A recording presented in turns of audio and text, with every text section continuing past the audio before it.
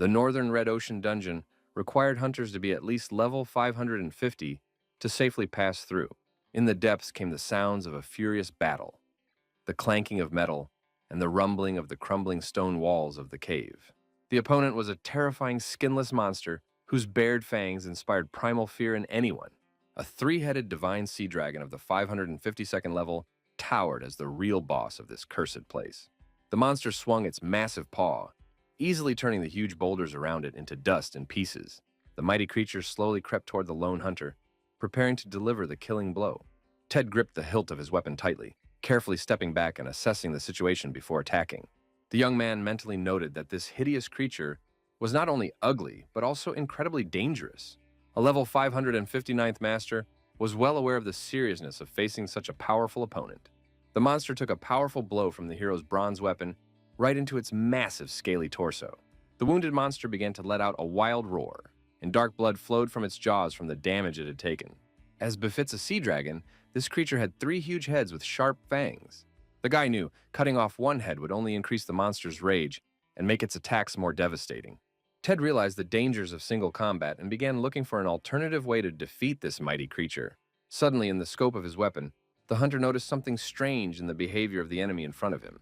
The three-headed monster began to manipulate the water currents, preparing for a powerful magical attack on the enemy. The dragon unleashed a huge wave of water on the hero, trying to wash his opponent off the rocky ledge of the cave. The powerful torrent completely covered Ted, knocking him off his feet and rendering him unable to keep his balance. The demonic creature laughed gloatingly as it watched the man's helpless attempts to rise to his feet. The force of the impact was so great that a deep trench was formed in the floor of the dungeon from the water attack. Suddenly, the monster heard a low chuckle and started looking around the sides of the cave, around him in horror. The monster tried to understand the source of this gloating laughter that echoed through the stone walls. Turning around, the dragon was surprised to find the guy standing right on his massive back. Tad explained that he was just stalling for time to get a chance to cut off all four heads at once. Swinging his weapon, the young man mockingly said goodbye to the monster before the decisive blow of the battle. With one mighty swing, the hero slashed all three necks of the terrible creature, ending the epic battle in victory. The game window reported that he had become the first person in the world to defeat a 550-plus level monster. Ted's level instantly jumped to 601, confirming the truth that patience was always rewarded. However, this result was natural after all the time and resources spent preparing for the battle. The guy had even prepared a special top-level trap in advance for this confrontation with the dragon. Ted specifically designed this boss hunting trap to make boss battles much easier. The deadly poison is impossible to find in normal trade shops, let alone enhancement items. After counting the spending, the guy realized he had spent about $2 million in a week and was clearly overspending. However, selling all the prey will more than recoup all the investment and make a good profit for the hunter. The main target was the sea dragon essence, a dark blue crystal that rarely falls out of a monster. Ted was well aware of the low odds of falling out, so he rejoiced at his luck of getting it on the first try. In the back of his mind, the young man felt anxious. When was the last time he had been so lucky in a game? Fate Chronicles, the virtual reality RPG that took over the world upon release and is still leading the way. The guy progressed quickly due to his unique playstyle and deep understanding of all the mechanics of the game. In 3 years, Ted was ranked among the top 100 talented players in Japan, but he was plagued by terrible bad luck. The lands he had so laboriously developed were invariably destroyed by the sudden earthquakes in the game. His entire team was involved in an accident right before an important siege, leaving the hero all alone. After a string of failures, the guy decided to break with the team game and continue his climb alone. Ted thought that today would definitely put an end to all failures. The information gained was truly priceless. The Hell Tribe dungeon required players to be at least level 600 to safely pass through. Inferno Orochi molts once a year, becoming weak but covered in a protective shell like a true stone. The guy realized that he had gotten exactly the information that would help him win a decisive victory. Now he knew a way to crack the impenetrable shell and get to the weakened flesh of the boss inside. Climbing the mountain, Ted exhaled a sigh of relief. The climb had been hard, but he had reached a hell of a place. The young man took out the newly obtained crystal and thought that this was the place where he would be able to use it effectively. The sea dragon essence was his only hope of success in this dangerous endeavor today. The hunter opened the cap and began to carefully pour the magical contents from the precious vessel onto the ground. The magical liquid began to seep deep down, glowing blue highlights dancing on the stone walls. Drops of essence fell to the very bottom of the dungeon, rolling down from the high rocky ledges of the mountain below. Slowly, the magical substance began to flow down the rough stone floor of the cave, leaving a glowing trail. It turned out that was where the boss was sleeping. The essence had gotten right in his eyes. Ted completely emptied the bottles of the precious liquid, leaving not a single drop inside the vessel. Before the battle, the guy drank many recovery potions to prepare his body for the upcoming battle. The result didn't take long. The mighty beast began to wake up from the magical effects of the essence. Stones flew in all directions with powerful destruction as the monster awakened in its lair. Inferno Orochi, a level 650 boss, a terrifying hell snake similar to a rattlesnake but with horns. The guy realized that the monster had finally gotten out and immediately grabbed his battle weapon. Ted began to methodically fire at the horrible creature, aiming at various vulnerable points on its body. The young man realized that due to his molting status, he could deal damage despite the difference in levels. The boss monster's eyes blazed with real rage at the unexpected and daring attack from the human. The snake could not forgive the encroachment on his life and lunged with open mouth at the guy. At the last moment, Ted managed to leap aside and avoid the fatal bite of the enraged boss. The boy was surprised to note that the creature's strength was indeed impressive, even in its weakened state. The speed of the monster's attacks was especially amazing. It was virtually unchanged after waking up from hibernation. The huge snake opened its mouth wide and began to let out a deafening roar, gaining a lot of air. Ted gritted his teeth, realizing that there was a much harder battle ahead than he had originally anticipated. The monster's body was covered in red-hot magma, from which tongues of true hellfire erupted all around. Seeing the huge fireball, the guy quickly raised his weapon and tried to aim for a retaliatory strike. At the very last moment, the hero opened fire in an attempt to retake the initiative in this deadly fight. There was a powerful explosion of bright orange color, after which it became impossible to make out what was happening around. Real lava streams appeared, which mercilessly destroyed all living things in their fiery path. Ted lay on the ground, writhing in pain as he nearly lost his arm in the explosion. If he hadn't dodged using the recoil from the shot, he would have just been fried on the spot. The guy realized that the difference in levels was critical. Though the monster was indeed in a weakened state, Ted realized that he could not withstand a direct hit from such a powerful opponent in combat. Any mistake meant instant death. He simply had no other chances in this situation. Given the huge difference in levels, the chances of victory were negligible for the hero. With only 30 processes of success, the guy defiantly shouted to the snake to come closer to him. Ted fired a huge projectile that gave off such heat that the air around him shook. The guy could barely breathe, letting steam out of his mouth, so heavy was this confrontation for him. Lying on the ground, Ted realized that this was the end, his body no longer capable of continuing the battle. Turning his head to the side, he thought about the 2 days he had tried without sleep or rest. The young man had successfully raided this monster. The first time on the server someone had managed such a thing. After the battle was over, the guy woke up in his familiar game pod at home, feeling tired. Ted realized that he had been in virtual reality for 2 whole days straight without a break. The main thing is that the items are on the trading floor, so now it was safe to rest. Suddenly, the guy remembered that he forgot to do something important before leaving the game. Ted quickly sat down at his computer and decided to check the number of views on his uploaded video. He expected to see modest numbers, but at least he could admire at least something in the future. As he left the room, the guy hoped viewers would enjoy his content. Amano Kyohei. At that moment, no one could have guessed what incredible events would begin to unfold next. No one knew how that video, which the young man then uploaded to the popular YouTube, would turn out. Ted had no idea what consequences he would have to face after this situation. Soon, everyone started actively discussing among themselves about this unexpectedly viral video online. The audience watched a 29-year-old boy fight against a huge monster snake all by himself. Many people initially just couldn't believe the reality of what was happening on the screen. Watching the video, there was only one question in the minds of the viewers. Is this really real? The guys watched the tape and asked each other if it was true or quality computer graphics. They studied the video and thought the guy's name was Ted first time they'd heard that name. In Destiny Chronicles, you can't have multiple accounts. So it turns out that everything that happens is pure truth without deception. Ted launched his stream, thanked all viewers for their support, and announced that today's broadcast would be dedicated to instructions on how to hunt dangerous monsters in the game. Today, the hero planned to show the audience how to properly fight the mighty orc kings and their many subordinates in battle. Usually these creatures prefer to travel alone in an area, but sometimes they gather in large and dangerous groups, like the one in front of them now. In addition, orc kings are often joined by other monsters, forming an entire army, so taking them all down will not be an easy task for any player. Therefore, before Ted got completely angry, it was necessary to deal with at least one of the opponents, using the most effective battle tactics possible. The guy decided to show the audience how to do it with a powerful killing skill that is guaranteed to inflict critical damage to the enemy, and to avoid a dangerous counterattack while the ability recharges. The young man explained to the audience a detailed plan of action for that period of time. You need to actively shoot at the small stuff around, smiling while doing so, because such tactics have always brought him success in the past.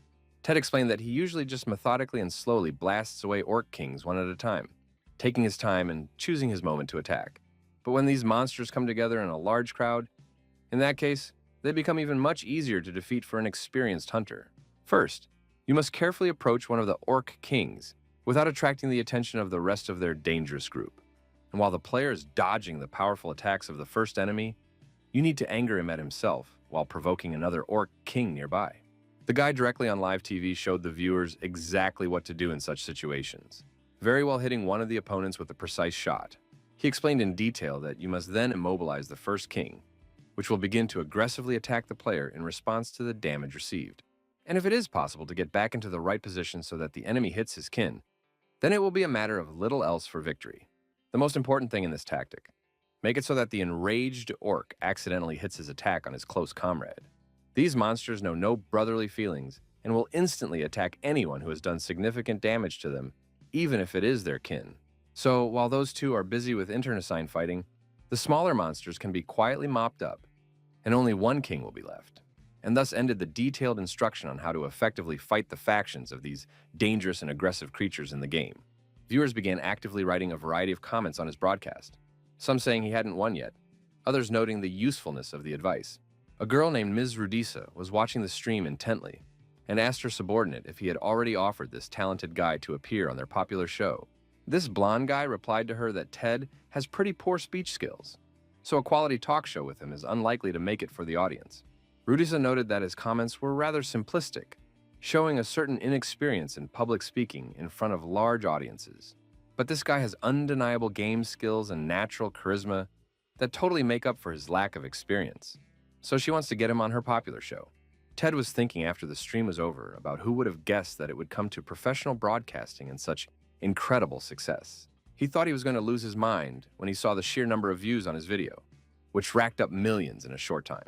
In addition, the number of subscribers instantly increased 300 times in just one day, seemingly something absolutely impossible in reality. And now that the losing streak is finally over, and with this success, he will be a top player, a real sweet life of no worries awaits him. Suddenly, the guy noticed an incoming call on his phone and wondered if it was the same manager who had once offered him to be on some show. Tad recalled that he had flatly refused the offer at the time, telling the interviewer that he didn't want to go on any television programs. A young man answered the phone and said hello, immediately asking the caller who he was in general and what he needed from him. He was told that the CGTV channel was calling him because of his viral hunting video and would very much like to work with such a talented guy. The manager admiringly noted the clean job of eliminating this mighty creature on his own and promised to send a team to escort him to them. Ted said there was no need to hurry yet. They could get in touch a little later, and quickly hung up without waiting for a reply. CGTV, this is one of the most powerful and wealthy guilds in the game. Are they really willing to offer him a job and cooperation? The guy even got angry and thought to himself that this whole situation seemed just ridiculous and kind of unreal to him. Only 7 guilds are officially recognized by the game's administration and are allowed to conduct commercial activities in the Destiny Chronicles world. All of these guilds are incredibly wealthy, and among them are CGTV and Alibaba, which completely dominates the Chinese market. The guy thought that there was no way these arrogant people would recruit a simple player like him to join them.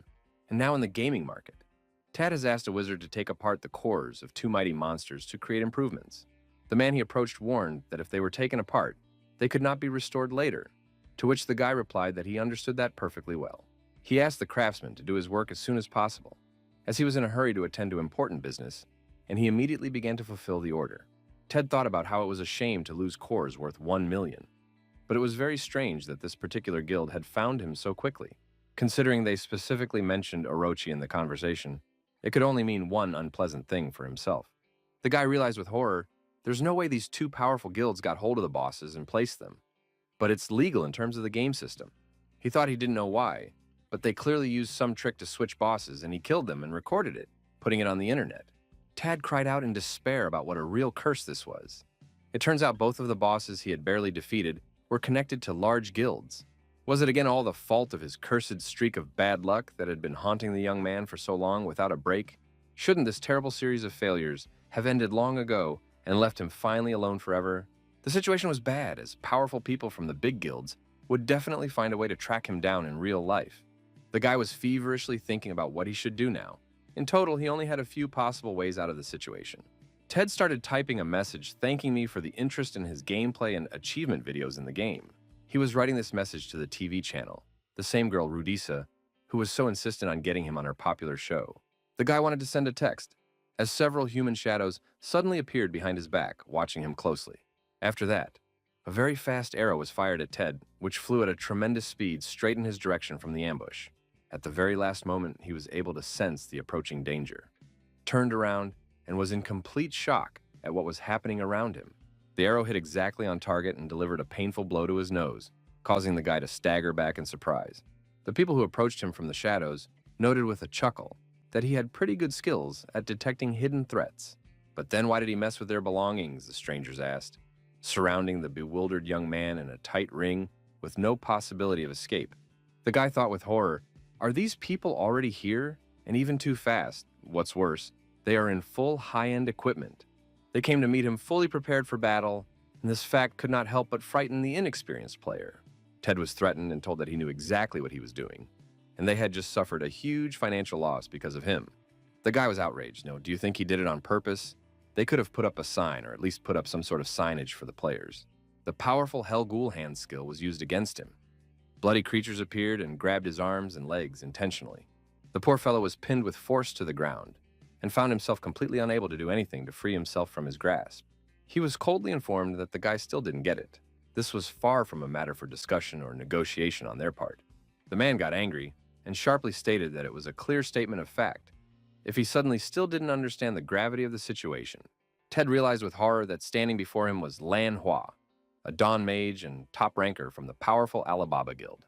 Manhwa disdainfully said that whether he did it on purpose or not, it had absolutely no relevance to further events. Tad countered that the mage himself had said about his skills, for he had seen that his detection abilities were really good. The young man reminded him that he knows about Rudy's TV. It is the #1 most popular game server in the world. Guy offered to imagine the uproar, the news that these two famous rich guilds were using illegal business practices would cause. Ted kept threatening that if anyone laid a finger on him, he would immediately forward a prepared letter to the proper places for exposure. After a while, the guy once again launched his broadcast, and as usual said hello to all his loyal viewers. Ted was sad to report that today's news is a bit sad. Unfortunately, this stream will be his last for personal reasons. He recounted the sequel to that ill-fated battle with a powerful man from the Chinese guild who had placed a death curse on him. The curse of Hell's Gaze and the curse of total destruction were also cast. The guy was completely sealed. Seals appeared on his body. The warlock coldly stated giving him exactly a week to think about it, get rid of his character, and delete all compromising emails. Tad then defiantly replied that whether he thought the man would just get his act together and swallow it like a complete asshole if he uncovered illegal activity. In response, he received a threat that even if he reveals everything, it will be quickly forgotten, but nothing will stop him from following him for eternity. That powerful warlock said coldly in parting that he hoped that he and he would never meet again in the game. Ted thought about the fact that he hadn't given up completely yet, and had tried a variety of methods to get rid of the curses that had been placed on him. He even tried dying in the game completely, hoping for a status reset, but all the curses stubbornly wouldn't go away from the character. It's been a whole 10 long years since he started playing Fate Chronicles with his family. So a guy just can't take and delete characters. He's been diligently pumping through the same scheme for years. So luckily he's also held back by convention. As long as he sticks to the rules, that one won't touch his family, just need to delete the post.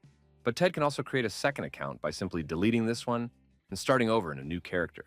He's already a fairly experienced player, so it costs him nothing to retrain from scratch and pump up the hero quickly. Would it really be necessary to discard all the fruits of the endeavors that the young man had put in for a full 10 years of his life? The guy wondered why he was the one who always had bad luck, his unique musket rifle, of which there are not more than 1,000 in the world. Amano Kyohei spent 3 whole years to get this item for the quest to defeat the 1,000 dead. A real challenge. Those are expensive at auction, but he didn't want to use a rifle that had already been used by someone before. So, while he has that weapon, he can't erase the character. You have to at least give him a decent last fight. It's all the fruit of his years of labor. So Ted has to take the whole thing to its logical conclusion for himself.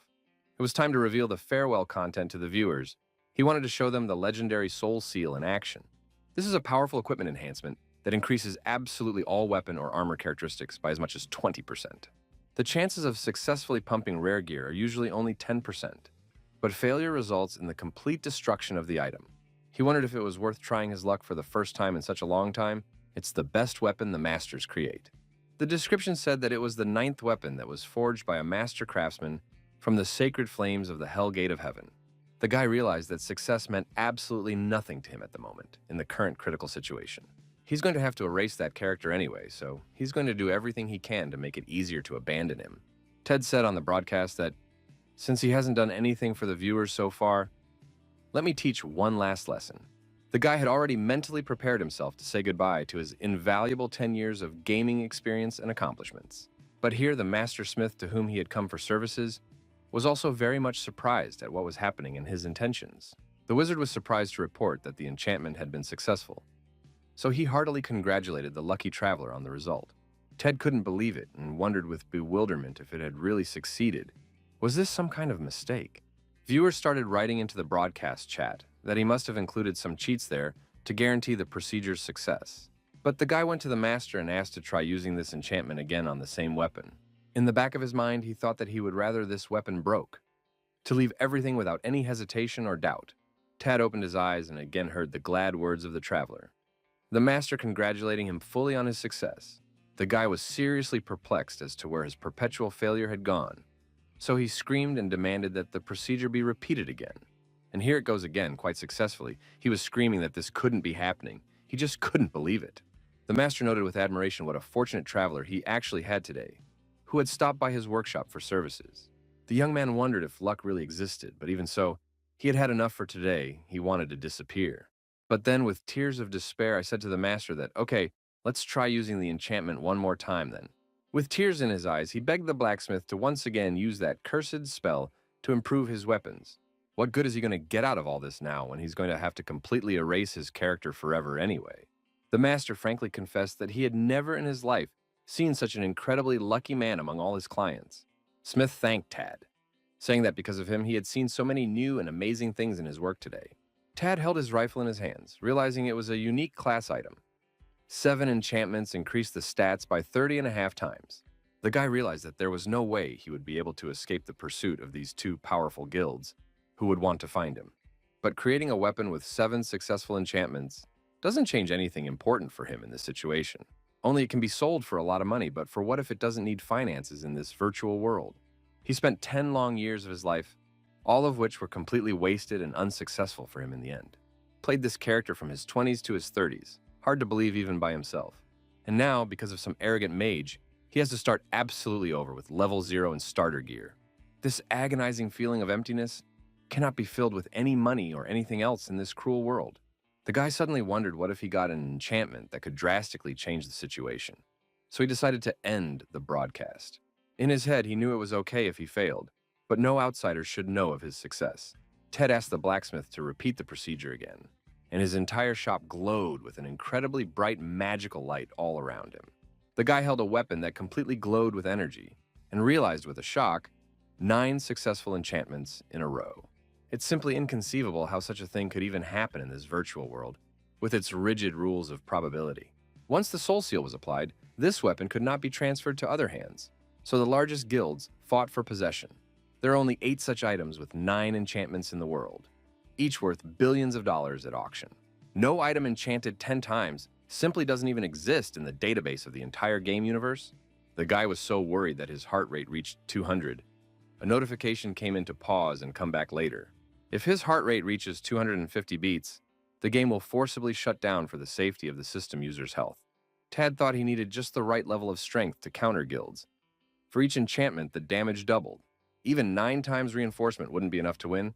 He needed at least 32 times more damage for an equal fight, realizing that the character is far more valuable than any gold. So he should put in absolutely everything he has right now. The young man drank the Berserk potion. For 10 minutes, his neural impulses would increase by 30% of the baseline value. The physical control of the character is weakened by 80%. The guy has only one thought in his head. He will definitely do what he has to do. So he was all burning with enthusiasm and demanded another weapon enhancement from the blacksmith at any cost to himself. Ted rudely ordered this master to just shut his mouth and do exactly as he was told, no questions asked. The guy literally went crazy with excitement, his eyes madly glowing a bright yellow color under the influence of the potion. Smith agreed and said, "Okay, in that case, just go ahead." He didn't mind trying again. The master struck his magic hammer on the anvil, and the 10th weapon enchantment in the history of the game began. It was hard to believe it could be successful. It would be the world's first weapon with the 10th enchantment. And then there was indeed an incredible success again. The 10th time in a row, the weapon was successfully improved to the limit. Suddenly a strange creature appeared and hugged the guy and said that they had finally met. The seeker had found it and it had found him. Ted realized that after the 10th enchantment, which in itself is an incredibly rare event, the player becomes a legend. But there was more. A demon named Brookshan appeared to him and offered to make a blood contract, an opportunity that only comes once in a lifetime to everyone. The boy immediately pushed that demon's paw away from him, not wanting to be distracted from the important process of improving his weapon. Tad shouted at the creature not to dare tug at him while he was busy glamorizing, and ordered it away into the mist. The demon was outraged at this treatment and asked how this ignorant man dared to even speak to him like that in such a manner. The creature decided to lean over to the guy and try to talk to him, at least somewhat calmly, about the important contract offer. This top-ranked demon possessed an impressive 700th level of strength and could offer incredible opportunities for growth. Ted was completely uninterested in the fact that the monster lord, the king of wild beasts, who also wanted to make a contract, had come to him. The highest-ranked demons with an 800th level also appeared, but the guy was distracted and paid no attention to them. He only had one obsessive thought in his mind. He wants to continue enchanting weapons, having already reached level 14. At the 15th level of improvement, a powerful guardian of the world tree came to him, offering his ancient knowledge and power. The guy wasn't even paying attention to what was going on around him. His record jammed at the mere thought of enchanting weapons. At the 16th level, the strongest warrior who had once dethroned an entire emperor with one hand came to him. A silver dragon appeared on the 17th, but the guy didn't stop and kept asking the master to enchant the weapon further. At level 18, the Lord of the Seas came in, but that would certainly be the last time the guy would be able to improve his rifle. Tad shouted to the master that another enchantment was needed, begging the blacksmith not to dwell on the result now. The blacksmith obediently obeyed his obsessed customer and warned that this would indeed be the last possible weapon enchantment. And then at the last stage, his precious weapon suddenly broke under the blows of the magic hammer on the anvil. Ted stared at the wreckage and couldn't believe his eyes that his perfect weapon had shattered into pieces. There was only one thought in his mind: what had he done? After all, he had wanted this from the beginning, but what was he carrying? The lad rushed to the master in desperation and begged for the return of his 18 enchantments that had been lost along with the weapon. He was on his knees begging the blacksmith to somehow return his unique weapon that he had spent so much time and effort on. The blacksmith gratefully told the traveler that he was able to push his boundaries as a creator and reach the pinnacle of his ancient craft. The master added that it was all thanks to Ted. He is the truest favorite of capricious fortune among all the players. Tad only got angry at those words and rudely replied that the man was talking bullshit, a freak, and didn't even dare be happy about it. With tears in his eyes, the lad thought that his precious weapon was broken. Now what was left for him to do next? The god of smiths from the myths, the legendary master smith Brahmin himself, suddenly materialized before him. Through the awakening, this master explained that he had gained a whole new supernatural ability for his work. One of them is to repair any wrecked gear with your bare hands using the divine power of creation. Even though he is a master, he can't use that power whenever he wants. It's against the laws to repair something completely destroyed. Such mending is against the laws of nature and leads to a place where the way is known only to Almighty God alone. But he will only be able to perform such an incredible miracle once or at most twice in his long life. The 19th enchantment was successful, so you may accept his sincere thanks for the unique opportunity. Tad opened his weapon status window and looked at the readouts, wondering if he was awake now. Are these really the characteristics of his weapon? How could it even be that such a strong weapon in his hands? Just crazy. His attack and defeat damage had been increased by as much as 30 times of the original stats. This is 3 times stronger than the unique top-class missiles that were considered the limit of power in the game, not to mention the incredible 90% defense against all kinds of skills and magical attacks of opponents in combat. With tears in his eyes, he realized that sooner or later he was bound to get lucky in his hard gambling life. With such a powerful thing, he would single-handedly destroy not just one guild, but the 2 largest guilds at once. Moreover, maybe he will even fulfill his cherished dream and get the very first rank in the world ranking. But then suddenly the godsmith began to glow with a very bright yellow light, and the guy didn't realize what was going on around him. Right in the sky above them, a strange fiery eye of enormous size appeared, blazing with divine flames. I turned to the boy and introduced himself. He is Shamshon, the mighty liberator of the sun from ancient legends. This liberator explained that he must enter the hero's vessel before he can make a contract with the one who summoned him. Tad asked in a panic to wait and explain at least something about what any of this going on meant to him at all. Entering his vessel forcibly or something, or how exactly that was supposed to happen, he understood absolutely nothing. The boy asked the blacksmith to help him understand the situation, but he only smiled and wished him luck in the challenge. Tad thought with despair, what a damned NPS. This is absolutely not what he wanted out of this encounter. But the fiery eye began to suck him in harder and harder, giving him no way to resist this force. He didn't realize what a strange place he was in, as if it were some vast space with twinkling stars. The guy got a new quest trial of Shamshon. You need to free the sun and summon the border of paradise, doing everything possible to get approval. Tad, seeing the terms, wondered if he'd get the Liberator's approval. Did that mean he could use his weapon? There was only one thought in my head. Free cheese, apparently. Comes only in a dangerous mousetrap. Also, this guy realized that there was simply no way back from this strange dimension for him. So now that he's gotten this far in his experiments, must live by the all-or-nothing principle. So the lad resolutely agreed to accept this extremely challenging and dangerous quest from a powerful being. Ted found himself in a strange place, surrounded by what at first appeared to be white clouds all around. He had never previously seen so much open space in a virtual reality game or anywhere else. But then the hero realized with horror that the entire surface consisted not of clouds, but of countless corpses of monsters. This is the so-called Tomb of Paradise, the sacred place where Shamshon once found the legendary six-pointed star. Ted saw himself in front of him and thought with bewilderment, is it really him? Even the gear is absolutely identical. The second version of the guy said that those who are willing to fight for the six-pointed star must rise from the depths to the heights. Ted realized he had absolutely no idea what his copy was saying, he just needed to beat it. He thought, okay, glad it wasn't as bad as it seemed before. But at those thoughts, the unexpected happened. His copy pulled out a musket and began aiming with professional accuracy right at him. The guy was shocked, as he absolutely did not expect such a fast and aggressive development around him. His copy looked at him with its empty red eyes, devoid of any humanity or emotion. A thought echoed in the creature's mind, wondering if he could withstand the blows of his doppelganger in battle. Will the hero be able to challenge essentially himself to prevail and pass this test to the end? Tad realized that this movement that had just occurred, one of his own skill at moving through space, 1,000 steps, a passive skill that increases the range of the first strike. So the copy has not only looks, but also abilities. But since the enemy does not want to just give him this powerful weapon, then you have to get it by force in battle. The guy decided to use the skill's 5-shot and volcano trap plug to defeat the copy. He was extremely determined to obtain this priceless gift from the heavens themselves at any cost. So Tad addressed himself during the battle and stated that he would show the difference between the clone and the original. He took aim with his class weapon, but his doppelganger opponent was also preparing for a decisive attack. Several fiery beams erupted from the hero's hands, rushing towards the target at an incredible speed. After the attacks collided, a rather powerful explosion occurred, shaking the entire space of the Tomb of Heaven. The guy looked hopefully at the blast site and thought, if only his opponent would finally die from those blows. But it turned out that his copy had moved right behind him, using the Shadow Trace skill for a surprise attack. Ted realized that this was the truest shadow fight ever. They had exactly the same skills and abilities. Still, you can't lose the initiative in a battle like this, especially when the stakes are so high. Especially when fighting your copy, the most important thing is to always take and hold the initiative in battle. The guy looked at his other self, from which emanated an eerie red energy of destruction and death.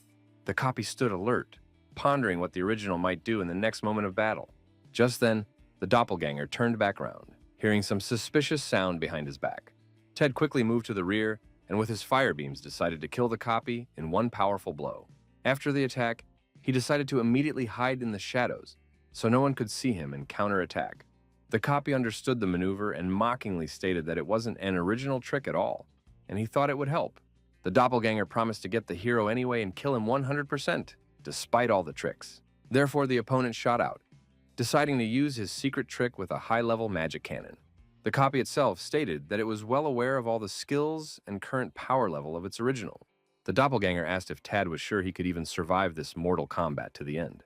Ted, continuing to attack with his powerful blows, said that this opponent had been pretty lucky so far.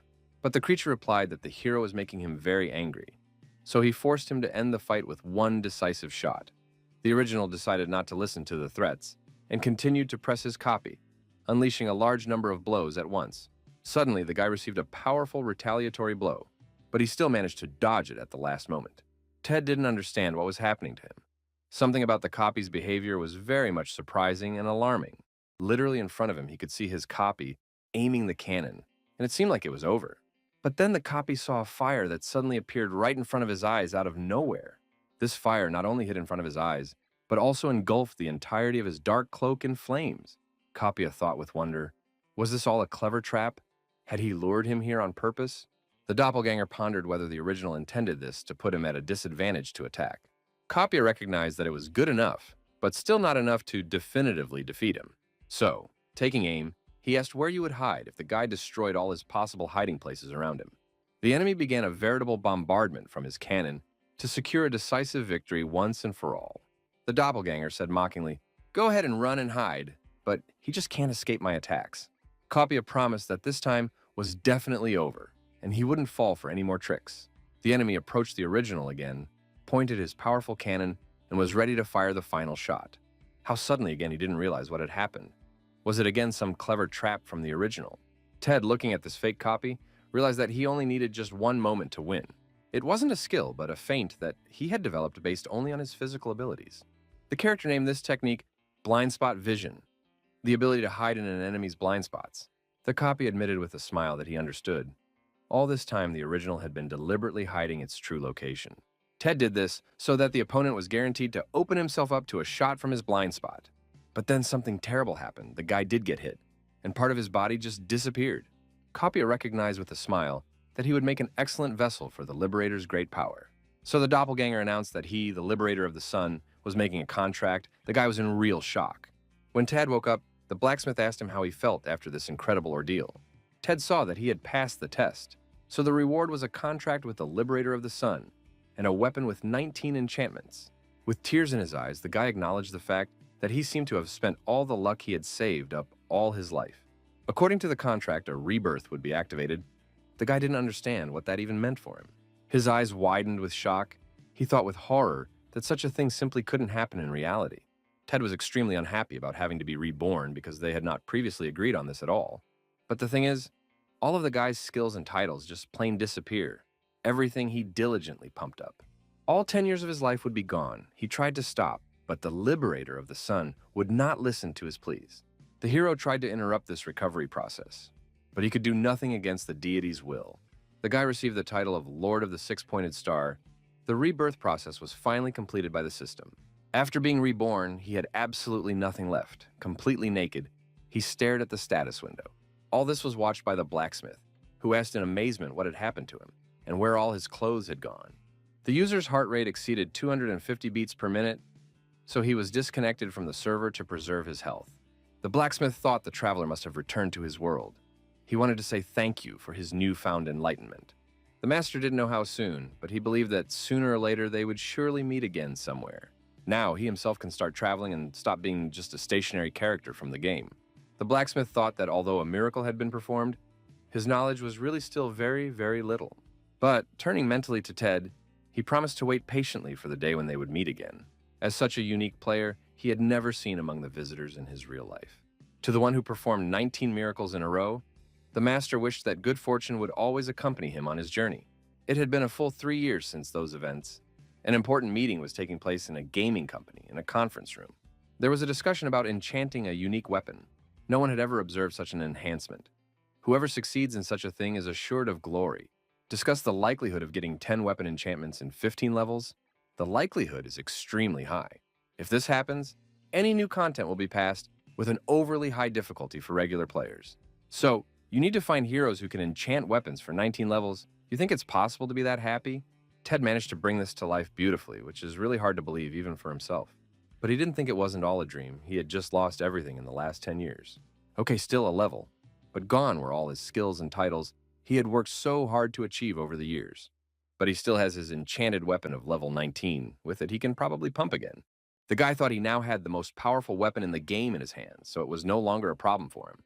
Walking out of his room, Ted thought he should do that first, have a proper meal after a long game. Suddenly, the hero noticed something strange at the front door of his apartment, which caught his attention. In the doorway, the young man found a yellow envelope that was directly conspicuous by its brightness. The guy saw that there was some paperwork there. It's quite possible that they just got the wrong delivery address, but decided to still unpack the email and read the contents in more detail for understanding. After the players started reading, his face turned red, and there was a very real indignation at what was happening. Ted thought with indignation, what is this even about? He was extremely unhappy with what he had just read. Alibaba's ranker Manhwa reported to the master that by his decree, Ted's character had been successfully removed from the game.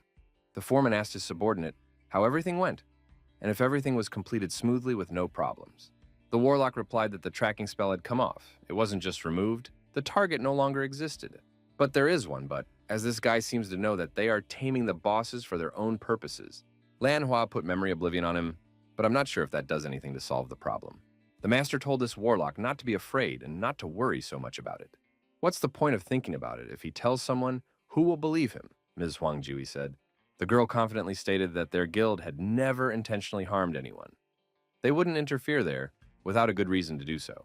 The merchant ships were destroyed by a three-headed sea dragon that simply got in their way during a routine voyage along the sea trade routes. And since there were no high-level players on the ship to defend, so everyone who attacked the monsters simply died in an unequal battle with the boss. Huangjui explained that this is just a coincidence that happens in the game absolutely every day with many other players around the world. There is absolutely no concrete evidence of their involvement in this incident, and no one will be able to prove anything against them in a court of law. As she left the room, the girl inquired of her subordinate about something that was troubling him after all. What exactly was troubling him right now? Manhwa honestly replied to his mistress that it seems that incident with the snake still gives him no rest and torments his conscience. Huangjui recalled that the rules of the game had recently been drastically revised, and it was now much harder for killer players to act with impunity. But their guild was able to legitimately destroy his character on two different fronts at once, using every possible loophole in the rules system. Amano Kyohei was at home, thinking indignantly about his account being frozen because of some lawsuit. How dare they even sue him? Violating players' rights, they say. For one thing, switching bosses between locations is really an illegal practice under the game's rules. But who in their right mind would go complain to the administration about something like this? What are they even thinking? Filing such lawsuits against major guilds. But the guy saw that the court date hasn't been officially set yet. So their goal is clearly not to win this trial. They want to make him bankrupt through legal fees so he will starve to death with no means to live and play. Maybe we should turn over all this compromising material to Rudisa TV representatives and the game developers to investigate their activities. But no, they're going to put the whistleblower in danger again and cut all the strings behind the scenes, and there's no real use for it. So while they know what enchantments he has on his weapons, after the rebirth, all the curses were removed from him. So they're pretty sure the character's removed. But if they want a war, then in that case he will give them a real war without rules and restrictions, despite all their problems. Ted was as serious as possible and gathered all the papers that came in the mail to study their claims and find ways to fight back. The guy loaded into the game and started thinking about what he would need to do first to regain his footing. He realized that the first thing to do was to use the teddy bear disguise mask to hide his identity from the guild stalkers. Ted decided not to change his new character's name and got a randomly enchanted item, though he expected it to break on the first try. He had to sell all his epic items and rare gear to live on anything and buy basic survival items. On the ground, he saw Brahman's hammer, lifted it up and wondered what the smith god had forgotten this instrument in his workshop after their meeting. The guy realized that this character got the master class because of him. Maybe he should stop by again when he's pumped up in levels a bit. Suddenly, Tad heard some strange, suspicious sound coming from the thick bushes not far from his location in the woods. He drew his weapon and tensed up, wondering who was lurking there. But it turned out to be just a horned rabbit of the very first level. The guy thought with relief, okay, well, let's check out my enchanted weapon then. That's about to do real wonders in battle. But here's the trouble. The weapon doesn't affect the low-level character's damage. So although he hit the rabbit quickly, he didn't kill it. More accurately, Ted thought he had killed the monster, but really he had just put a small bump on its head from a low blow. The young man was bewildered, thinking that they were kidding. Now he couldn't even kill a level 1 monster with one powerful strike of his weapon. The guy pondered that he had such a cool, high-class enchanted weapon. Then what could have caused such a damage problem? Ted saw that the growth rate was 0 and 1%, meaning that he would become much stronger if he methodically increased his base level. The player understood from the description that the skill sphere is a unique item that allows the use of skills that cannot be acquired through normal means. And each skill in the sphere can be gradually improved to the maximum. In other words, it allows you to pump absolutely any skill to the ultimate level. Ted thought that with such incredible strength, he would not only enter the top of society, but he would also wipe this Chinese guild in the dirt, rising to the top of the rankings. The hero began to laugh wickedly with anticipation of revenge, and this poor level 1 monster began to stealthily and cautiously run away from him. The guy reasoned that, before choosing his main profession and specialization, he clearly needed to get a good bump in levels for efficiency. So, the guy headed to the Deep Eagle Forest location, with a recommended level 10 or higher for safe passage and experience. Some random players were chatting amongst themselves about battle tactics, one asking the tank to take aggro and distract this thing on himself. The tank replied that he had seen the monster melt the player with a single blow. The warlock himself, being a ranged mage, would have dealt with the threat better. The warlock countered that he had already expended all of his magical energy in the previous fights, and could now only protect his ally with basic spells.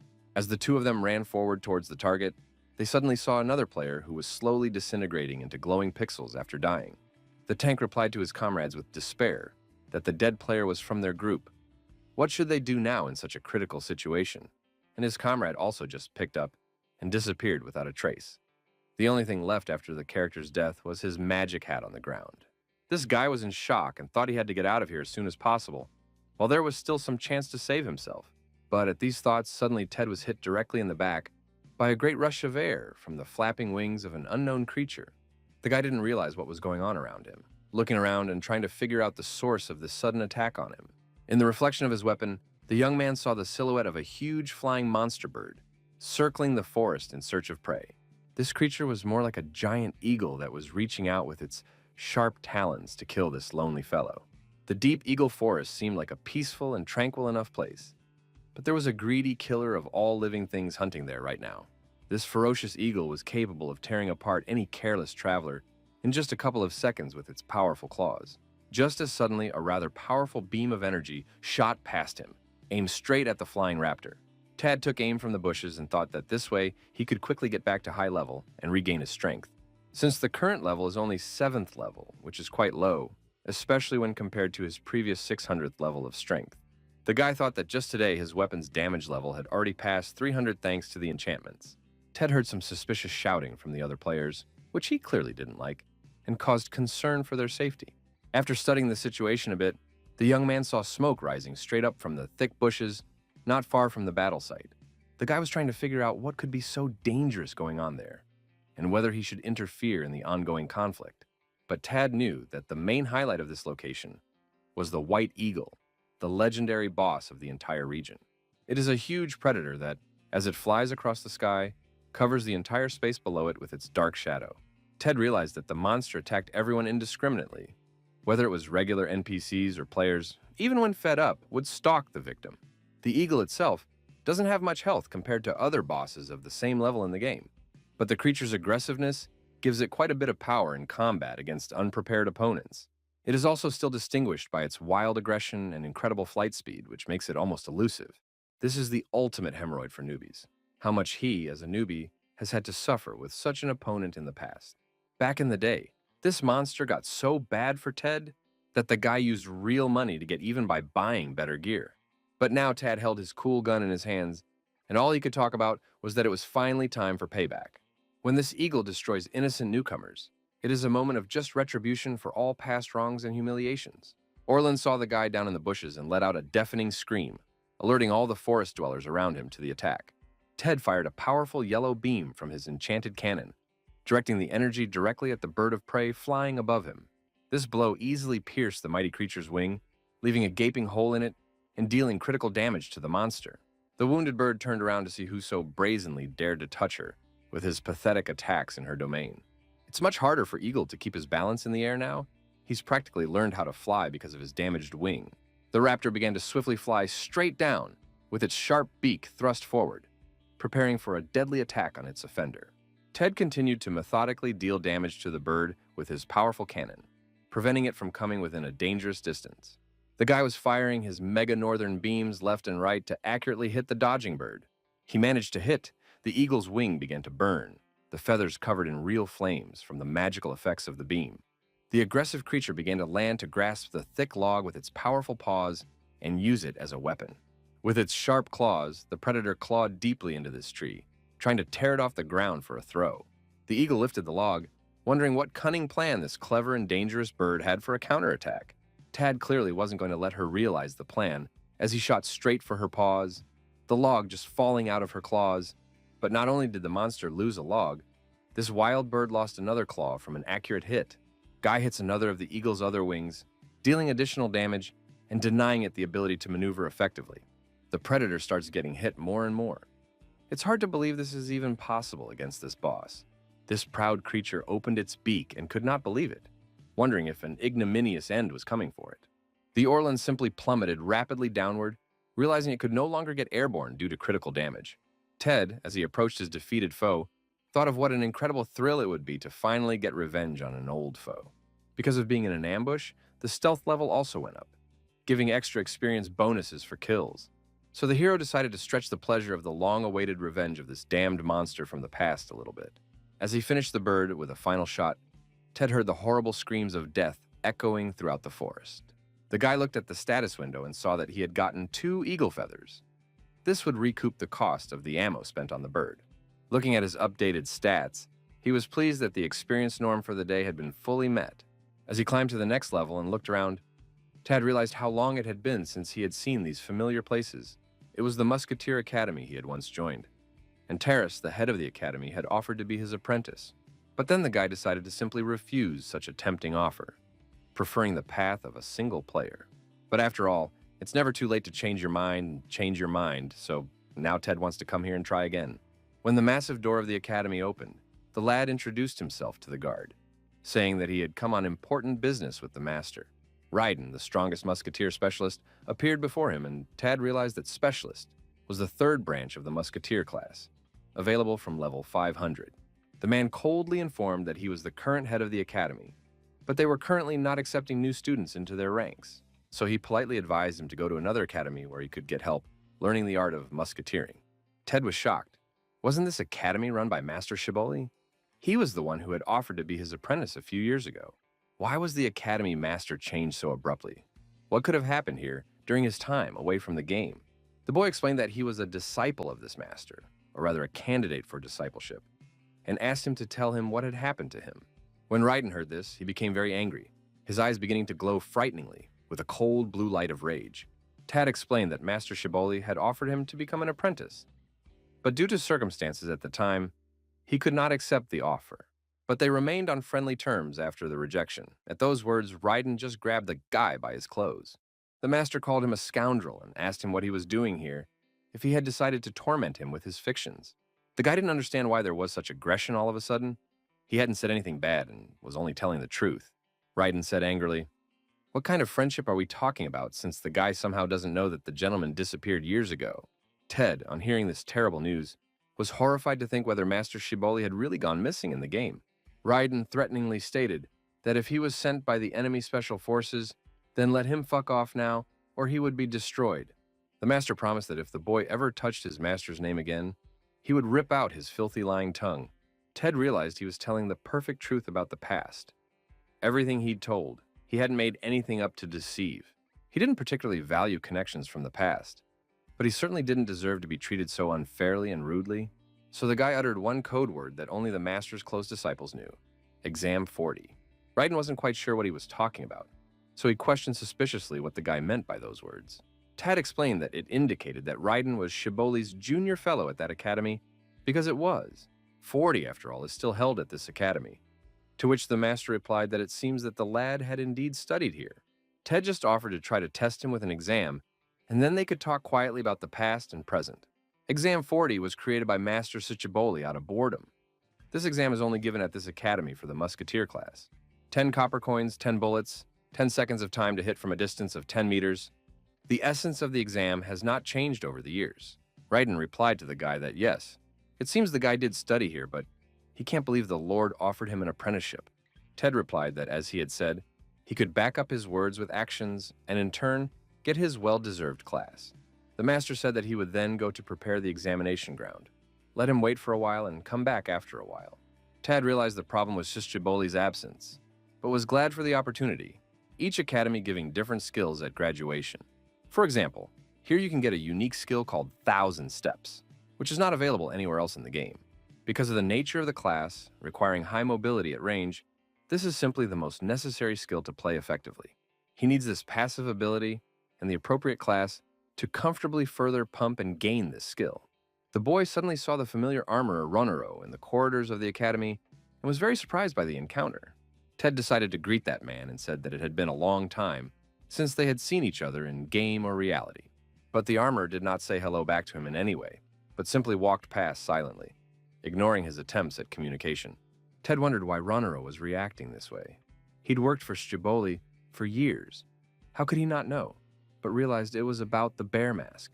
They came to a range that looked badly battered by time, so the guy thought maybe the class award had changed too. The hero took a step forward, thinking, wondering what had happened to the academy during his absence. Where did the legendary Master Shiboli really go? Whether he disappeared forever or just went to other lands. Raiden explained that a musket from the armory would be provided for a fair examination, and repeated the rules of the test for clarity. If from this spot he hits 10 coins in 10 seconds from a distance of 10 meters, the exam will be counted as passed. The master added that he could begin when he was fully prepared for the challenge and focused on the goal. The boy took the offered weapon and began to aim, but he strongly disliked something about the musket. Ted realized that there was obvious trouble with the scope. It was obviously standing unevenly and severely off-center.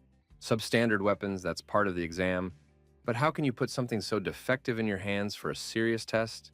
So suddenly the lad decided to turn to that well-known armorer Ronaro for an explanation. But Tad realized that the scoundrel had purposely given him such a broken musket to fail the exam. Raiden asked him what happened. He was bragging about passing this exam easily. What is happening to him now? But the guy replied that before he started the challenge, he wanted to clarify something important for everyone present.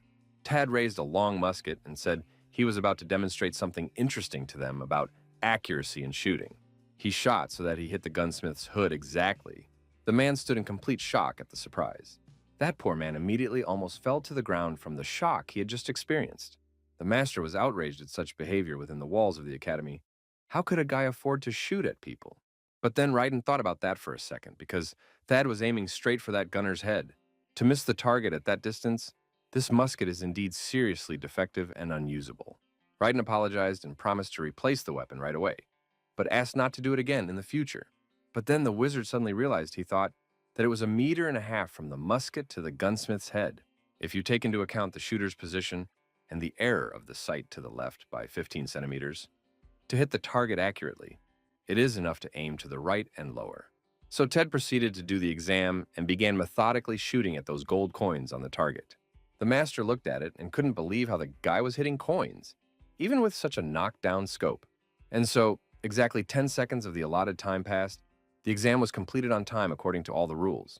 The guy turned to those watching and asked if they appreciated his shooting skills and weapons mastery. Raiden, being both surprised and frightened by such skill, replied that of course the exam was passed. But it's absolutely not just about shooting small targets so incredibly accurately from long range. The recharge time of the magic drivers inside the musket is exactly 1 second, so one wrong move means failure. And Ted recognized all of this and calculated everything, so that each hit would clearly reach the target at the right moment. Is this guy really a level 10 rookie who doesn't even have any combat class yet? The master recognized that Tad clearly had talent. No wonder their master Shiboli had been so interested in him in the past. Raiden said he'd get everything ready for the class change right away, so the guy could wait a bit for the procedure. Tad replied that he was counting on him, but in the back of his mind he was worried because this test was too close to failure. The last coin rippled in the wind, and he barely managed to snag it at the very last moment of the allotted time. The guy thought about what the hell the shame would be if he failed the exam after deciding to take it with such pathos. There was only one thought going through my mind: that damn gunsmith had almost ruined all plans with his sneaky prank. Now Tad realized that there was one more important thing left to do. He needed to deal with this insolent gunsmith once and for all. He turned to Ronero and demanded an explanation as to how he dared and why he pretended not to remember him. The gunsmith slipped him this horrible knockdown scope that almost derailed his entire exam and future plans. Ronoro bitterly replied that he hated Tad, since he was the reason their favorite Master Shibboleth had disappeared from the academy. The gunsmith explained that the academy was on the verge of closing, because it hadn't produced any famous adventurers in a long time. So Shibboleth was eager to get Tad as an apprentice. But the guy brutally refused the master and he just left them. Shibboleth said he didn't want to be a teacher anymore and disappeared. Tad, hearing this explanation, asked if this was a sufficient reason to give him a broken musket for examination. To which he got the answer that the gunsmith himself knew nothing would stop the guy from turning himself in, but he just couldn't sit idly by. Ronaro added that Tad was his master's only hope, and had treated him so cruelly in the past. The boy realized that really, given all that Shibboleth had done for him, understood perfectly well why the armorer was angry and resentful. But he was only interested in game rankings at the time, not in additional training from some NPC master. The gunsmith said he hoped Tad wouldn't leave the academy again after taking the class, and handed him the box. The guy was clearly surprised to receive some unknown object from this still angry man. Ronaro explained that before he left the academy, the master had given him this, and told him to give the gift to the kid if he stopped by. Tad realized that even though the armorer was angry, he wanted to do his master's bidding. Even though it was an NPS, there were emotions embedded in it. Ronaro asked once again that he be forgiven, and if Tad met the master, to convey the armorer's wish that the master return to the academy. This gunsmith apologized and admitted that he screwed up his own actions, so now he will go away in peace. The boy realized that now it was time to unwrap this mysterious gift and find out what might lie in it. One wonders what gift, even in theory, the legendary Master Shibboleth could have left him before his disappearance. Ted began to carefully open the box, and small red crystals appeared around it, shimmering with magical light. Upon opening it completely, the entire contents began to glow, and the guy couldn't believe his eyes from surprise. There was such a bright glow coming from the box that it was hard to even look at it directly. Ted realized with delight, no way. This is a true skill sphere, the rarest artifact in the game. This is a rank D single skill realm that is extremely rare and valued very highly among players. Tad realized how very lucky he was. This was indeed a very valuable gift he had received from the master. The single skill sphere contains those abilities that are not found in the standard character enhancement and progression branches. Thanks to his title as the Lord of the Six-Pointed Star, even the weakest skills can be made much stronger than usual. So a single skill combined with a six-pointed star can be developed in ways never before seen in the game.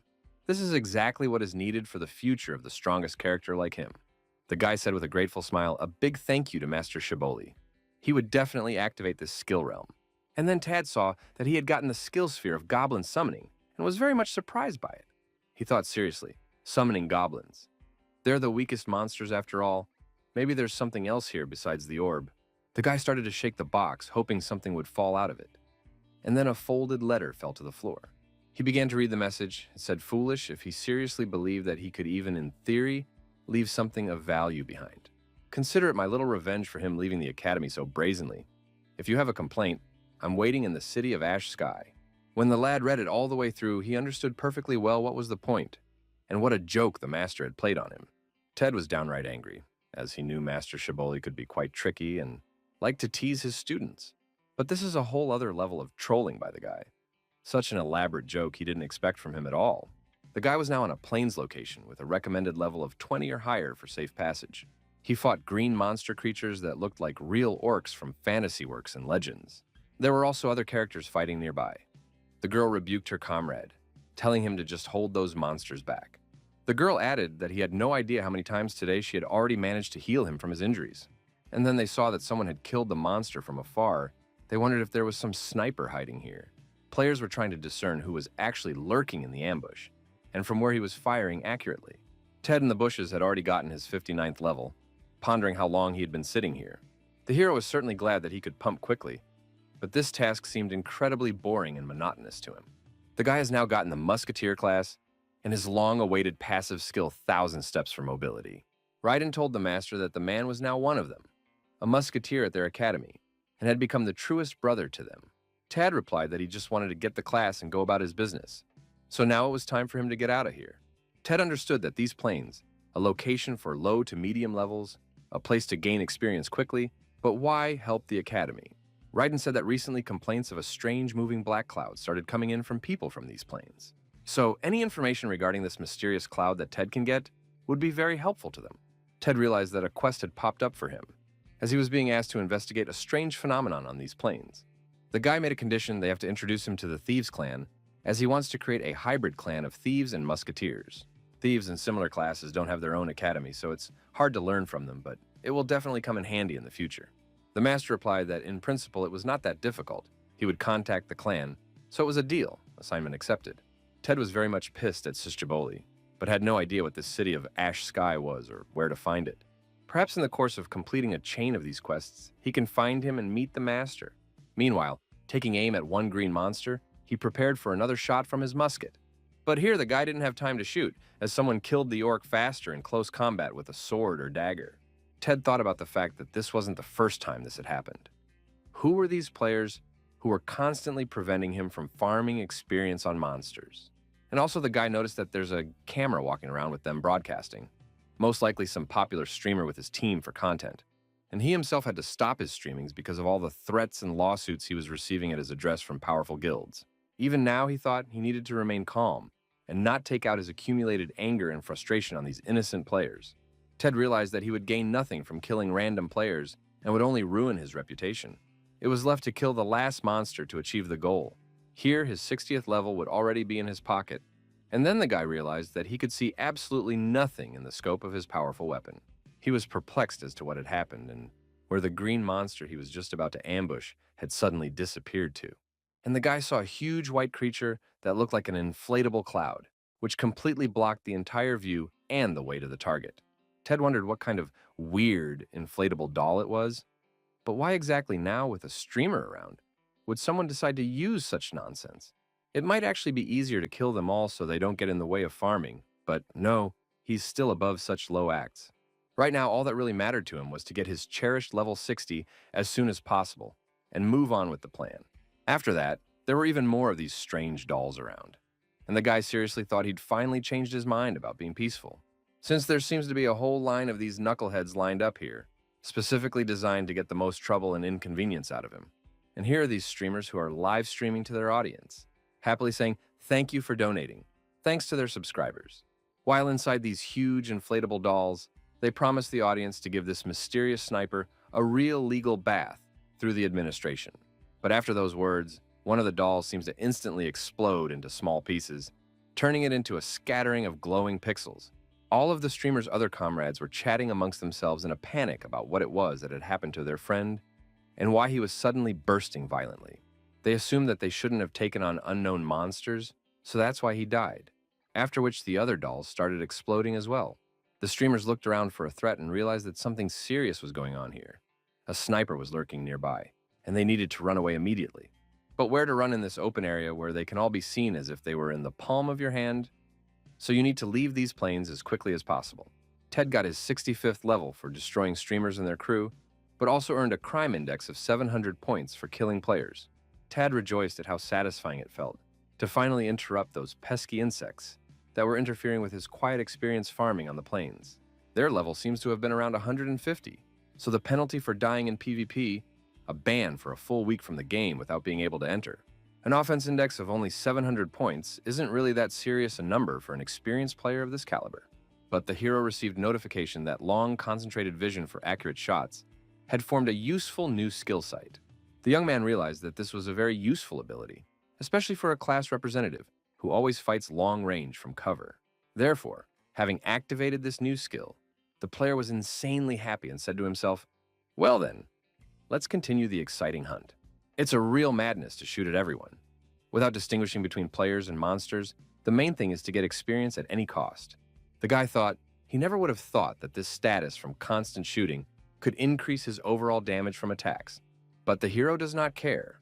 The most important thing is that experience points are constantly falling straight into his pocket, bringing closer to the cherished goal. And then suddenly a game window with some message popped up in front of the young man. The guy thought, what is this even happening? At that moment elsewhere, the ringleader slammed his fist on the table and shouted, which meant the entire group from Sector 1 had been killed. The subordinate characters humbly apologized and begged their master's forgiveness for failing an important mission in the game.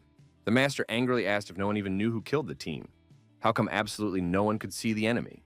The players replied that it happened too fast. It must have been a sniper, and it was hard to pinpoint his exact location. Because the first sector is an open plain, There was absolutely no way for the team to take cover from the gunfire. The master replied that killing the players in hazmat suits was a real attack on them, and it certainly wasn't random. A sniper who killed level 150 players so easily must be at least level 400 or even above that bar. The leader decides to give one of his subordinates some special gift in a bag to fulfill an important revenge mission.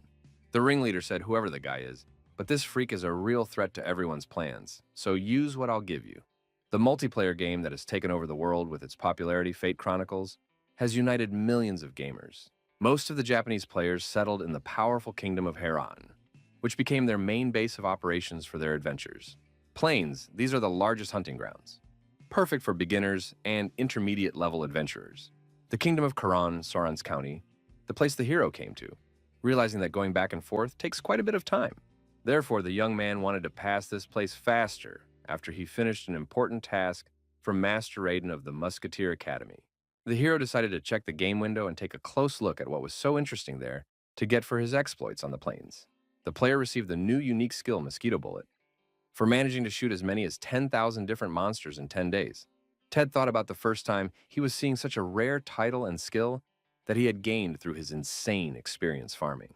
Although the guy realized that the developers might well have introduced it specifically for such obsessives that killed 10,000 monsters in 10 days. This skill Mosquito Bullet activates automatically. The health of the hit target is partially transferred immediately to the shooter himself for recovery. Mosquito Bullet's damage is 10% of the player's damage, and its health absorption rate is as much as 50% of the damage dealt to the enemy. The young man calculated that stealing health as much as 50% of the damage, he currently had about 8,000 damage, thanks to his enchanted weapon. So that works out to 5% health per hit, which is about 400 recovery points each time you hit a target. The guy realized that it was half his maximum health in one shot. How incredibly lucky he was to have this skill. With a satisfied smile, the hero thought about the fact that now, in all likelihood, you cannot worry about the treatment in battle. But then a notice caught his attention that the guards didn't trust him because his crime index was too high, almost 5,000 points. So the player saw a group of angry guards in front of him and told them that then, in that case, he would just go on his way. In the meantime, it's best to keep your head down and keep a low profile when it has such a high crime index. And then suddenly someone approached the guy. The young man started to turn towards the voice to see who it could be.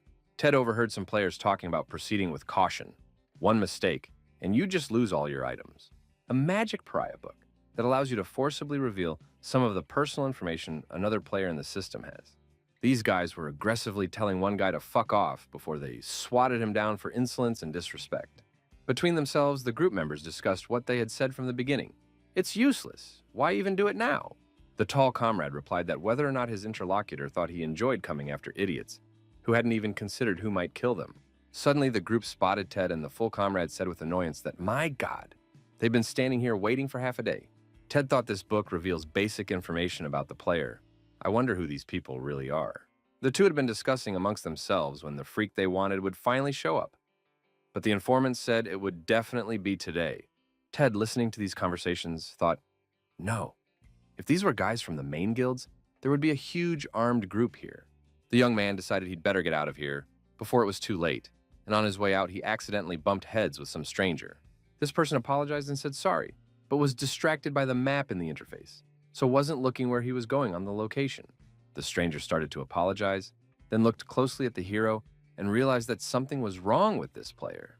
The boy tried to see Ted through his bear mask and figure out who was hiding under that strange disguise. Ted realized he had completely relaxed in the confidence of his disguise. He didn't think anyone could figure him out so easily. Afterward, he was approached and told that he must be a big fan of this famous bear from popular streamers. This stranger added that the hero is one of the most famous musketeers, and his weapon is an exact replica of Ted's legendary musket. Ted found himself in an awkward situation and wondered if this guy didn't recognize him. Could he tell everyone that the weapon was just a replica? This fan said he wanted to warn a fellow hobbyist. It's best not to stay here for too long for his own safety. Surprised, the hero asked the stranger what was going on and what exactly was the reason for such a rush. To which the fan responded by asking if he knew anything about the infamous band Paprika and their activities. Ted replied that he didn't really know them, but had mostly just seen these people on some game broadcasts. The stranger explained that it was a special grouping of PK players that had gained immense popularity due to its peculiar content. On the streams, they turn ordinary players into criminal characters through fake evidence and provocations to entertain the viewers. Or, based on the size of the donations from the audience, they could just start eating the insides of various slain monsters for shock value. Rumor has it that a group from this guild was conducting a broadcast on the plains, and one unknown musketeer interrupted all of the team members.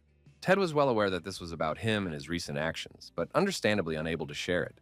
It seems that guild leader Paprika took the murder of his streamers as a direct declaration of war against their entire organization. And now the stranger is looking for witnesses to the incident, so he asks Tad, wondering if he saw that sniper by chance. Ted hastily replied that no, he saw absolutely no one or anything suspicious. Honestly, he was just farming. But there was no one else on the plains besides the guild members. So no one caught the crime itself, but they are now looking for the sniper. Tad thought sadly that once again luck had not been with him for long. He should have just been doing missions and leveling up quietly. And this fan added that he definitely forgot to tell the hero something else important for his own safety in the region. The reason why he'd better not stay here for long: yesterday another major battle broke out between Paprika and the Nightwalkers. These guilds have long been in conflict with each other, and Paprika blamed the Nightwalkers for a sniper attack on their group of streamers. There was no way these Nightwalkers could expect a direct attack from their opponents, so their guild suffered significant losses in the battle. Tad simply withdrew from the game, no longer wanting to be at the epicenter of an emerging conflict between major guilds. The fan who was telling it all got upset and thought, what did he say wrong? Finally found a player with similar tastes. Suddenly, those two hunters from Paprika's guild noticed this fan and started approaching him with questions. They began to tell the stranger that he was, after all, the same mercenary who had been hired by their master to perform an important task. The mercenary replied grudgingly as to why they were meeting him and bothering him unnecessarily when he had only just arrived in the city. The players explained that the master wanted to make sure the mercenary arrived safely in the city, and everyone was perfectly fine. The high representative of the guild added that the master had high hopes for him. The mercenary had a very demanding mission ahead of him. So the mercenary decided that, okay, it was worth calling the master and talking to him personally about the details of the upcoming work. The mercenary told the connection that he had just arrived at the designated location. After all, he only needs to kill the designated target. But received orders to do nothing for now? The master gave his subordinate a magic pouch, and the mercenary would be on backup. Tad, safe at home, decided to check the information about this Paprika guild and look for more information about it. The hero thought as he studied the search results, this is it. A history of streamers and a list of all the fights this guild has participated in. Paprika and the Nightwalkers had indeed been at odds with each other for a long time. There was plenty of evidence to back that up, and a sudden attack by a sniper finally escalated their protracted conflict and led to open warfare between the organizations. Paprika is on record as saying that it was the Nightwalkers who started it first, killing their group of streamers on the plains without provocation. Therefore, several key people from the influential Nightwalkers Guild suffered as a result of the retaliation. Based on their code of neutrality, the members of the Nightwalkers Guild did not provoke further conflict and decided to retreat. And Ted had only one agonizing question in his mind: why he was always the one who got into trouble. Should he do something about it, or will a minor violation of the law set up a real massive problem for everyone? Nightwalkers is a prestigious guild of experienced players under the leadership of his older brother, who has reached high positions. Should the guy even confront them and get into some serious conflict? Plus, the brother must know something about the incident. So Ted decided that the best solution would be to call his brother right now and find out the situation. The young man recalled his troubled past with his family and the times when they lived together under one roof, how they clearly didn't have a good relationship with each other because of their different outlooks on life and priorities. The guy realized that there was a lot of explaining to be done, but apparently there was no choice in the situation. After gaining determination and courage, the hero realized that he should still dial the number and call his brother to talk. My brother picked up the phone pretty quickly and said in surprise, "Was he really the first one to call him in all this time? How come?" Kyohei asked how his older brother was doing in general, curious about his life and progress in game and reality. Brother replied that there was no need to worry. There was nothing wrong with him, but the role of guildmaster took up too much time and energy. Also, the brother dared to ask about the family and how mom and dad are doing. By the way, they saw Kyohei's stream and were very happy for him. When my brother heard this question, he was quite surprised and puzzled by such a topic of conversation. The older brother replied that he had heard about the incident. But why such a question? Did the Paprika members do something to Kyohei personally? Kyohei explained that he had met members of this guild on the plains during his usual experience farming. Members of this guild openly troll other players and prevent them from quietly pumping in popular newbie locations. The character talked about their questionable activities and content that is clearly not suitable for all categories of players. The brother explained that they're not just bullying newcomers, they're intentionally sending streamers to the county to reduce the player population. The members of Paprika are ready to conquer this county and make it their main base to expand the guild's influence in the region. If a siege of the county begins, newcomers who aren't guild members will stand in the way of the invaders. So Paprika has come up with an incredible tactic. They send streamers to the grounds just to prevent players from farming. No player after such bullying treatment will want to stay there and continue playing in the region. This sneaky strategy has already worked. Now their county has fewer and fewer active players every day. After hearing this important information from his brother, Kyohei realized why Paprika's members were acting like complete idiots on the plains, and he himself, unaware of their plans, just took and thoughtlessly interfered in the whole affair, becoming an unwitting participant. If the siege of the county begins, you simply can't get there anymore.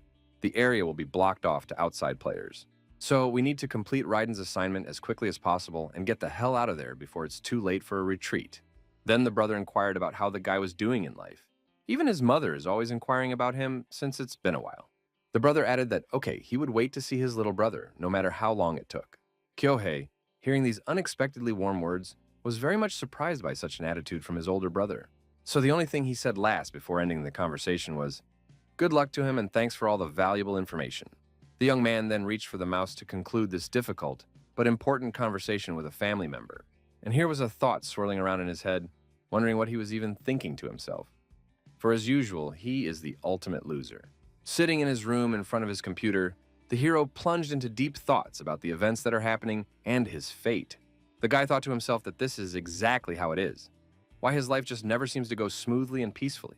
Why all such unpleasant situations happen all the time and always to him and not to someone else. What's worst about the situation is that it was absolutely always like this throughout his life without exception. No matter how hard Kyohei tried and no matter what he did to improve the situation, it always turned out the same. He always ended up in even more trouble than he was before all these misadventures began. But the guy realized that, no, he had absolutely nothing to do with it, just perpetually being in the middle of other people's problems. The young man has to suffer the consequences, and it annoys not only him, but also the people around him. First, there was the situation with illegal taming of bosses by powerful guilds, which he accidentally got into. Now, the trolls are literally interfering with absolutely all players. It absolutely wasn't him who started it. They provoked him into retaliating. And rightly so, as Kyohei is completely not to blame for the current critical situation between the feuding guilds. So, in an instant, the guy lost everything he had strived so hard for during his many years of playing. And now the hero just has to get into new problems to somehow get out of the situation. Ted firmly decided that no, it was none of his business, and he didn't want these issues to have anything to do with him. Therefore, there was only one clear thought in the character's mind. The only thing the character should do was to become stronger as a character. And so the young man is once again loaded into this virtual world of the game to continue his development and achievement of goals.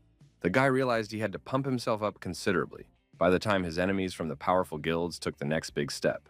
Because only in this way the hero will be able to save all the valuable things that he has at the moment in the game. So Ted is now, after this little rest and reflection, loading back into the game to continue his farming. He thought with determination that they would all be met with harsh retribution at his hand. This is something he could firmly promise. The hero was now in the location of the plains, the second zone, where he also continued to methodically cut down those horrible green orc creatures. The other players try to do the same, and they are very good at it because of teamwork. They discussed amongst themselves that the opponents here were much stronger than in the first zone, but decided to fight each one carefully. One guy replied to his comrades that, okay, then let's go on, and suddenly covered his mouth with his hand from the sudden pain. More to the point, for some reason his body began to dry up and shrink, as if turning into a veritable mummy before his eyes. The partner who was in the group with him opened her mouth in horror, not realizing what had happened to her comrade. She panicked, wondering if there were monsters here that could literally suck the life force out of a player at a distance. The girl frantically pondered what she should do and how to escape from here as quickly as possible, lest the same fate befall her. And the mosquito bullet successfully restored Ted's health. He checked his new skill and thought it was amazing to get such a useful ability. But there's one problem. He wasn't aiming at this player at all. He was aiming at the monster next to the group. So the crime index has risen again. And if it continues to rise, the hero will not be able to enter the county at all. Apparently, it's better not to use mosquito bullet in locations with crowds of players. You need to increase the skill's synchronization factor first. The guy saw that he now needed to focus solely on pumping his character up to a high level for starters. And there's only one proven way to get past that point. Kill strong bosses like that main demon. But the young man realized that in all this lurked one serious problem that he could not solve or transcend. The thing is, there are absolutely no powerful high-level bosses here like he needs for fast growth. This is very logical and understandable, since the plains are only the starting location for beginners and intermediate-level players. Therefore, the hero will have to go to the nearest area where there is a strong boss to pump his character effectively. But so far, Ted hasn't completed the important task from Master Raiden. So what's the point of running back through the locations? The boy plunged into thinking about what he should do, but then suddenly his thoughts were interrupted by some strange sound. The other players in this plane began to look up and scream in terror. "Monster! There's a huge monster in the sky!" Ted huddled deeper in his bushes, thinking with bewilderment as to what this had just been all about. And then with his own eyes, the young man saw a huge monster that flew directly over the plains, terrifying the players. This creature was like the truest horrible monster from the underworld. It was a high-level junior demon. The guy understood that such creatures were only summoned by a special magic bag, who could have used this item intentionally. The hero saw this younger demon, who in his clawed hand was gathering real infernal power for a mass attack. The monster released this energy blob on the ground, which flew at a tremendous speed straight at the normally defenseless players. The real scorcher below began. Little by little, everything began to burn with demonic flames, covering a large area. Players were dying one by one before they could even realize what was happening around them in this chaos. They were new and greatly frightened, as they never thought they would meet such a powerful monster before. Seeing this huge beast flying in the clouds above them, they could not believe their eyes with terror. The players tried to escape from here as fast as possible, but even the local orcs were scared and tried to leave the area. One streamer thought with satisfaction that hopefully, the camera was doing a good job of relaying what was happening to the live viewers. He said with sadistic pleasure that it was great fun to watch these little players die one by one. His companions remarked that who knew that the guild master would dare to use the magic pouch. Apparently it was a serious matter. Streamer added that no matter who killed their men, he definitely couldn't do it alone against a level 300 demon.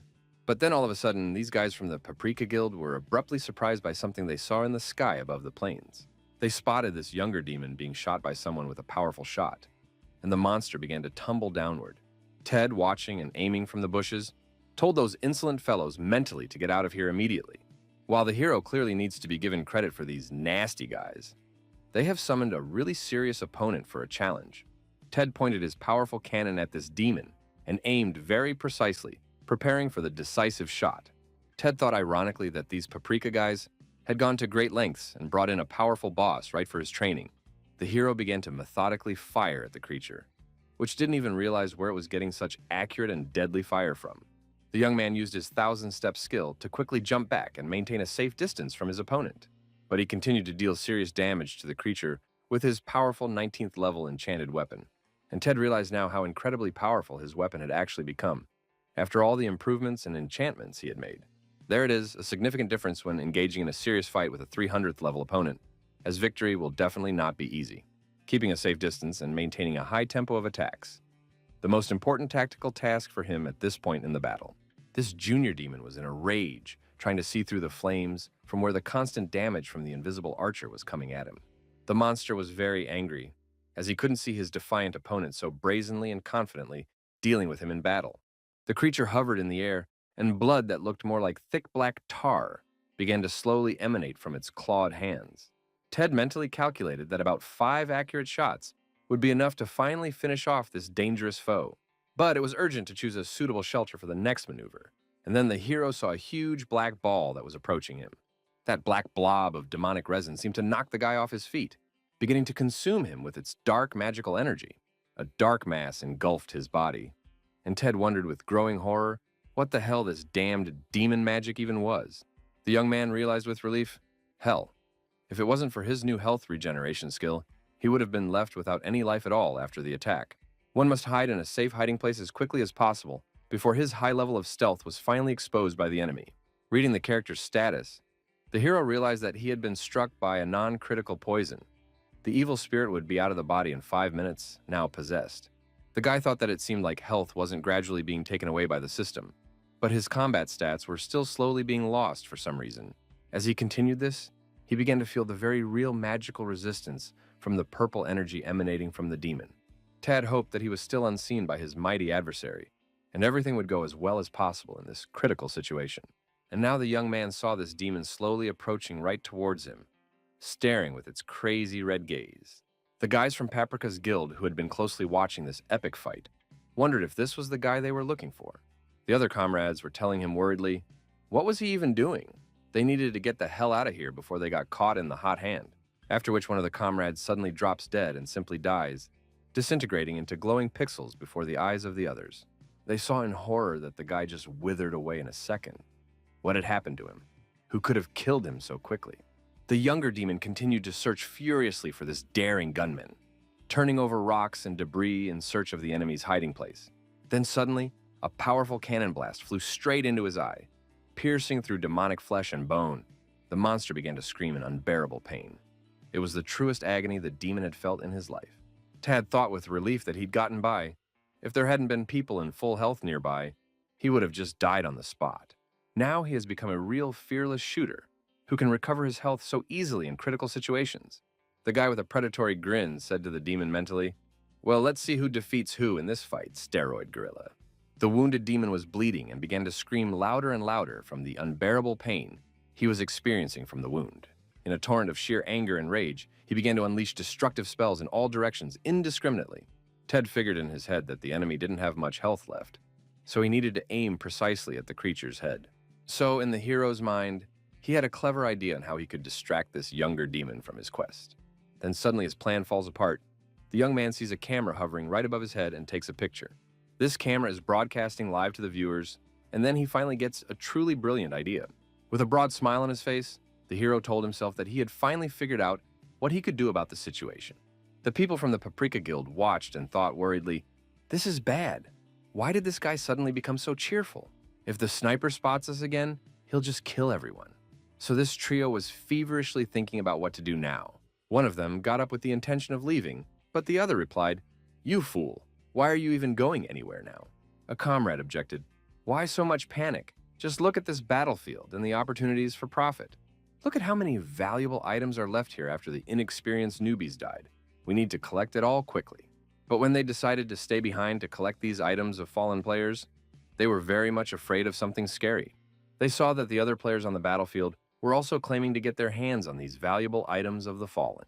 These guys were indignantly saying amongst themselves, how come the rest of us are already sorting out these free items without a line?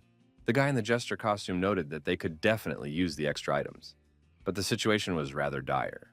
Here's Ted literally flying over their heads, using his 1,000-step skill to move. They were very frightened and thought with horror, oh my god, what is this? Something jumped right on our heads. The players chatted amongst themselves about how they needed to somehow survive in this critically dire situation. The guy in the jester suit was saying that if they didn't get away now, and at this point he saw something terrifying in front of him. He saw this younger demon who decided to attack them, even though they were his own summoners through the sack.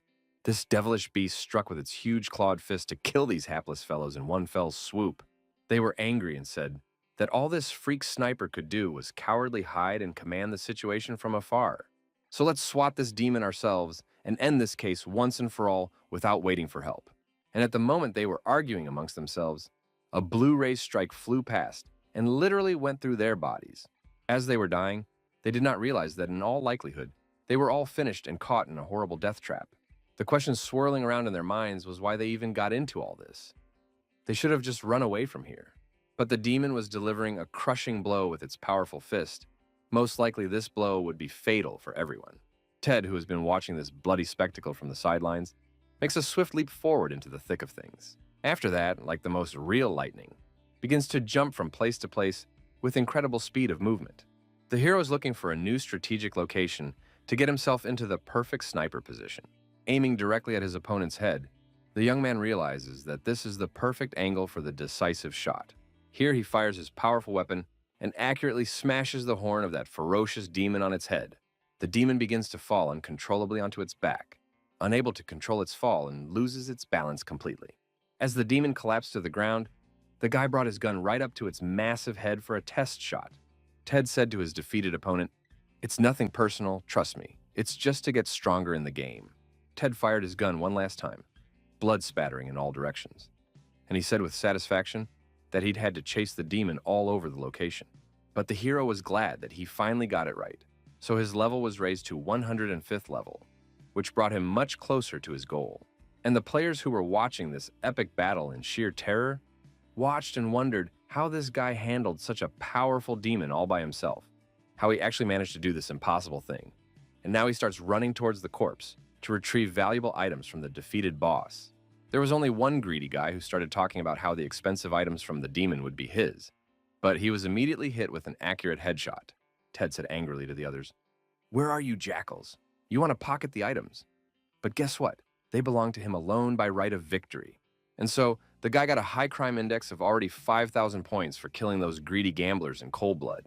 After examining his prey, the hero looked at the trophies and realized that in principle, except for a sturdy leather belt, he didn't get anything particularly useful. So if you sold it all to the merchants, you'd get roughly about 90 gold coins for all the trophies, which isn't that much. But also in his hands, Ted held a vial of uncritical poison. An undead evil spirit would appear from the body of a person who would be affected by this poison. 5 minutes after the poisoning and only 10 uses, the guy realized that it could be quite a useful weapon against enemies. Ted's only thought was that he had a completely different, more important concern right now than counting the loot from the demon. What those damned freaks from Paprik's powerful guild intend to do next in response to his actions against their plans. At this moment, the guildmaster, who had finished angrily talking to his subordinates, was going online for an important conversation. Sharice shouted into the microphone that, what the hell were they even doing out there? It was a complete failure of our operation to take over the county. This master thought with bewilderment how this guy was able to kill a junior demon in just 3 minutes.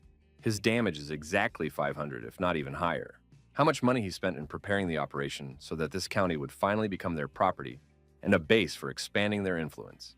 Sharice would never have thought that a real monster like this would have popped up in the beginner's location among the normally weak players. He had only one thought: he can't waste any more of his resources on failed operations, so he decides to call someone. Speaking over the phone, the master told the mercenary that the younger demon had fallen in battle, and he should go and finish off the freak who killed him. This hired player replied that he understands the situation, but he's kind of on another assignment here. Of course, if they pay more, he won't refuse. Master Sharice realized with irritation that he was going to have to deal with people with a complete disregard for work and agreements. Ted, meanwhile, was diligently pumping his power as always, running around the locations and slaying monsters for experience. Now the hero was on the familiar location of the plains, still farming experience, only in the third, more dangerous zone with strong opponents. The ugly green monsters that looked like high-level orcs there were now releasing their magical fire from their clawed hands, attacking the uninvited guest. Ted tried to dodge these fireballs, which were flying at high speed straight towards him from different angles at the same time. The monsters were surprised that this guy was so elusive, or rather invulnerable to their usual attacks that used to always hit. Looking ahead in all directions, they couldn't figure out where the hero had now disappeared to or where the next attack would come from. But then suddenly, in the distance, the orcs saw a strange shadow that reminded them of the silhouette of that annoying Ted. When they noticed the movement, they immediately started firing their fire spells further in the direction where the shadow flashed. Suddenly they saw what struck them the most. Here comes something strange made of bones that looks like a real battle tank. These green orcs didn't understand what it even was, and looked at this construct with the utmost bewilderment and fear. This bony machine began its methodical bombardment, and the cannons fired very clearly and accurately at all visible targets around it. To the monsters, the only thing left in this hopeless situation was to accept their inevitable death, which was a foregone conclusion. Ted, who was lying on the ground in the shelter, thought with annoyance how he was getting sick of this. The constant fighting and running around. The guy realized how much he already hated this damn plane, since there were no shelters and only hostile creatures around. But, as it was, the young man realized that he had gone far enough into this danger zone to turn back. Therefore, they were about to appear, but who exactly should appear in this place? The hero did not know yet. The guy was bitten by a bird of prey, his stamina was greatly reduced, and he realized that the situation was becoming critical for survival. These damn birds fly in flocks before his eyes. But the guy has no choice as these strange creatures keep biting him. But only by fighting these opponents can you gain the unique skill Unshakable, a special ability that increases defense depending on damage. It only manifests if health drops completely to critical 0. This is an ability for tanks that need defense. But for the wielder of a weapon that is enchanted to 19 levels of power, it is also actually a very necessary and useful ability. But Unshakable has one major problem. This is the way to obtain it. You must defeat 99 monsters that must wound 99 times. And here in general, to defeat 99 monsters, it's not a problem for an experienced player. But to be attacked so many times is extremely problematic. For the Musketeer class, which is known for its low health and defense, this quest seems more like sheer torture for the character. And so this ghost bird comes into play. A disembodied monster that can't be seen or attacked until you kill it in some way. But players hate these damned creatures for only one single, but very good reason for such dislike. And because these creatures constantly steal one random character's character performance score, weakening them in combat significantly. They deal a fixed 2 units of damage at all times. As the name implies, this bird will circle over the victim, constantly biting. However, defeating a ghost bird in a difficult fight can also randomly boost several character stats at once permanently. But the problem is that these corporeal creatures are very hard to kill with normal physical attacks or spells. But here the guy did it. He successfully fulfilled all the conditions for obtaining the valuable skill Unshakable after much agony. Realizing that it was now possible to not have to worry about the character's survival, Tad thought that this advantage would be permanent. But also the hero saw that he got another special skill called Gift of God. These gifts can only be obtained by select players. Reading the description of all this, the young man thought with wonder, could he really only have 2 special skills at the same time? What the hell for the restriction, but either way he got what he came here for. He shouldn't worry about the rest. But now Tad realized that first, he needed to urgently replenish his critically low health by any means available. Therefore, the hero activated the mosquito bullet skill, with which he could restore vitality by sucking it out of opponents. He realized it was better to keep these insects away from the regular players anymore, since the crime index was already over the limit. But then, the young man saw this mosquito insect just take off right in the air for no apparent reason. Ted thought with bewilderment, what is it? His health was not restored, and even on the contrary, fell harder from some damage. He released another such insect and thought, okay, let's check again what happens to the skill in this location. And so the hero realized that most likely the recovery was failing because of that damn disembodied bird that was interfering with the skill, since she ate the mosquito immediately after emerging. It caused her health to drop altogether instead of the expected recovery. Ted thought, right, since a mosquito can't bite a bird since it's an incorporeal being, unavailable for physical attacks. Ted thought with annoyance, just a delicacy for these things. He was angry that they were just taking and eating his mosquitoes instead of having them fulfill their function. But the hero thought, whoa, if they're literally eating his insects, then he might as well poison them through those very mosquitoes. So the young man pulled out his non-critical poison that he had recently gotten for killing a younger demon in an epic battle on the plains. And Tad thought, in that case, if I use this poison on a mosquito now, will he succeed in his cunning plan? He caused this bug to take and become coated with this poisonous substance, turning the insect into a deadly weapon against bodiless creatures.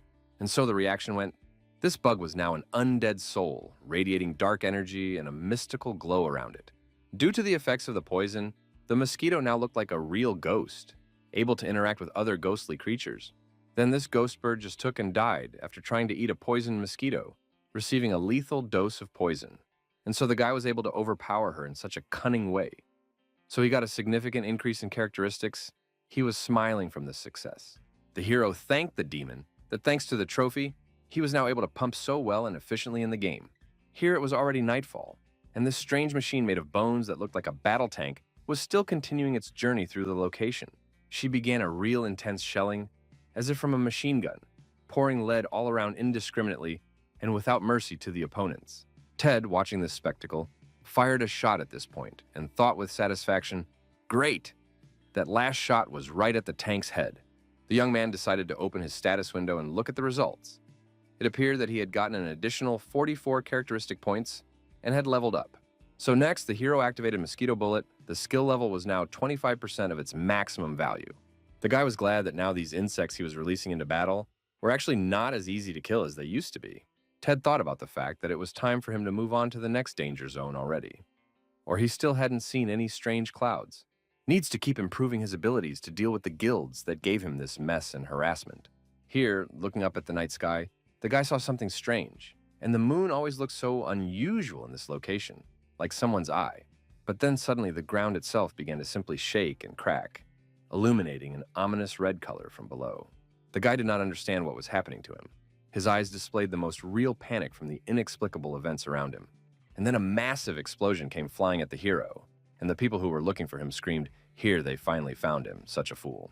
It was the same hunters from Paprika's guild.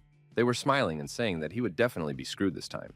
Ted had not expected such a sudden attack, and did not have time to strike his opponents first, finding himself at a disadvantage. The full comrade watched bewildered and wondered what was even going on around him, where the sniper had come from, and why things weren't going according to plan. After which his head was so easily blown off his shoulders with one precise shot, and his body collapsed to the ground, turning into pixels. Ted dealt with the first opponents with ease and realized that if it wasn't for his skill with mosquito insects, he would have surely died. But the lad realized that there was still one serious problem in this sudden attack that could not be ignored. That strange mystical eye he saw in the moon overhead. Clearly a magical ability to detect hidden targets, since this indicates a hybrid class of musketeer and moon priest, whose level is clearly above the 100th level, making it a dangerous opponent. The guy smiled and thought about how it had been a while since he had fought such strong players. Time to find out what kind of character this was.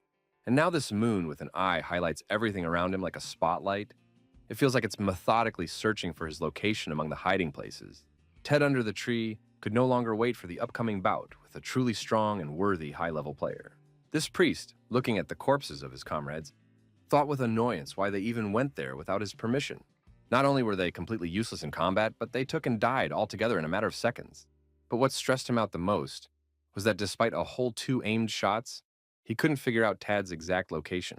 So the priest wondered how it was possible to hide the glare of the scope so well while still hitting the vital points of the opponents. The thoughts swirling in the enemy's mind were that the level and skills of this sniper indicated a level above 500th. But then what such a powerful character with such skills forgot in a location for beginners and intermediate level players? Despite all of the above, this guy is overly confident that the priest can't find him in this area. This opponent too, being half mage, takes aim with his cannon, thinking, well, okay, let's see who defeats who. This blonde decides to use his moon swirl skill, which starts flying very fast in all directions across the location. They literally knock down everything in their path, so powerful and destructive that only splinters and dust remain of the trees. Ted, watching this destruction, thought, enough is enough. Not only did you reveal yourself, but you're firing such powerful spells. It seems that these vortices are weapons of mass destruction, strong of course. But such attacks use a lot of magical energy. Looking at his opponent, the hero wondered if he was completely desperate, since he was constantly using the same energy-consuming skill. And then suddenly the lad saw one of the whirlwinds heading straight for him, and his heart beat faster at the approaching danger. Ted used his 1,000-step skill to very quickly sneak away from this devastating attack and avoid a direct hit from the vortex. The hero realized that his opponent wanted to destroy the entire forest, so that the guy had nowhere to hide from his magical attacks. Tad thought the priest was going to finish him off before he himself completely ran out of mana to sustain his spells. So the guy was no longer very excited about having to get into such a serious fight with an experienced opponent. But the young man thought, since that's the case, then we should try to counterattack, and fired his powerful enchanted weapon. He shot straight at the enemy with his musket, aiming for the center of mass for a guaranteed hit. The guy realized that he had managed to hit, but such a high-level player would definitely not be killed to death with one shot. But Tad was well aware that he was able to do quite a bit of serious damage with his one accurate strike on the target. This opponent realized with horror that the guy had just taken and destroyed his super strong magic armor with just one strike. This kind of damage indicated a level far from 500. What kind of monster did they send against him in this location? But the priest thought, okay, he himself was curious to know the truth, and began to activate the skill. A seal appeared near his eye. With this powerful skill, he can actually connect with the moon and look across it at great distances. This enemy was scrutinizing the area and thought that now, this mysterious sniper would definitely have nowhere to hide from him. Since there was only one surviving position for shelter here after the devastating whirlwinds, it was those few trees. Taking the scroll out of his bag, the priest squeezed it hard with his hand, preparing to activate another powerful spell. It was a magical book of outcasts in his hands, a forbidden artifact he decided to use against the sniper. A very strong wind began to blow, which was more like a real destructive tornado, sweeping away everything in its path. The most real hurricane started in the forest. All the remaining trees began to fall under the onslaught of elemental magic. The priest also drew his weapon and began scrutinizing where the elusive Tad was hiding amidst the chaos. And so, after activating the skill, he thought, if this player is really a musketeer, he will definitely figure him out now. And information processing began. He learned that the guy's level was only 150th, and his class was indeed Musketeer. The opponent was in complete shock. How could this guy only have a level 150 with such incredible damage? Maybe it's just some cheater using hacks or whatever else could be the problem with the system. But when the priest saw the character's name, he realized with horror, stop. His name is Ted. This is the same legendary sniper. The enemy only began to tremble in fear when he saw this one famous name that was legendary. The priest started yelling and saying that he had had enough. Not only was this some cheater, but he was also using the sacred name of the great Tad to cheat. The opponent was once again trying to use his powerful skill to connect with the moon and gain extra power from the celestial luminary. He only had one thought in his mind. He is using a special energy storage skill. In addition to naturally recovering mana, he is still accumulating extra magic power. This blonde-haired guy thought with rage that it wasn't even about accomplishing the mission. He would kill anyone who dared to attempt this legendary name. Tad, watching his enraged opponent from afar, didn't realize that suddenly this priest had decided to do such crazy things in battle. The priest has used up all his energy on devastating area attacks, and now runs straight at him in a frontal attack with no tactics. Perhaps the enemy has a special skill of energy storage, as otherwise the hero didn't know how to explain such a fast regeneration of strength. But if the priest had indeed restored his mana to its full level, it actually posed a real serious problem for Tad. Could it be that this guy is so pissed off that he can't find the sniper? So he just decided to go at him in an open head-on fight. Ted saw some red magical arrows start flying straight at him at high speed from the hands of the enraged opponent. He quickly went behind a thick tree, and there was only one thought in his mind. The most important thing was that the enemy would definitely not find him in cover. The hero could hear this mage priest muttering to himself and shouting, demanding that the cowardly sniper come out and fight fair face to face. The priest continued to methodically fire multicolored magical projectiles at every possible position where the enemy could be hiding. Ted quickly ran out of his position, realizing that this was the most ideal time to counterattack, while the enemy was distracted by pointless gunfire. The young man used his vision enhancement skill to make the strike as accurate and quality as possible to deal critical damage to the opponent. His bullet clearly hit his opponent's back, so powerful it flew that it pierced even the priest's reinforced magical defenses through and through. That blonde man turned from the impact and turned into a true zombie, his eyes glowing with an unnatural light like the undead.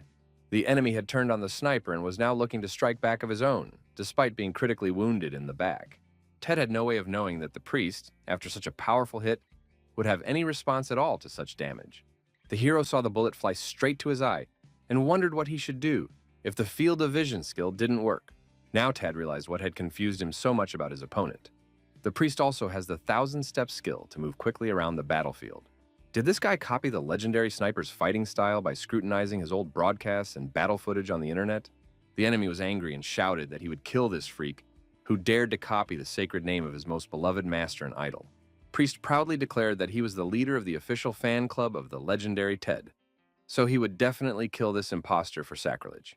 Tad, watching his opponent's behavior, thought anxiously what the priest was doing. Was he loading a deadly bullet of moonlight? If the enemy uses this devastating attack, then simply all the air in the entire forest will explode from the powerful explosion. So you have to act fast or you could die. The hero, of course, activated the unshakable skill for extra defense. But this ability might not save you if there really is that incredibly powerful an attack from an enraged fan. Ted realized there was no other option. He would have to use this special skill he had in reserve. So the hero quickly came up with his plan, and the enemy threateningly said that there was nowhere to hide, or hide from his attack. The priest was ready to shoot again and angrily shouted at the sniper that he would die by his hand for abusing his name. The enemy launched a super powerful bullet that flew at the speed of real light, tearing the air and leaving a glowing trail. Musketeer has always been the most popular, yet problematic class in the game, among all available specializations. Since the class requires too much gold, huge sums go into expensive ammo and ammo for effective damage. There is no auto-targeting in this game, so the player must learn to shoot clearly and hit their targets on their own without help. So you still need to shell out extra money and buy better sights and accessories to improve your shooting accuracy. It is also the most fragile class in terms of health. With a single critical hit, musketeers can easily die. Even the hybrid musketeer priest class doesn't really save the day or solve the major survivability issues in combat. These specializations in no way complement each other organically or compensate for the weaknesses of the skills the player gains. And the constant deaths at the hands of other players in PvP have always discouraged most newcomers from liking this character. So the priest ended up hating the character he had diligently pumped for a full 5 years of his gaming career. This blonde guy was thinking about his gambling life and remembering how one day a real miracle happened that changed everything. That incredible shooting, quick movements, the opponents were of the same level, but Ted played really just perfect and flawless. For all musketeers around the world, he became the truest living legend who gave hope for success in this class. And Priest was one such inspired musketeer who believed in the possibilities of his class because of Tad's example. So by watching all those legendary broadcasts and fight tapes, he has perfectly studied the style and all the techniques of his idol. One obsessive thought kept running through the priest's mind. If the legendary Tad was able to reach such heights, then he would surely succeed as well. With tears in his eyes, the opponent thought that he had not wasted so much time and effort to pump up his character for a whole 5 years. So now on the battlefield, the priest drew inspiration from his idol's example and tried to replicate his legendary techniques. Everything around him was on fire after the powerful shot, and he watched with hope that he was about to see the corpse of the hated imposter amidst the flames. That blonde opponent thought with satisfaction that it was finally over. This is what happens to those who defame the name of a legend. But then suddenly the priest saw something that surprised him very much and puzzled him by its impossibility. It was actually some kind of clever switch, and instead of a sniper, some pathetic low-level goblin died. The enemy thought with bewilderment, "It's impossible, because goblins simply don't live here. So this freak has summoned a monster." And where a sniper could have the goblin summoning skill from, where could you get such a useless and weak skill? Here, while the priest was immersed in these thoughts, he received another powerful damage, and his green armor cracked violently. The enemy thought of the sniper specifically trained in this skill to use goblins as live baits for enemies. This player is low level, but has a sharp enough mind and tactical ability as a high-level professional player. Tad took a breath and watched as his opponent was now using the visual field enhancement skill to aim accurately. When the enemy pointed the scope right at the guy, he thought. Safe to say he spent a lot of time studying. The priest completely copied Ted's legendary fighting style, learned from countless recordings and broadcasts of the idol. Ted, who was already sick of this protracted standoff, wanted to end it as soon as possible, but his armor was also cracking. The hero flew with all his might, striking swiftly out of the air, using the fast movement skill to attack. The enemy thought with amazement, "Is the sniper using the skill? Unwavering?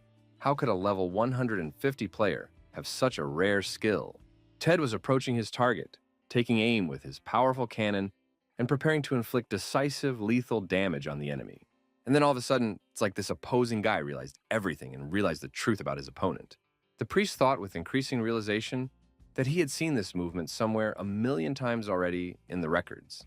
He knew that aiming posed perfectly well, the hand position, the stance, everything was familiar to the smallest detail. Even the very aura around the sniper was recognizable. He knew everything about his idol down to the most minute details. And now, being on the battlefield face to face with the enemy, the priest came to one overwhelming conclusion. It's safe to say that this mysterious guy is actually the real legendary Ted himself. The priest smiled and thought with relief, okay, in that case, dying at the hands of a true legend himself isn't so bad. Ted had seen all these pop-up messages about having leveled up due to defeating a strong, high-ranked opponent. The hero thought with wonder, was this guy really such a fan? That's why he immediately discerned some features of the fighting style. But the guy realized that thanks to this battle, he was able to raise as many as 2 of his levels at the same time in a short time, and never thought he could effectively use this supposedly unnecessary goblin summoning orb in actual combat. So there was a reason the guy had carried it around with him all this time. He felt it might come in handy for stealth someday. Ted thought that he would continue to fulfill his Master Raiden's quest tomorrow, but today he was tired of fighting. Meanwhile, Sharice was on the comms with his subordinate, who reported that he lost. Even being such an experienced player, he couldn't do anything. However, the mercenary was sure that the sniper absolutely did not care about the fate of the county, fortunately, unless he was hired by some hostile organization. The guildmaster thought with bewilderment. How could it be that such a strong fighter could lose to an ordinary, mid-ranked rookie player? So Sharice said it's very bad news, but your help with the siege might make up for the money that's invested. To which this mercenary replied that, all right, as soon as he recovers from the battle, he would take care of this important matter. The guy, after finishing the conversation, opened the door to the room and said to his comrades, "Here I am, finally back." When he entered the room, 2 girls from the team asked him, "Well, did you fulfill the special order from the customer?" But then, the guy honestly answered that he had lost the battle, and everyone present was shocked to hear this unexpected information. This mercenary also explained that apparently, in order to earn back the money spent on him, he would still have to participate in the upcoming siege of the county. The girls got angry and yelled that how could a guy lose to some nub of a rookie? He was the most talented of us. To which this blonde guy calmly replied to the comrades, "Don't worry so much about it. Everything is fixable." It has a useful new skill, though. Everyone should now buy the Goblin Summoning Skill Sphere for tactical purposes. The red-haired girl suggested that maybe the disappearance of the legendary Ted had somehow affected the abilities of all the musketeers in the game. Other comrades asked that why did he suddenly lose it all, if indeed such a strong and experienced high-level player? To which the mercenary replied in awe, because he had witnessed the truest miracle that changed his perspective on the game. The entire forest had been completely wiped out after the mighty battle. Only stumps and charred tree trunks remained. Tad, despite the destruction thought with irony, well, his fan had just demolished the entire forest. Now the monsters wouldn't be here for a long time. But that's okay. He did raise his level as a result of the fight. So now he can afford to go to the 4th danger zone. Tut, peering out from behind the wreckage, the hero thought, so what's in store for us in this new, uncharted area to explore? The young man decided to open his status window and saw that an additional parameter had appeared. He was now able to perceive objects more accurately as the status increased his visual acuity. His marksmanship percentage when firing was now 54%. Ted realized that it was still a useful enough thing for long-range combat. No matter how you look at it, you had to find something else interesting, so you need to continue to actively explore the area. And here it was completely fulfilled. And then abruptly, the hero was surprised by something, thinking anxiously, "Stop, this is the very thing he was pondering earlier." The system message said that the guy had found the Trail of Lord Decay. This meant the presence of a powerful boss in the area. The guy thought with understanding. He specifically thought that the Paprika Guild was just going to take over the county by conventional military force. But they are seriously planning to summon a powerful boss here to completely destroy the resistance and take over the territory at any cost.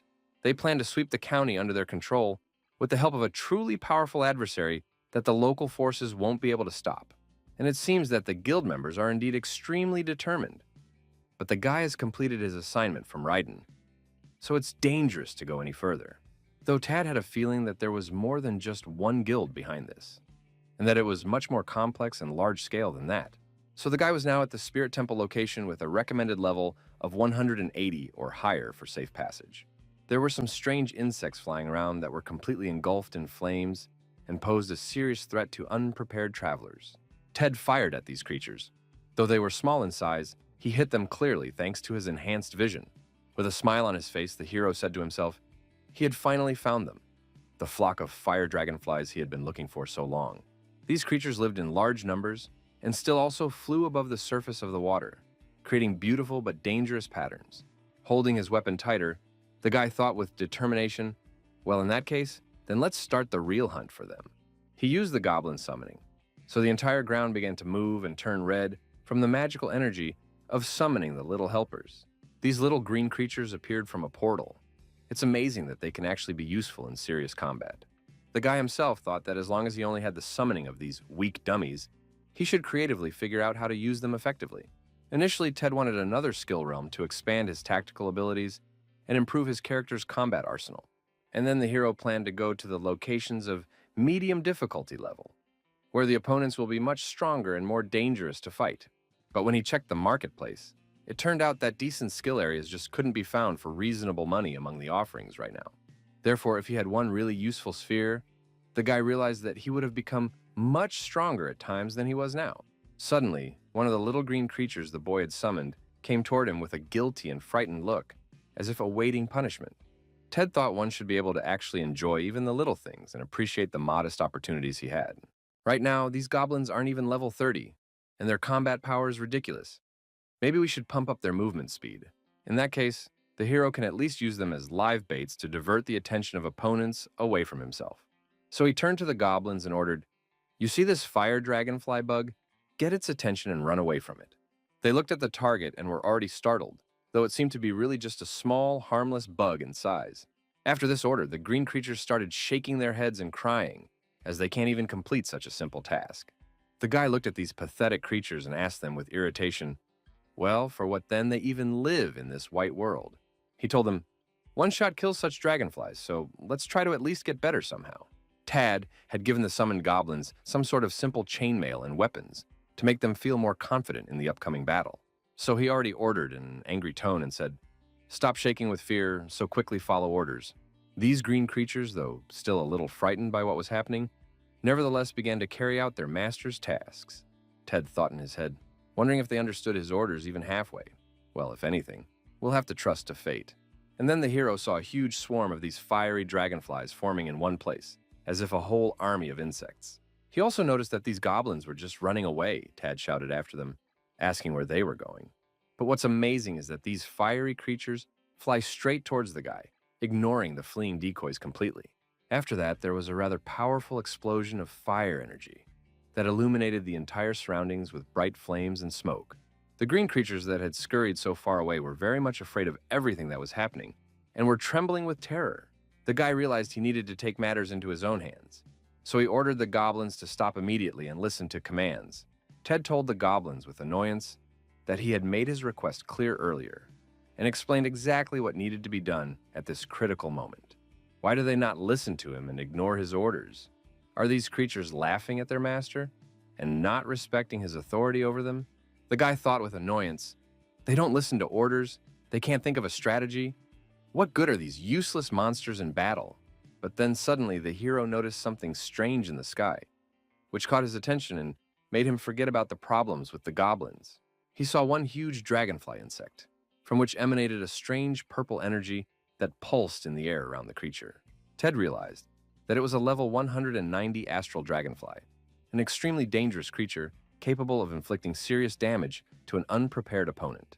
The goblins, upon seeing such a powerful creature, immediately started running away, afraid that the guy would make them deal with this monster. But with just one masterful shot, the guy killed the creature, hitting clearly at the vulnerable point between the wings. He said with a chuckle, "After all, it's just a winged insect that won't even hurt a fly if you know where to shoot." Now the guy's level had increased due to killing a strong enemy, and he had gotten an improvement in the goblin summoning skill realm, which had reached a new efficiency percent. So now the evolution of these creatures had begun, Tad thought with wonder. Had it really happened so quickly after one battle? But the hero realized that goblins swing while hunting monsters with their master. So he did the right thing.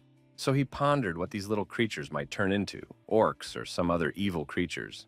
But even if they remain just improved goblins, Tad will be pleased with the result of this unexpected evolution.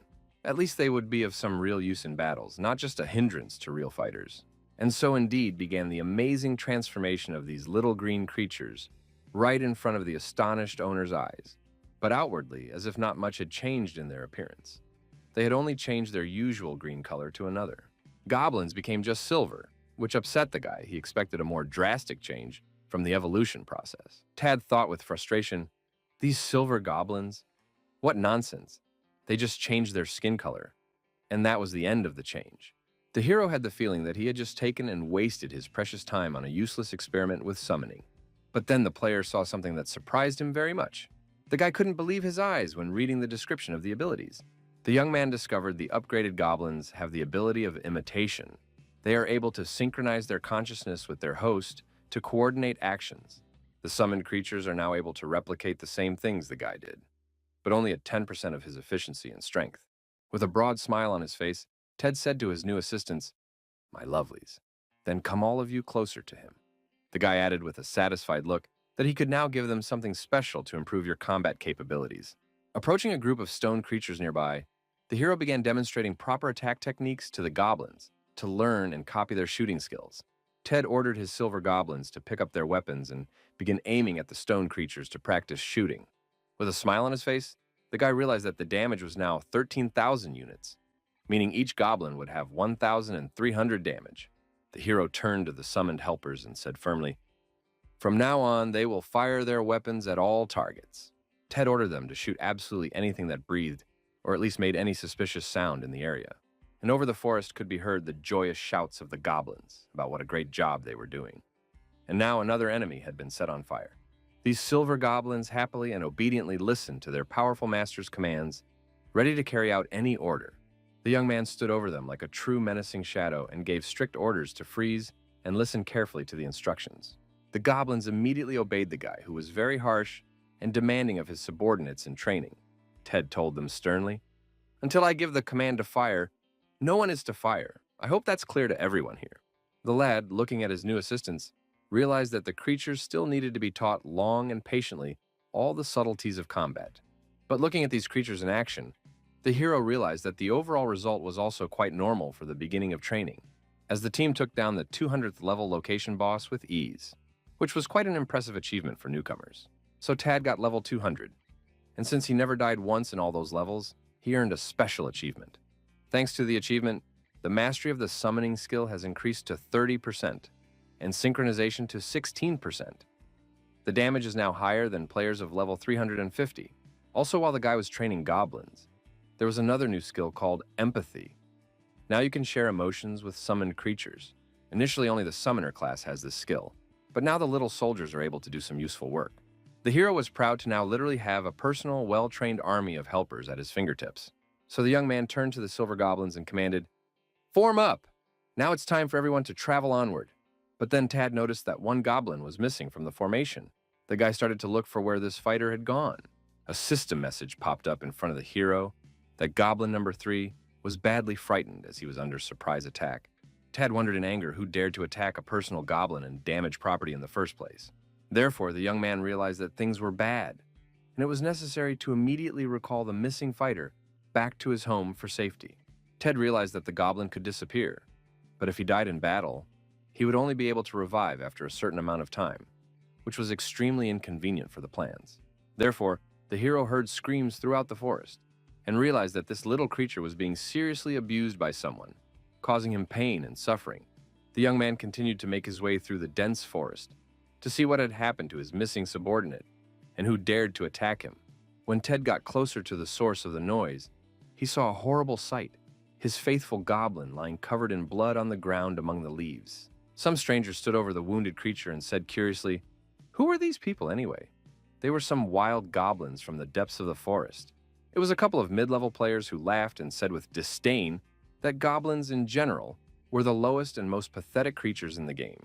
Then they noticed the guy approaching and said with a sneer, "And what's that weird bear mask on your head? Cosplaying as a nub too?" Tad coldly replied to them, "Get your stinking foot off my creature. This is my personal summoned goblin at all, not a wild monster." The hero added indignantly, "They know very well that there are no wild goblins in this location. I don't believe my subordinate could have attacked you on his own." The guy quickly assessed the wounded man's condition and realized he was still fine. The goblin had 5% health left, so if the assailants fell back, it could be healed. So Ted decided to use his powerful fireball skill, and all the vegetation around the aggressors began to blaze with bright flames. After the show of force, he turned to these people again and said threateningly that what, they didn't get it the first time? This was his personal goblin. Those insolent players replied with a challenge that "I'm sorry, they just didn't hear the words. If it was his goblin, would do some proper parenting of the creature." This guy got really pissed off and thought with rage, what kind of nasty freaks got in his way in this damn forest? Meanwhile, he saw his little creature trembling in fear and pain, clearly under great stress from the attack of these sadists. The remaining goblins, number 1 and 2, were currently experiencing real anger and thirst for revenge for beating their comrade in arms. So Tad got a +10 bonus to his synchronization rate with the summoned, and he himself was becoming far more vicious and cruel in intent. The hero looked in wonder at his creatures, pondering what they were willing to do to protect each other and their master. Afterwards, these unfamiliar players said with a chuckle, "These pets are helpless in general. I don't understand why they are so angry, completely lost their healthy fear." Tad replied with a cold threat after those words. He actually had them very docile, so those should have shut up about it. The arrogant player with the big nose said with disdain that one, "You fool, you don't understand. He's talking about the other way around. They don't listen to you at all." The guy laughs and turns to the offenders saying, "Actually, my kids need to get some combat experience on live targets." And then these strangers were horrified to notice that the silver goblins had the actual firearms in their hands to attack. The players were frightened as they heard at once the first loud shot, which sounded like thunder in the silence of the forest. The girl screamed in shock that it had just happened when she saw that one of her comrades had been seriously grazed in the arm by a bullet. She closed her eyes and screamed in panic, "What are those doing? Let them stop immediately. It's not like they did anything wrong to your pets." While there was still at least one person left alive, they quickly decided to use a defense skill. But would it even help in this critical situation? Of course not. The defenses are easily penetrated by powerful enough damage from Thad's well-trained and equipped goblins. A player murder was committed, so the hero's crime index has now risen to 6,000 points for this deed. These little silver creatures were still very angry that the abusers had been so cruel to their brother in arms. Ted decided to stop his subordinates and told them sternly, "That's enough revenge for today. They got what they deserved." The hero added, "It's been a full hour since his death. Look, your comrade number 3 has already managed to resurrect safely." All 3 goblins started hugging each other joyfully. So happy were they that they were finally teaming up again. Ted thought about the crime index going up again because of this incident, but he couldn't do otherwise in this situation. And the guy said to his helpers, "Okay, since they did a great job today, now it's time to give them proper names." One goblin with a reddish skin tone he decided to name Odinga in honor of his bravery in the first battle. The creature with brown hair on its head was named Dwagi by Ted for its loyalty and steadfastness in battle. And he named the last greenish goblin Triggy for his ability to recover quickly from wounds. The hero looked at these happy creatures and thought about what pleasant emotions were hovering right now, right between all the team members. And at this moment, Guildmaster Paprika was once again angry at the failures of his subordinates in completing important tasks. Charisse had already broken the entire table in a rage and wondered what the damn freak was trying to accomplish, why he had shown up now. If Lone couldn't overpower him, then the sniper's level was clearly above 650. At worst, all 700 or even more. The master thought with despair that he had already sold his house, car, and all his possessions to fulfill our grand plan to take over the county. If everything fails because of one player, what will be done next? And during these gloomy reflections, he suddenly received a phone call from someone. The voice in the receiver inquired, for he was now talking to the leader of the influential Paprika Guild, Charisse, right? And Charisse hears information that an unknown interlocutor knows of the difficulties in executing a grand plan to take over the county. The mysterious voice adds confidently, so they can help them with this problem for a fee or favor. Kingdom of Heron, Sauron's County, a tall Gothic-style building stood in the middle of the city, awe-inspiring. The guards protecting the place were very angry and aggressive to any troublemakers. Ted saw those guards and realized that in all likelihood, there was really no way to get past them unnoticed, all because the hero went overboard with killing players. And now, his crime index is as much as 6,000 points. The guy calculated 100 crime points equals 1 day in jail, so he'd have to sit behind bars for 60 days. But time is too precious to waste serving time in a dungeon, so he can't afford it. Suddenly, a talking animal flies up to the young man and says, "You have finally been found after a long search." It was a male bird, which arrived apparently with some important news or parcel for the addressee. Ted said to the feathered courier, "I bought one yesterday on the trading floor, and they're in no hurry to deliver, so give me the goods." At such insolence, the bird got angry and grabbed the guy by his bear mask, expressing his displeasure with the customer. The hero resented, "Why fight? He for the delivery, pay the due amount. But you should not worry about your money, everything is fair." So, right into the bird's beak, Ted threw a few gold coins as payment for courier services. With aggression, the feathered courier handed the guy his scroll, which he had ordered earlier on the game's trading platform. The young man thought with annoyance that the NPC characters around, are all some aggressive bullshit with no manners. Let's try this purchased item in action, and Tad decided to approach the guards at the entrance to the building. Seeing the guy approaching, the guards immediately seemed to wake up and tensed up at his appearance. Looking at him menacingly, the guard said sternly, "Stand! What is wrong with you? Confess your crimes." Between themselves, a couple of guards started discussing what to do with this type. He should be looked at closely. One of them added, "This is the ultimate cold-blooded killer. He has a very high crime index." The guards in silver armor said with disdain, "How does a criminal like you even walk the earth?" But then suddenly there is some strange glitch in the guards' eyes, their gaze becoming cloudy and detached. Ted asks them excitedly, so if he can go into the building, he's exhausted from waiting. And all of a sudden, the guard really just picks up and lets the guy through like nothing happened. Between themselves, the two guard partners began to say perplexedly that why he had missed him. But apparently he was mistaken or something had happened to his eyes. Holding the scroll in his hands, Ted realized that he had probably spent his money for a good reason, as the artifact concealed the player's personal information for a full 24 hours. True, there have been cases when this item didn't work properly against high-level characters, and you were immediately packed off to jail without any proceedings. And the guy thought with relief, "Okay, we should just forget about all this and hurry up to fulfill an important mission from Master Raiden." Raiden, to whom the boy had come with the report, asked in surprise that he had already managed to explore all 4 danger zones in such a short time. The guy hesitated a bit with the answer and said uncertainly that, well, yes, in principle, he coped with the task. Although it was not easy. The Academy Master said proudly, it was not for nothing that he had not doubted the young man from the beginning. It was not for nothing that the boy was the favorite of our missing master Shiboli. To which the guy suddenly shouted and said painfully that stop calling the young man that. It was making him really hurt to remember the past. And so, after this awkward greeting, they sat down at a large wooden table to discuss the results of their completed assignment. The master, after listening carefully to all the information gathered, said that so that was what this dark cloud was, which the locals had previously encountered. Ted thought to himself that it wouldn't go unnoticed anyway, a level 450 boss in the middle of a beginner's location. But that didn't concern him anymore. So the task was successfully completed, all 4 zones were explored, and the well-deserved reward was a long-awaited letter of recommendation to the thieves. The master said with gratitude that Tho had really helped him out with this report. So as previously agreed, here is his letter. Ted asked his mentor what he should do with this document and where he should go for training. Raiden then asked the hero in surprise if he knew even something basic about this class in our game. Ted replied that he knew they didn't have an enviable fate, living in filthy slums on the outskirts of cities.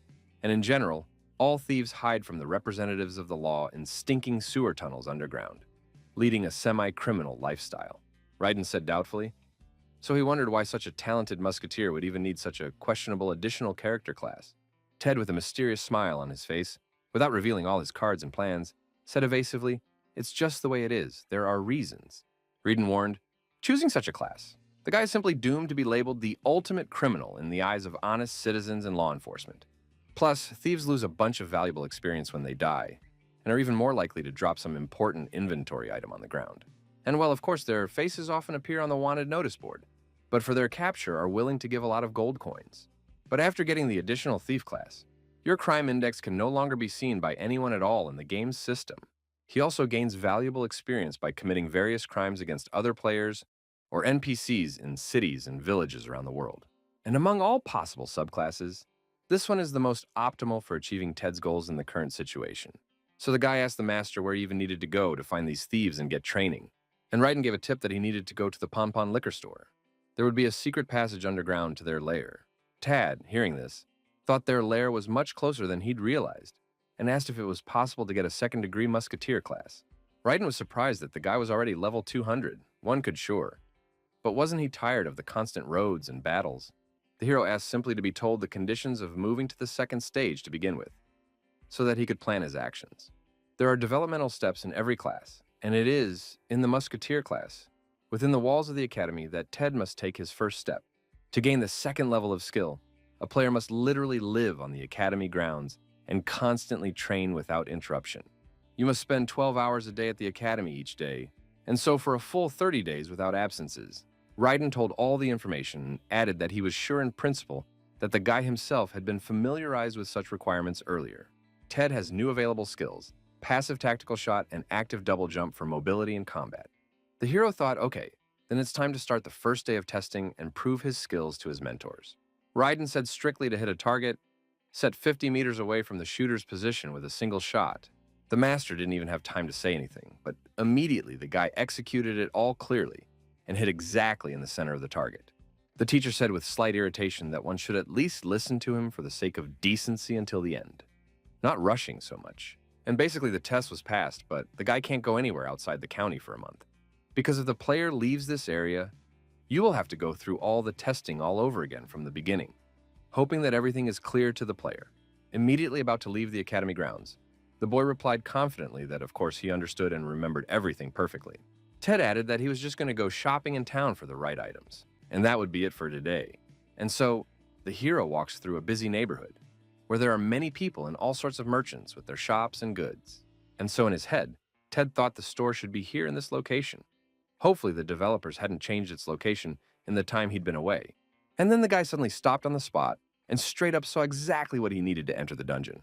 The hero saw some unusual plant, looking at it green, looking just like ordinary grass, but clearly special in nature. With a cautious step, the young man began to slowly approach this green blade of grass, trying not to attract the attention of the passers-by around him. Ted bent over and dug with his hands in the ground to carefully pull this plant out of the soil without damaging its root system. But the hero received a sudden system event that he had entered the underground shopping districts, happy that he had done exactly what he wanted to do. In the game Destiny Chronicles, there are two different kinds of trading platforms for exchanging goods between players and NPS characters. The first of these categories represents the main official site approved by the game administration for safe trading. This is where the buying and selling between characters and players takes place. There are, of course, certain restrictions, but these are all minor technical details. But there is also a second type of marketplace, which is a semi-legal black market for illegal goods. Absolutely anything you want, and when you want, can be bought or sold. There are absolutely no restrictions for buyers. When you enter this location, the crime index will immediately start to rise very quickly. You may even have guards waiting for you at the exit. Here you can find all sorts of valuable items, not available to normal characters in the official stores of the cities. So the guy got a warning notice that he was entering a danger zone, but all he said was that he was well aware of it himself. Tad thought the merchant must be around somewhere, since there were some things that didn't change at all in the game. And getting closer to the counters, the hero opened the in-game inventory window to check what he had for sale. In his hands were the carcasses of various birds, obtained during hunting in the forests and on the plains. With several of these trophies in his hands, he thought he would now just use them properly for profit. And so among these birds were the carcasses of ghostly creatures, infamous monsters terrorizing the peaceful citizens of the county. Because sometimes flocks of these birds swoop into a county where local soldiers cannot effectively kill them. As a consequence, military power is reduced. In order to somehow save the county's soldiers from casualties, a special reward for killing these dangerous creatures has been set. The reward for each monster killed is a special coin that can be exchanged on either of the two trading platforms. And so the guy got a total of 11 shiny coins for the carcasses of these slaughtered animals, which was a pretty good result. He thought with satisfaction, great, that's a really good amount of money, decent enough to buy the goods he needed. So now what remained was to find a suitable skill realm that could be pumped through the power of the six-pointed star to the maximum. With the power of the six-pointed star, this ugly goblin summoning skill became the most real and powerful combat ability for battles. Ted pondered over what would happen then when he obtained a skill sphere that was originally much stronger than normal monster summoning. At last, the hero was opening the last heavy doors to enter the territory of the dangerous black market of illicit goods. The atmosphere here was, of course, radically different from the bright and safe marketplace that was upstairs on the surface. Approaching the various stalls of merchants, the young man scrutinized the various goods for sale. Among the items, he found a scroll of copying that could create an exact copy of any manuscripts except high-level spell scrolls. Also on display was a special type of incendiary ammunition, where the bullets would do double damage to enemies in battle. The inventory expansion necklace caught the guy's attention because it adds extra slots for storing items. Ted thought with annoyance, God, stop gawking at everything. He'd snuck in here despite the serious risk of being caught. The hero came here for only one single purpose, to find and buy a suitable skill sphere to enhance abilities. So today he just has to buy it, no matter what it costs him or what obstacles he faces. Approaching the merchant, the guy asked if such an item was in stock, but got a disappointing answer about recent customers. The merchant said that a few days ago, travelers came and bought up all the available skill spheres without a trace. Other travelers tried to stop them and negotiate, but those raked in absolutely every item in that category. The buyers' names were something like Paprika or something similar. The merchant didn't remember the name of their organization exactly. Ted angrily realized that they were trying to weaken the county with every available force by buying up strategically important items. Therefore, the bald-headed salesman regretfully informed that he only had one single skill realm left. The guy looked at this golden orb and was clearly dissatisfied with its characteristics and purpose for combat, since it was a lightning charge active skill type worth 400 energy, granting the ability to shoot destructive lightning. Ted knew that it was an area attack sphere, so it could be used to take out an entire group of opponents in one hit. At that moment, the hero's eyes did begin to shine with anticipation, and he said that he was obligated to get his hands on this orb. Upon learning the price of 40 coins, the guy was in complete shock, his eyes bulging with surprise at such an astronomical sum. The young man began to resent that he understands the specifics of the black market. But even here, such a price seems excessive. The bald peddler replied philosophically that the buyer was wondering why those travelers didn't buy that balloon for that price. Ted thought bitterly about how he had already hoped that luck had finally smiled on him in this case. At that moment, a man passed by unexpectedly and asked the merchant how things were going with the sales of goods. The skeleton merchant responded to this by telling the customer that the customer was indeed interested in this golden ball, but it is unclear what ultimately happened to his intentions to buy the item. This stranger, who suddenly appeared, started threatening the salesman and saying that he meant he was just interested. The job of a salesman, after all, is to sell goods, not to chat. So, this mysterious man in a green robe approached the guy, asking him what exactly he wanted to purchase from this shop today. When the stranger heard that the guy was interested in the skill realm, he informed him that it would only cost 140 special black market coins for him. Tad immediately realized that he was usually just trying to get scammed out of money, and it was still incredibly expensive for one item of this type.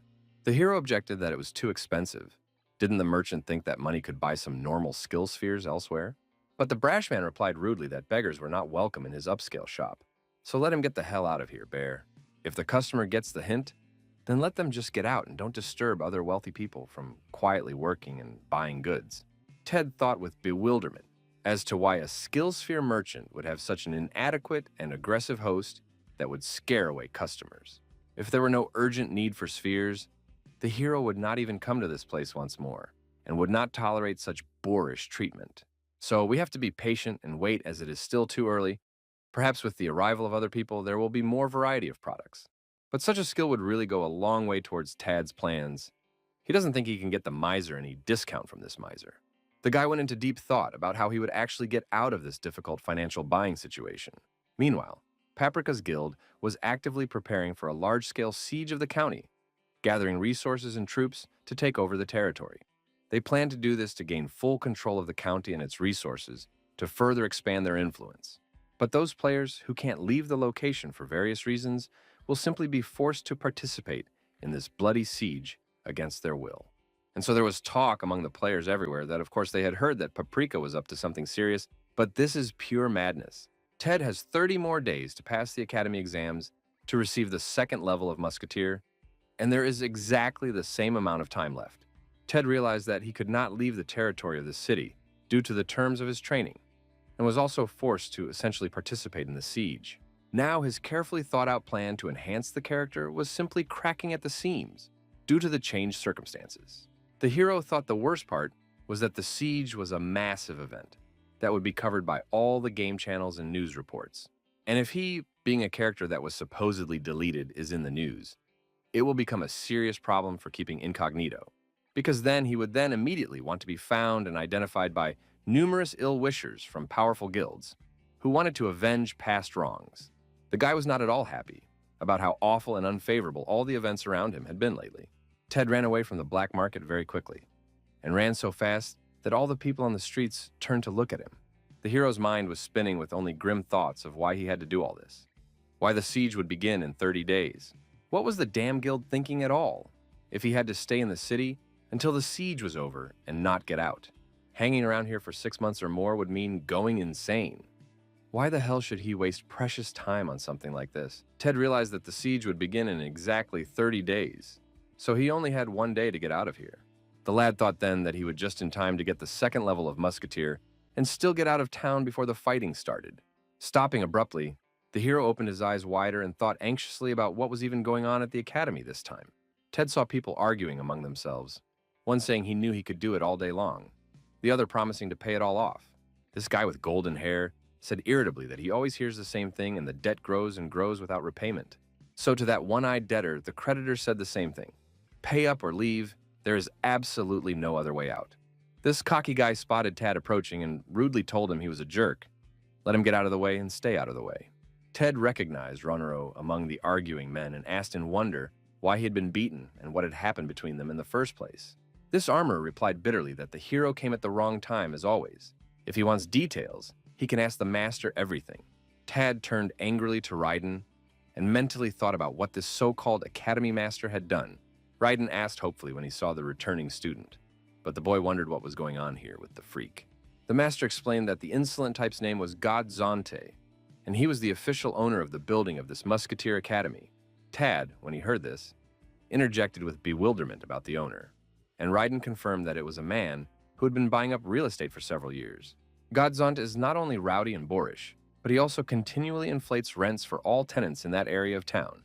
The master admitted that he had tried every possible way to keep the academy going until Striboli returned.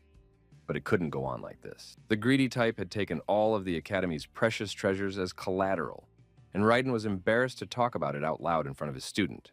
To get his second degree as a musketeer, Ted now had to go to a completely different academy and start his training all over again. When the hero heard this, he thought with despair that God, transferring to another academy, would mean starting over. But then the training would end 30 days after the siege began. The level of that insolent god Zonti should be low enough. Maybe just kill him and end the problem once and for all. But no, while Ted is taking his exams, killing on city property is not acceptable. He will definitely be uncovered by the guards and imprisoned. So the guy thought he had planned to leave these lands in the remaining day, but all circumstances are stacked against him. The hero plunged into deep thoughts about what he should do in this difficult situation to solve the problems. But then Tad thought of the dastardly thing Godzonti had done in hitting their armorer Ronaro over the head. This brazen treatment of people he had seen somewhere before in his life, and the memory began to resurface in his mind. So the guy put the puzzle together in his head and said with an understanding that he now understood everything and knew what to do. Ted went to Master Raiden and asked him to let him solve this serious problem with the insolent building owner. So here was the hero now in search of the very Pon Pon liquor store where the secret entrance should be. Finally found the entrance to the establishment, for just beneath it was the mysterious Thieves' Guild of the city. Ted thought that first, he should go behind the alleyway of this store and find a hidden passage there. There must be some secret entrance to the dungeon, which must be found among the many doors and passages. The boy found the right door and saw a long staircase that led far down into the dark depths beneath the earth. The hero realized that this was definitely a den of thieves. The place was gloomy, damp, and smelled musty from being underground for so long. But when Ted opened the last final door at the end of the hallway, he saw that there was absolutely no one there. Suddenly, out of the darkness, someone approached the lad and asked him if he liked the gloomy atmosphere of their shelter. Ted quickly grabbed his weapon in his hands and used his vision enhancement skill to make out the speaker in the darkness. Some stranger turned to him and said that, contrary to the stupid bear outfit, the visitor was a very shrewd man. Tisai, the great thief of thunderclouds, noticed that it was somehow not polite to barge into a stranger's house.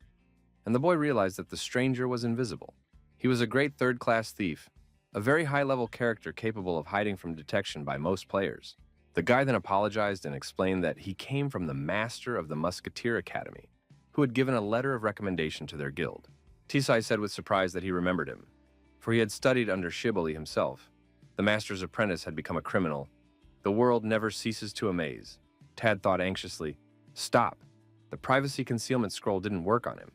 It seems the thief has a true perception skill. This experienced thief explained to him that criminals among adventurers were rare enough, but they were not usually taken in. The guy, when he heard this, interjected with bewilderment as to what exactly that meant and why there was such a rule in the guild. Here indeed, the rest of the guild members were also nearby, but remained invisible in the shadows of the room the entire time. Tisai philosophically observed that brains and cunning alone were not enough to survive in their dangerous profession among thieves and murderers.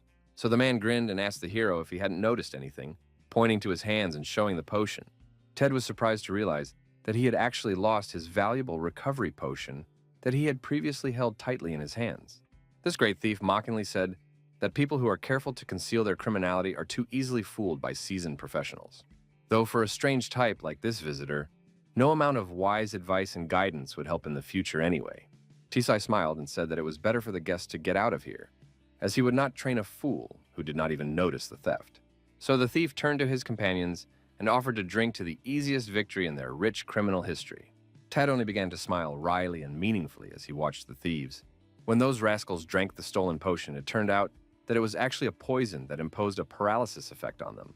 So their statistical numbers temporarily dropped critically, the criminals' mouths bleeding from poisoning.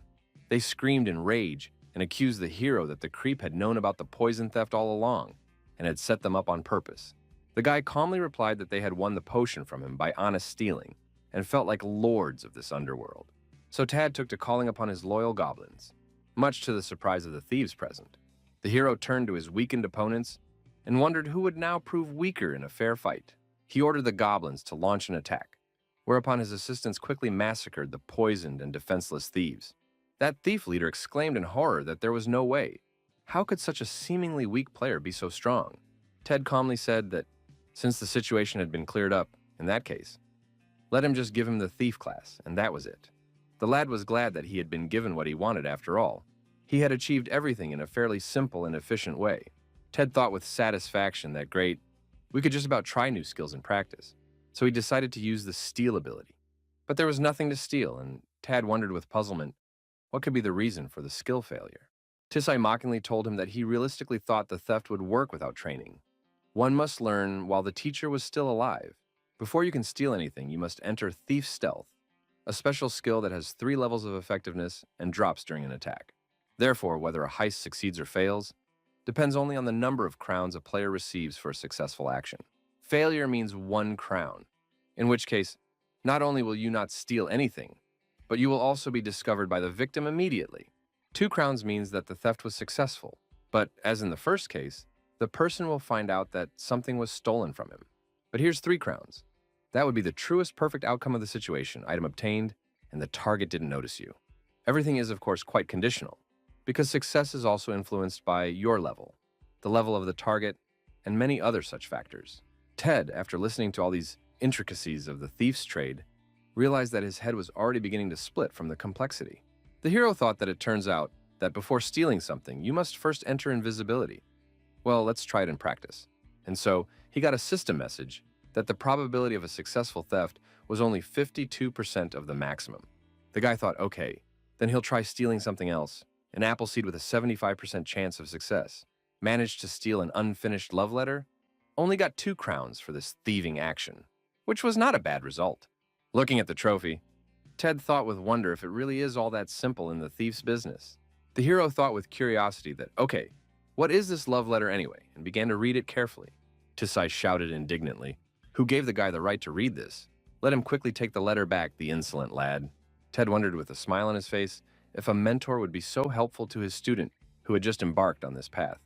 The thief replied angrily that no help would come from him, since the newcomer had poisoned him and killed all the men. But the guy started to read this personal love letter further, much to the embarrassment and upset of the former thief. Because of this blackmail, Tisai of course agreed to help, and the apprentice asked for guidance on how to improve his theft skill faster.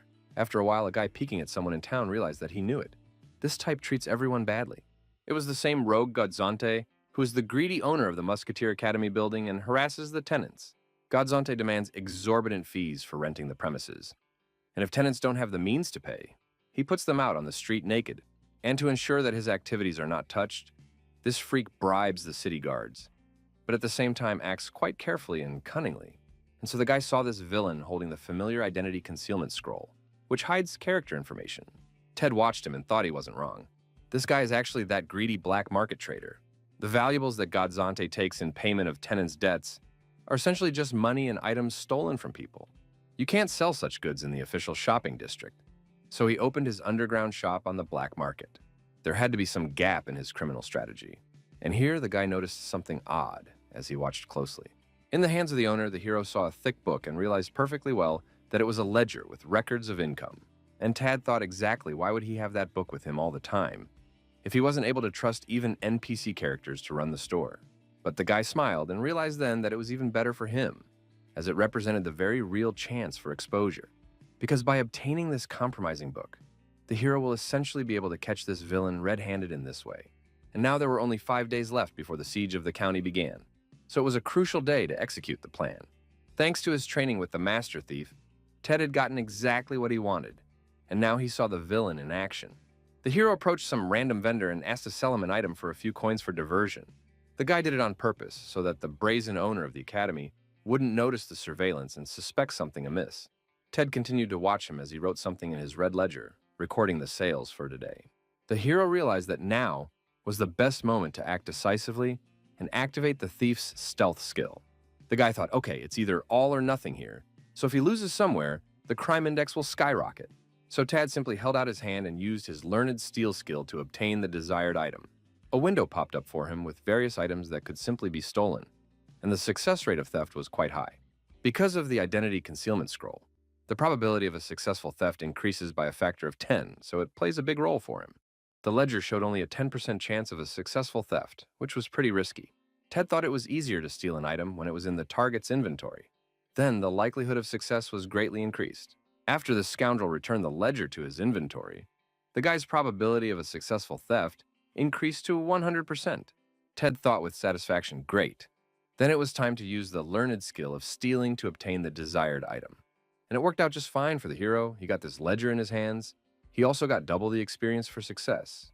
The guy thought, okay, Since he was having such incredible luck with stealing right now, he should try to steal something else from the target. The hero still managed to steal Godzanta's identity card, and for 3 crowns too, this method really works effectively. The rollback time of this skill is 10 seconds, so being in invisibility, he still has a chance to steal something. But at that moment, Tad stopped and thought with interest, "Stop, stop, stop, stop." Something else interested him in the victim's inventory. They were Sauron's coins, which he had found among the Academy owner's personal belongings in large quantities. The guy thought greedily, could they really be stolen too, since right now he was in the black market surrounded by shopkeepers. And in this case, if it turns out to clean all the merchants to the thread, he can buy the desired sphere of skills, the most expensive sphere of the skill lightning discharge, which costs an astronomical amount of 40 coins on the black market. So the hero went around the black market to various unsuspecting merchants and actively used his stealing skill. Having amassed a huge amount of coins in a short time, as many as 32 pieces, Ted was pleased with the result of his criminal activity. But the guy thought he still needed 8 more coins anyway, and the coveted skill sphere would be in his pocket. But the invisibility skill is about to run out of time, so you need to act as quickly as possible without wasting precious seconds. Looking at the next potential victim and assessing what he could steal from her, Ted thought there didn't seem to be anything useful. The guy then still saw coins in the merchant's inventory. Not only that, exactly 8 pieces, exactly the amount he needed. The hero remembered his mentor's strict words about not even daring to steal things with a success rate below 90%. And those coins only had a 50% success rate of theft. So what the guy in this case had to decide. Will he ever again have the opportunity to do something like this and earn such an amount of money in a short time? Tad realized that this was his only real chance to get that orb he so desperately needed to enhance his character. But if he is caught red-handed, then immediately locked up in prison for a long time, and receiving the second step of the musketeer can be forgotten forever. Tad thought with determination that, okay, still wants to try and steal those last 8 coins and see what his luck says about the case. And it's hard to believe it, but the guy actually succeeded. His eyes were shining with joy. He was already imagining how he would buy the desired sphere. But then something amazing and unexpected happened. The guy only got 2 crowns, which meant that the theft was noticed by the owner.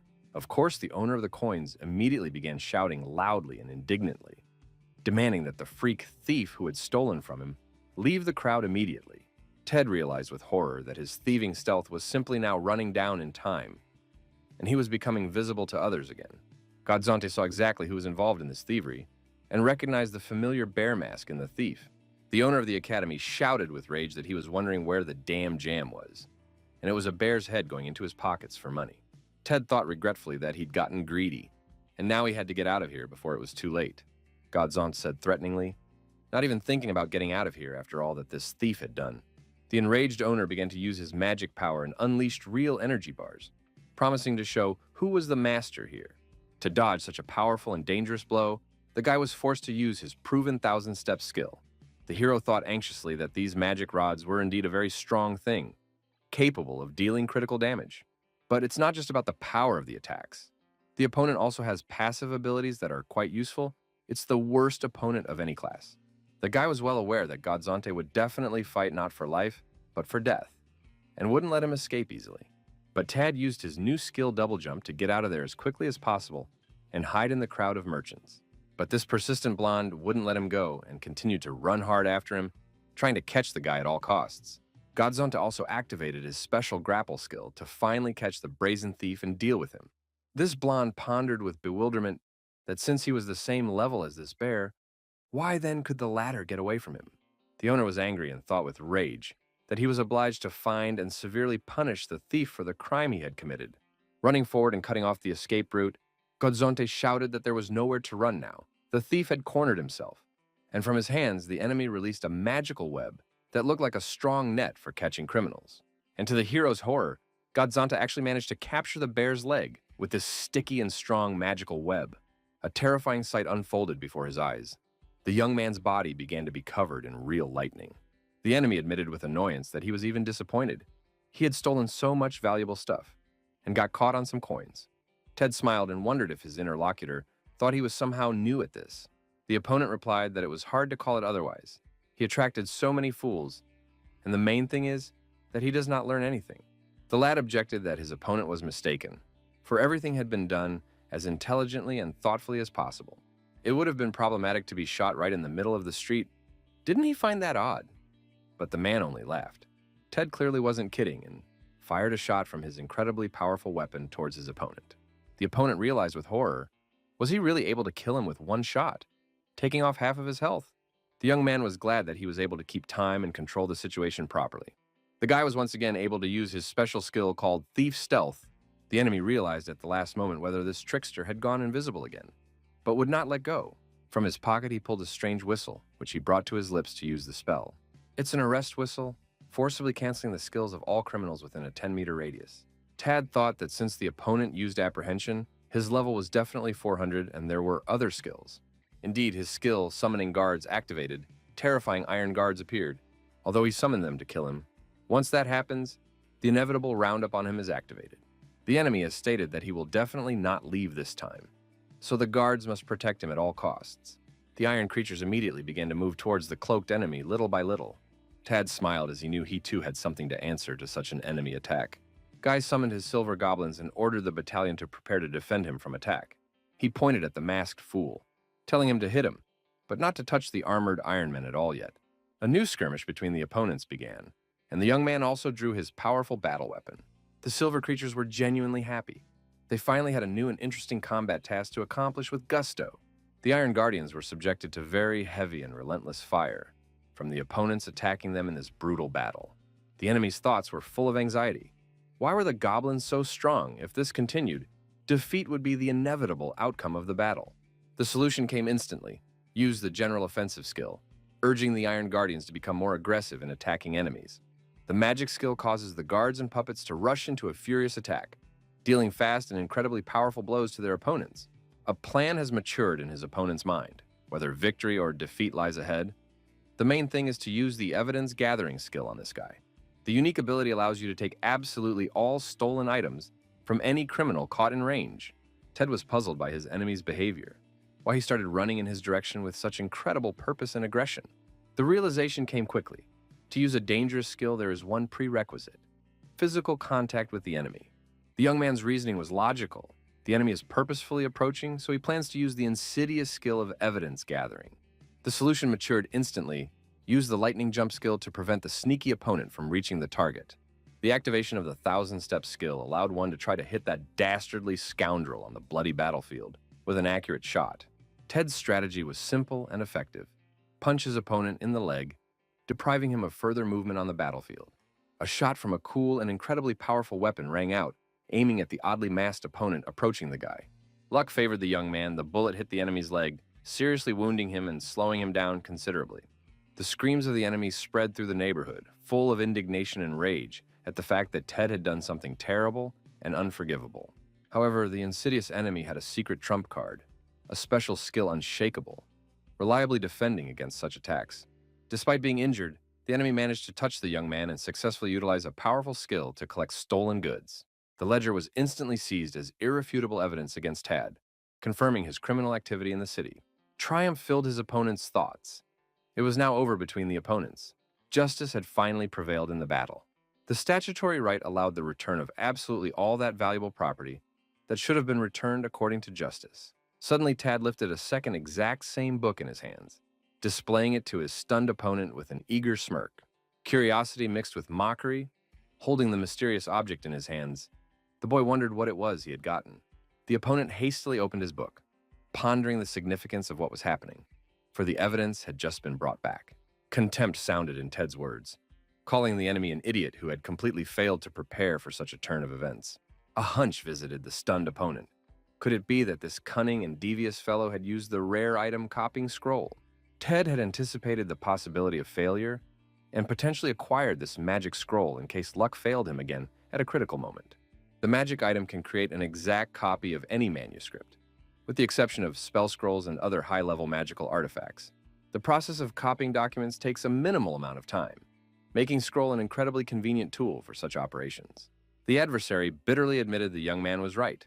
It was impossible to seize the copy because it was not technically a stolen object under the law. The arrogant owner understood the gravity of the situation.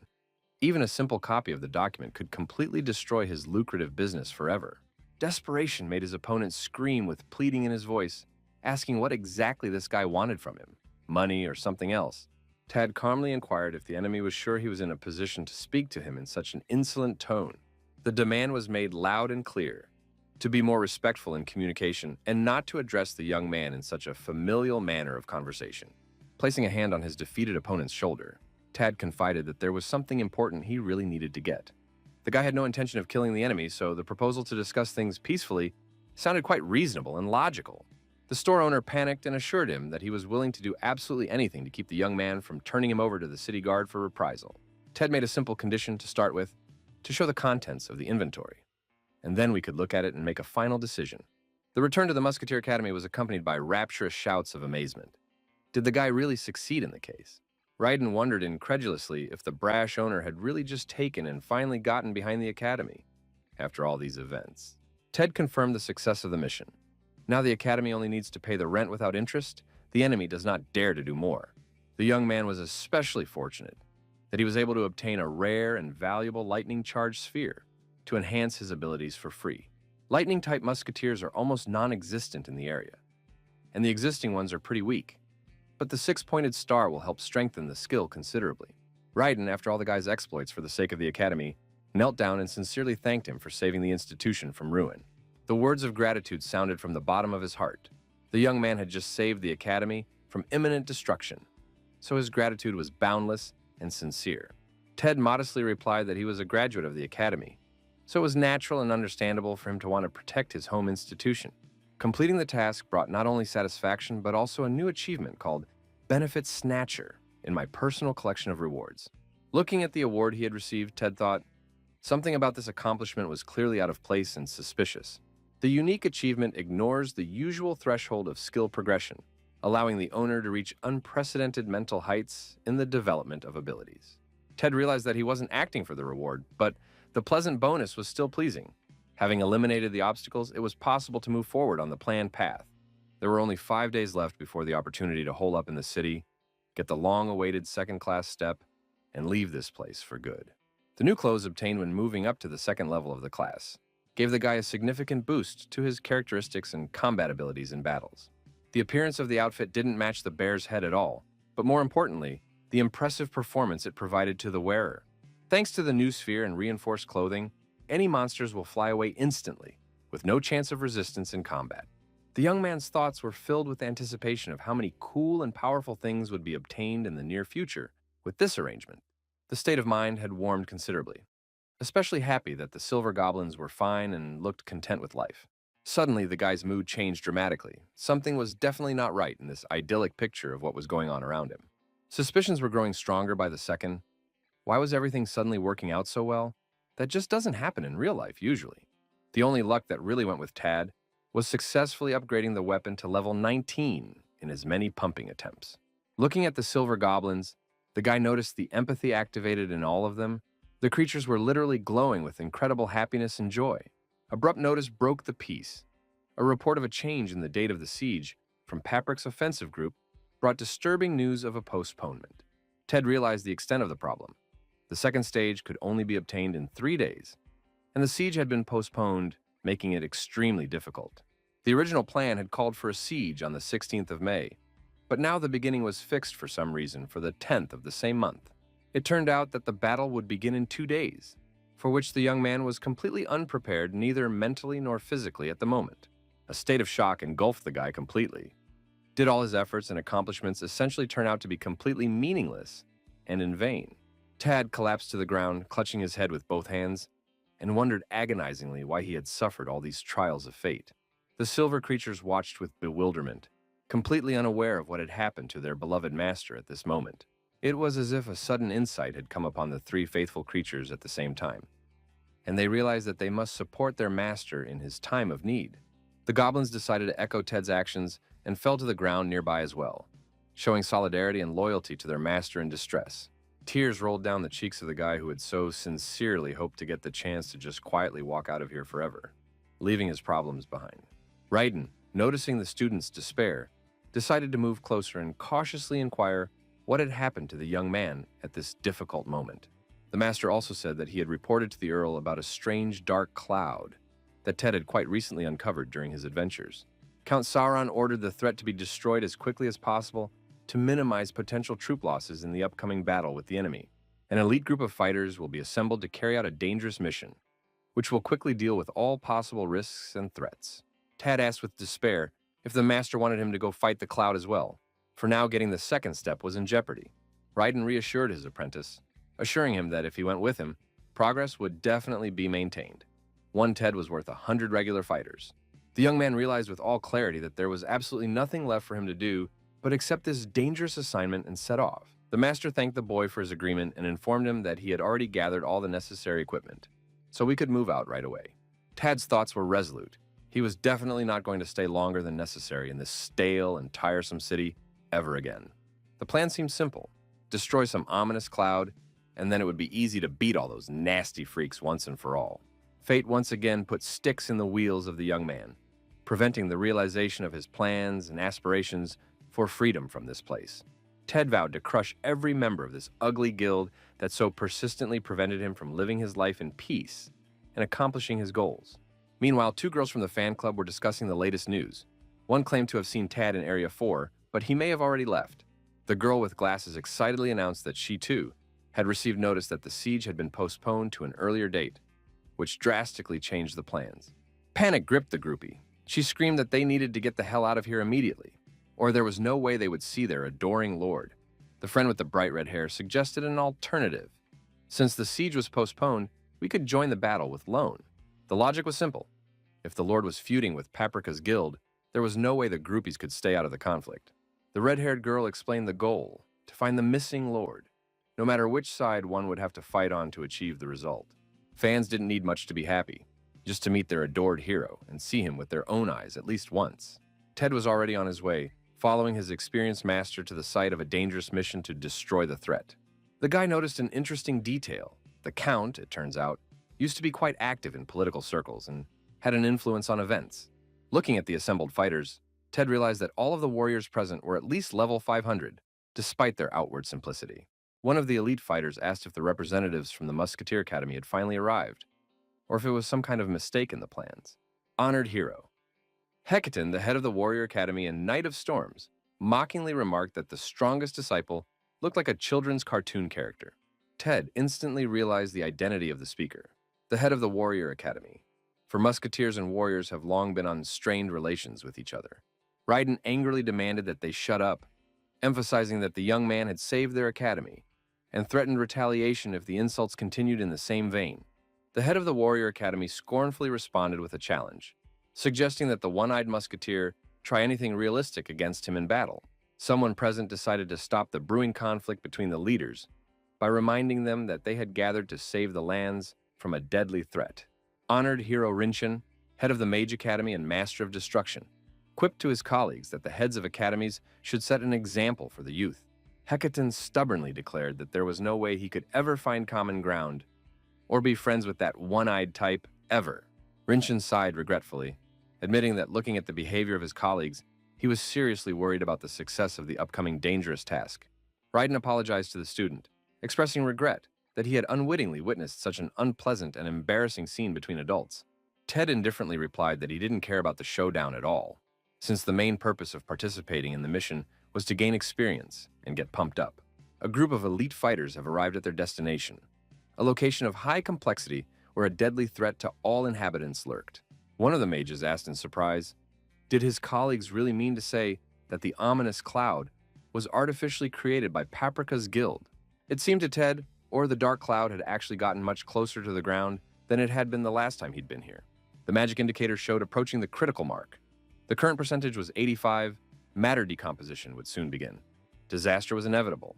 The cloud of decay didn't notice the presence of the group of heroes and began to rapidly descend towards the ground. Ted realized with horror that this magical entity was far more intelligent and dangerous than had ever been imagined in his worst nightmares. The head of the Mage Academy quickly took decisive action, repelling the cloud's fiery attack with a powerful counterattack of his own destructive magic. The allies praised the master admiringly, recognizing that without his lightning-fast reactions, the group would not have been able to react to the surprise attack in time. Hecaton gazed at the scene with a horrified expression on his face, trying to figure out what exactly was unfolding before their eyes at this moment. A huge black cloud was rapidly approaching the surface of the earth at an incredible speed. carrying with it a deadly threat to everyone. An ominous mass began to envelop the entire valley little by little, as if some dark entity was slowly consuming the surrounding world of living beings. Suddenly, red evil eyes shone out from the depths of the cloud, emitting laser light, and filling the hearts of the watchers with primal terror.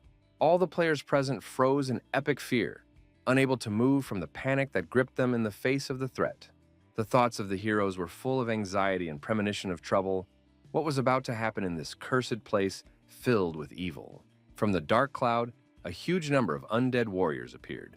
Skeletons, magical zombies, and other representatives of the undead moved to attack. Ted decided to use his powerful mosquito field skill before it was too late, unleashing deadly creatures onto the battlefield against enemies. At the same time, the guy summoned the loyal silver goblins to also join the battle and help deal with the undead army. The young man's entire team was ready for battle, a great start for the upcoming battle with the forces of darkness in this dangerous high-level location. Tad's goal was clearly stated and understood: to destroy the source of the threat he had to eliminate today at any cost to save himself. Guy ordered his creatures to open fire on the enemies, and they instantly obeyed their master's commands, beginning to attack the undead. One of the tank warriors remarked admiringly that the young man was clearly no weakling, demonstrating masterful handling of his deadly weapon in combat. Hecatan wondered who this mysterious guy was in general. There were rumors that the academy student was insanely strong, but now we can check. Indeed, Ted had single-handedly put down dozens of monsters, and he also had his own squad of loyal battle goblins. The young man rejoiced at the stream of level-up notifications. It was the easiest experience he had ever had in his adventure-filled life. The rest of the county's warriors struggled to cope with the onslaught, complaining that there were too many opponents to successfully resist the onslaught. Ted realized that there were indeed many enemies, but if the boss continued to produce undead, the energy of the defenders would quickly run out completely. The guy realized that this situation was basically to his advantage, as he would be able to get the maximum amount of experience from destroying monsters. The young man shouted loudly that he would blow that damn cloud to smithereens, while the rest of the warriors continued to fight the undead. Ted was annoyed at the way the head of the Warrior Academy was climbing under his arm during battle. It completely disliked the guy and got in the way. I especially didn't like the fact that you could accidentally shoot an annoying warrior in the knee to stop him getting in the way in battle. The warrior jumped high up, using his special 9-strike skill, preparing to launch a powerful attack on the opponents below. At the tip of his formidable weapon, a bright red energy ball began to form, emitting incredible destructive power to attack. The warrior swung his weapon so that the red destructive energy spread everywhere, striking all enemies within the attack radius. Hechatan was able to deal with the undead easily enough. But suddenly there were strange tentacles that crawled out from the depths of the cloud. Dark tentacles began to wrap around the warrior's body. The head of the academy did not understand what was happening and where this vile substance came from. All the comrades were horrified to notice that one of their elite fighters had been grabbed and dragged away by an unknown force right in front of their eyes. The remaining heroes were still facing a huge army of monsters with open mouths, ready to devour any living creature. Ted, watching what was happening, realized with horror Hechatan had just been captured and imprisoned in some magical crystal of unknown origin. The head of the Warrior Academy was captured by the enemy, and now no one knew what to do in this critical situation. The captive's body began to undergo an eerie change. Something sinister seemed to be transforming him from the inside out, changing his very essence. Dark forces possessed the warrior, so the task was updated by the system. Now it was necessary to kill the Archelic at any cost for salvation. The comrade had indeed turned into a true undead, a terrifying skeleton with burning evil eyes that had lost all humanity forever. The strategy changed drastically. Now you had to kill not mindless creatures, but the Archelic himself, controlling the army of darkness. The eyes of the awakened monster began to blaze with an insanely bright red light, radiating anger and lust for the destruction of all living things around it. Everyone present was shocked at what they saw. Is the boss really capable of possessing allies? How is this even possible according to the rules? The Master of Magic exclaimed anxiously that the hero's body had been taken over by the foulness, and it was necessary to kill him before it was too late. Raiden gave a clear order to all fighters: listen to the command and immediately attack Captain Hechatan, who had turned into an Archelic. The group simultaneously attempted to pierce the defense with arrows, bullets, and cross attacks, hoping to deliver a decisive blow to the crystal. The magic crystal in which the hero was imprisoned slowly began to crack under the onslaught of powerful allied attacks. The main problem was that not a single noticeable crack appeared on the surface of the crystal despite the effort. Terrified, the heroes wondered what to do in this critical situation, when all the usual methods were useless. Rinchen pondered anxiously as he realized that even elite fighters were unable to destroy this cursed crystal with their own strength. The outlook was grim, so never save a comrade, and Arklich could easily kill all the remaining defenders in this battle. Therefore, the Magic Master gave an urgent order to all the soldiers present to immediately retreat from the battlefield before it was too late to escape. Suddenly, the entire battlefield began to shake with bright yellow lightning bolts that mercilessly killed opponents left and right. The powerful lightning also reached the crystal where one of the comrades was imprisoned, illuminating the dark prison with a blinding electric light. The attack was able to damage the magic defense, the crystal's current defense level dropping to 97% of its original value. Arklich couldn't believe what was happening, pondering with rage as to who had managed to put the first crack on the indestructible prison. Ted realized it was to his credit. The new lightning ability was powerful enough to pierce the crystal's magical defenses. The guy realized the importance of the moment. The level had increased, and for further development, this was the most important achievement in the current situation. Rinchen gave a new order to the group to cover the musketeer so he could safely fire at the target without interference from the enemies. Ted was very much surprised by such attention to his person from experienced warriors and high-level mages. Originally, the guy just wanted to get pumped up on local bosses for experience, but apparently there's nothing you can do about the circumstances. The musketeer battalion was to continue firing heavily, gradually lowering the crystal's defense to a critical level at all costs. The guy understood the importance of the task. It was necessary to crack this cursed sarcophagus and free his comrade from the magical prison. At this moment, the crystal continued to break down little by little under the onslaught of attacks. Its defense level reduced to 91%. Defense performance continued to fall steadily under the continuous attacks, reaching a critical 58%. With the heavy combined efforts of the entire group, they managed to bring that damned sarcophagus down to 1% protection from destruction. Tad warned that if he continued firing, he might injure his comrade, but the master assured him that everything was absolutely fine. Hecaton's body was already affected by the foulness, so let him die like a true warrior. The guy obeyed this difficult order. The monster that had inhabited the hero wheezed with hatred that for 200 years his body had rotted in oblivion, waiting for the possibility of resurrection. Ted realized with horror this freak would still rise, even if he was now in the process of painful rebirth to life.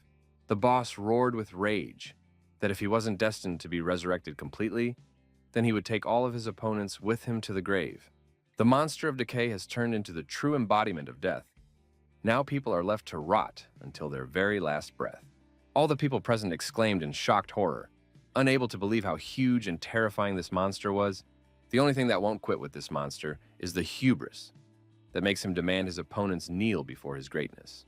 Arklich continued to unleash a variety of horrible monsters that sprayed a poisonous substance on all surrounding living creatures. The spawns of darkness were advancing on the level 500 level warriors, and even these experienced fighters felt intense fear in the face of the threat. The first zombies had already begun attacking the army of defenders, and the morale of the troops had clearly been severely damaged by the horrors taking place. The monsters' attacks easily imposed a corrosion effect, using it to drop the victim's health by 1% every 10 seconds. The warriors' legs were rotting right in front of their eyes from the poisonous attacks. So what could they do in this hopeless situation? Ted, taking an advantageous position, fired at the monsters, trying to do some damage and find a way out of the critical situation. Guy realized with frustration that it seemed as if his attacks weren't doing any tangible damage to the enemy at all. The young man realized that in all likelihood, the core of the boss was in a completely different location than the monster's visible body. The reflection was bitter. Had he known this beforehand, things could have turned out very differently in the battle. The guy addressed the master with a request. The core is hidden somewhere in the depths, so try to attack and hit it. The warlock heeded the young man's advice and began a powerful spell. The magic soared to the heavens. Everything around shone with a blue light. A ferocious wind suddenly arose, sweeping away everything in its path, and a large number of ice shards flew straight at the monster. The ice storm began to envelop and mercilessly hit the Archillic's huge body, causing severe damage all over. The powerful attack forced the enemy to stop a little and did noticeable damage, which brought hope to the hearts of the defenders. The magical attack continued, sharp shards of ice passing literally through the monster's body, piercing it with cold. With this devastating attack, the guy finally saw the long-awaited core hidden in the depths of the archlicker's body all along. Just a second later, the core disappeared from where it had been, vanishing before Ted's eyes as if it had vanished into thin air. The young man immediately realized that apparently the core was capable of moving inside the body. But how was that even possible? Suddenly, a green poison hit the guy's clothes, landing right on his arm and beginning to eat away at the fabric and skin. A corrosive effect came over Ted, and he thought with annoyance why he had such catastrophic bad luck in life. The guy kept running and shooting, but realized that something about this situation was specifically not as it should be. Let the damage on the monster not go through, but why the Archlich doesn't even try to dodge the attacks, as if they were safe. Perhaps the boss is now in such a phase of development that it simply can't move freely on the battlefield. The guy was trying to understand what the main reason for such a strange behavior of a powerful opponent in battle was. Ted shouted to his master with a pleading tone in his voice if they could at least buy some precious time to analyze. Without even getting a normal answer to his question, the young man immediately started running towards the huge monster. The boy remembered the admonition of an experienced thief who said that all things in the thieving world fell into two basic types. Some things can be stolen without much trouble, while others cannot be stolen with all the desire and skill of a thief. Ted realized that he had previously been able to successfully steal people's personal belongings using his thieving skills in the case. The logic was simple, so this approach should work in this critical situation with a powerful Archlich. The guy decided to use his unique stealing skill to try and steal the core of this fearsome monster right out of its body. There was only a 15% chance of success, but given the amount of energy, one could use the skill many more times in a row. Therefore, the young man decided to activate this special skill with his hand and try his luck for the first time against the boss. The result was one measly crown, which meant that the attempted theft was a complete failure and unsuccessful on all counts. Ted realized that in any case, this was roughly the result he had expected from the beginning of this adventure. However, the guy still has 19 more attempts left. So either way, this Archlich's heart will belong to him. Mentally, the young man turned to his luck with a warning: don't even think of letting him down at this critical moment in the battle. Ted grabbed the four-leaf clover with his trembling hand, hoping the talisman would bring welcome good luck in the case. The lad turned reproachfully to the amulet, that it was the clover's fault that the wearer had such disastrously bad luck. The young man bitterly noted that he had experienced 18 consecutive times of theft failure, with a 15% probability of success. Patience was coming to an end. How much longer should I put up with all this endless failure and fate's bullying of myself? The threat sounded clear. If he was unlucky again, the clover would know what the angry owner of the amulet would do to him. The guy kept threatening that damn clover, demanding that the talisman immediately bring the promised good luck in the case. Finally, on the 19th attempt, the guy managed to successfully steal the precious core directly from the Archlich's body at any cost.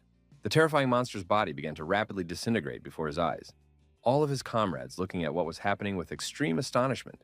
In this triumphant moment, Ted raised his level to 232nd, which exceeded the guy's expectations. The young man also received a notification of receiving a new achievement, which surprised and pleased him a lot at this moment. Thoughts were joyful, stats and skill increased, not counting the main loot in the form of a black heart monster, a rare Archlich material, a special component that allows for the creation of unique skill spheres of unprecedented power and effectiveness. Now, when you meet Brahmin, it will definitely be possible to create a very strong skill out of all the options for improvement. This legendary blacksmith, a master of forging mythical items, who guy pumped weapons as many as 19 times in a row.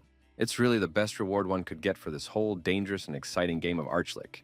While the lad rejoiced at his success, all of his comrades mourned the loss of the brave master of the Warrior Academy in battle. Ted understood the harsh reality. Unlike players, allies cannot be resurrected, making the game more realistic. The head of the Warrior Academy left this world today absolutely forever, leaving his colleagues to mourn the loss of a great hero. Count Sauron was scrutinizing the latest news brought to him by a loyal subordinate from the scene of the recent battle with the Archlich. The report stated that the best warriors in the county were unable to defeat the monster, but one young man killed it single-handedly. Rinchen respectfully remarked that he dared not give advice to my lord, but thought it right to hire this fellow for the coming siege. The count replied doubtfully that even if the master wasn't lying, he didn't think such a decision was reasonable for their situation.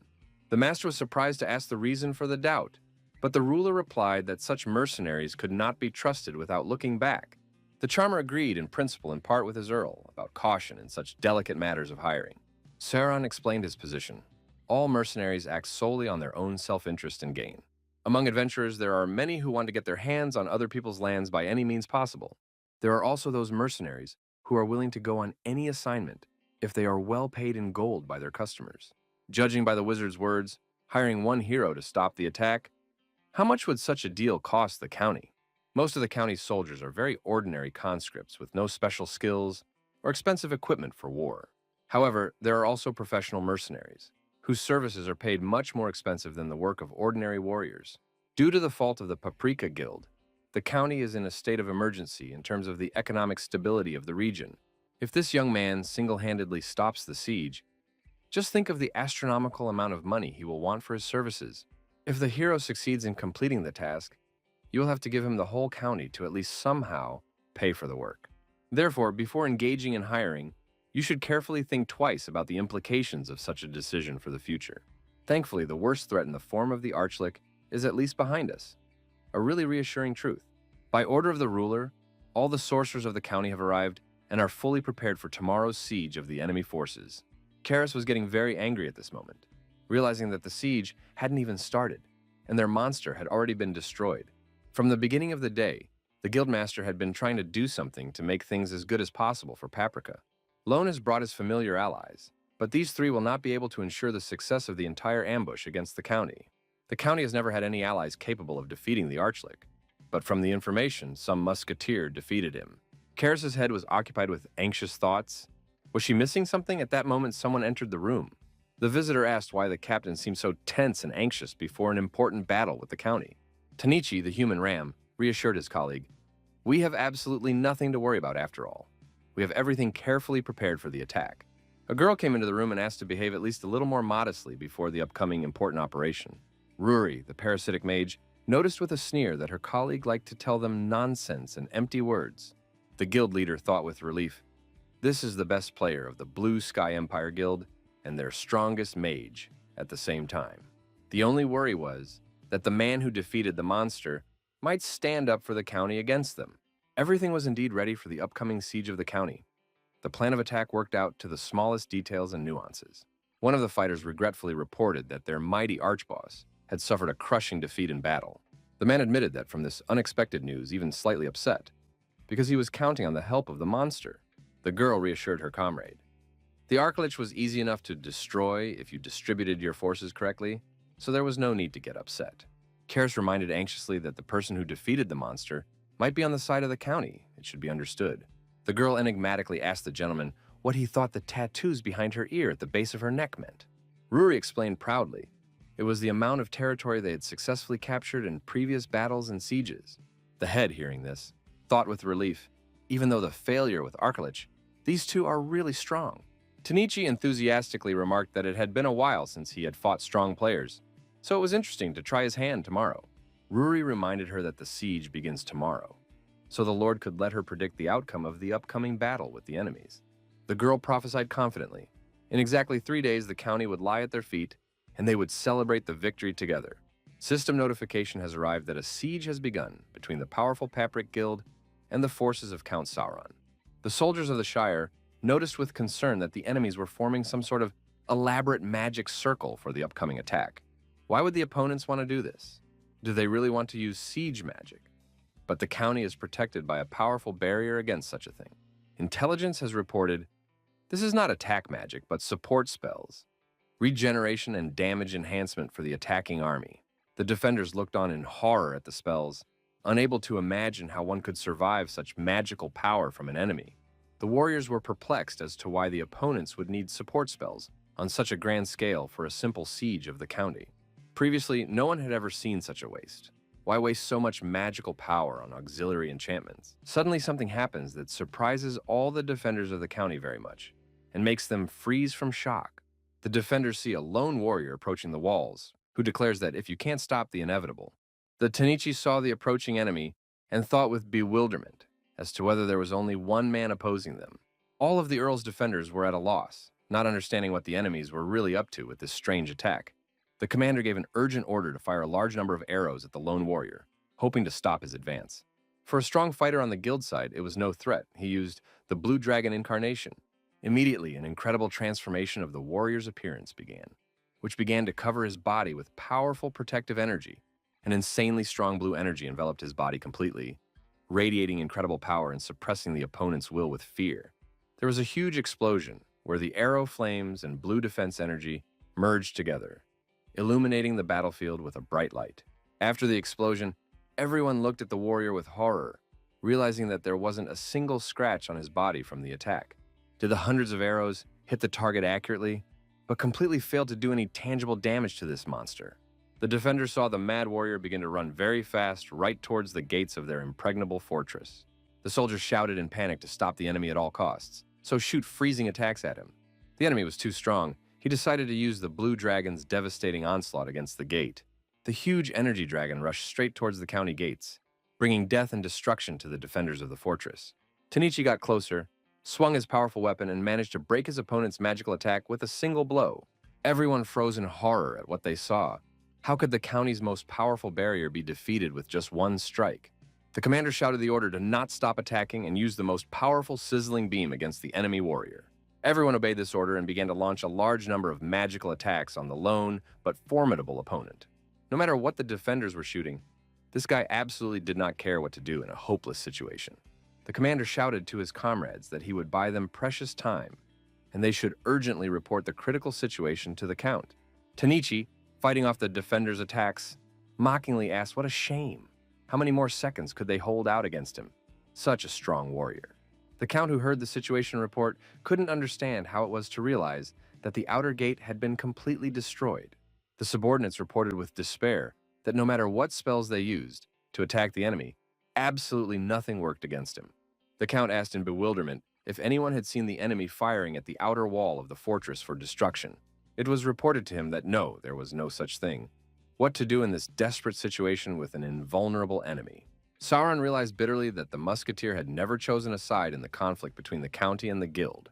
The ruler was well aware that they didn't know what kind of monster they would encounter as the siege continued. Under the circumstances, it is quite difficult to properly assess the situation and make the right decision to save the county. The count has given an urgent order. Head to the Musketeer Academy and bring the adventurer named Ted immediately. The guy was just having breakfast in his room at this point and was extremely unhappy with the events going on around him. The young man read the breaking news of the capture, describing the horrible events that are happening in the county right now. Ted thought bitterly that he'd lost everything and had to swing again, and these freaks were still doing what they wanted.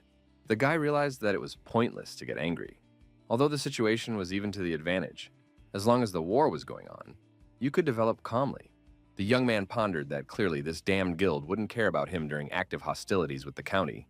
So even if one has to participate in a siege, his enemies certainly don't have time to read news of his activities right now. The biggest challenge for the guy is to complete this siege in the shortest time possible and make the most of the situation.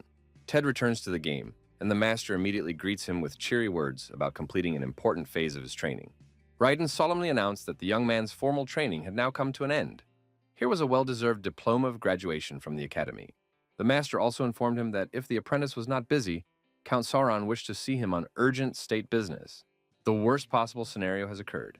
The enemy has broken through the defenses and threatens the entire county with its might. The hero of the enemy army broke through the fortress gate alone, so the troops absolutely cannot resist the onslaught for long. Even the experienced soldiers and mages of the county are unable to withstand something of similar strength and destructiveness. Ted, hearing the news, thought with interest, "Looks like Paprika has managed to hire a high-level player. It's getting interesting." The lad reflected that what was happening, in all probability, was even more entertaining than could be imagined in his wildest dreams. Ted entered the Earl's chambers and saluted the ruler respectfully, expecting an important conversation about the fate of the earldom. Sauron immediately inquired if the young man knew all the details of the critical situation at the walls of the fortress. The ruler got to the point without delay. "The conversation will be short. Can you help the county right now?" Ted realized that this was quite a lucrative assignment. It had been a long time since he'd had one like this, even considering the recent trials of fate. The lad answered in the affirmative, but asked permission to ask one important question of the ruler before beginning the mission. The young man explained that he was going to outplay all of Paprika's heroes due to his superiority in battle tactics and strategy. However, to carry out the plan, he would need the support of 100 people with magical abilities for reinforcement. Ted asked to be given 100 wizards under his command, and then he sincerely promises to solve the whole problem of the county. The guy explained that the whole plan rests entirely on magical support, so the wizards should help him by all means. The young man explained the strategy. All the mages needed to do was increase his energy. He would do the rest on his own. The frightened mages didn't fully understand the plan, but of course, agreed to help save their home county. Ted, surveying the destruction, thought with horror, "My God, someone has so thoroughly damaged the fortress wall." This monster was clad in blue-colored magical armor, emitting incredible power and energy of destruction. Master Rinchin tried to activate S-rank magic against the opponent, but he was completely unaffected by everything. Ted knew that the only player fitting the description was a ranger of the Blue Sky Empire named Tanichi. No Alibaba, no CGTV. Guilds aren't small either. It's unclear why to get behind Paprika in this war. The guy thought that the opportunity to fight such a strong player, a great chance to test his new abilities. Ted turned to the wizards with orders to take position and begin casting reinforcement spells on him immediately. The mages immediately complied with the young man's demands, using the powerful magic flow spell to increase his power. The spell Rapid Recovery has also been activated, greatly improving energy and stamina regeneration. The energy recovery rate increased manifold, and the skill rollback time also decreased to minimal values. The guy happily thought, well, now we can go and deal with all the opponents one by one. The first thing Ted used was the lightning charge sphere. Yellow lightning began to build up around his body very quickly.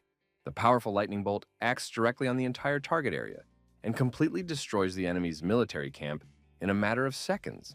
Opponents look on in horror and bewilderment. What kind of incredible attack this is?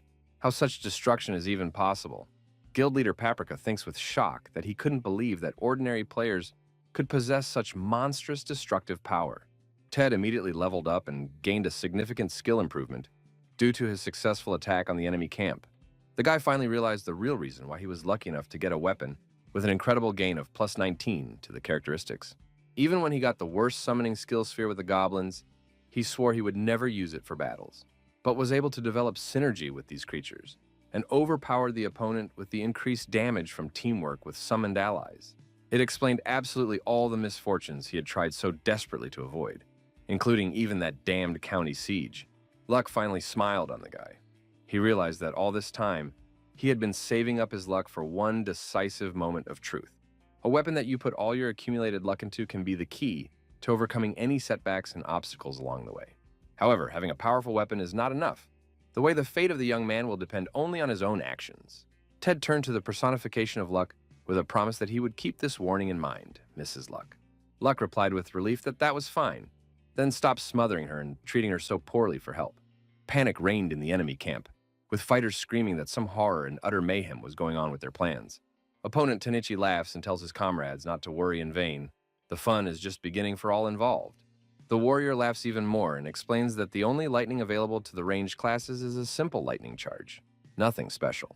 When the guild leader heard those words, he thought with annoyance that Tanichi was dumb and only useful in direct combat.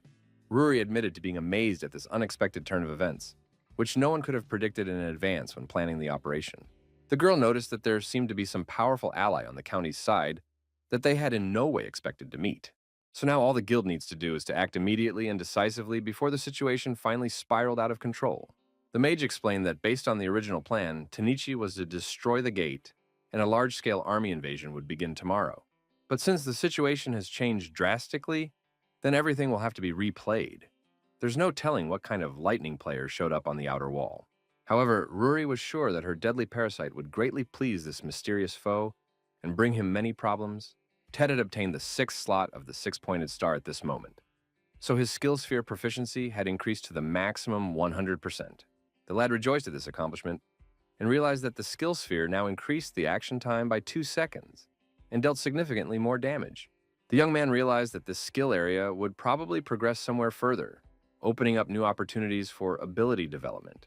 The initial skill rank is followed by an advanced skill level, and then even higher levels of improvement will be available. The boy smiled and thought with anticipation that he couldn't wait to see this growing power in real combat action against his enemies. The master turned the young man's attention to what was happening. Look over there. It seems that the enemies have decided to go on an active offensive against the position.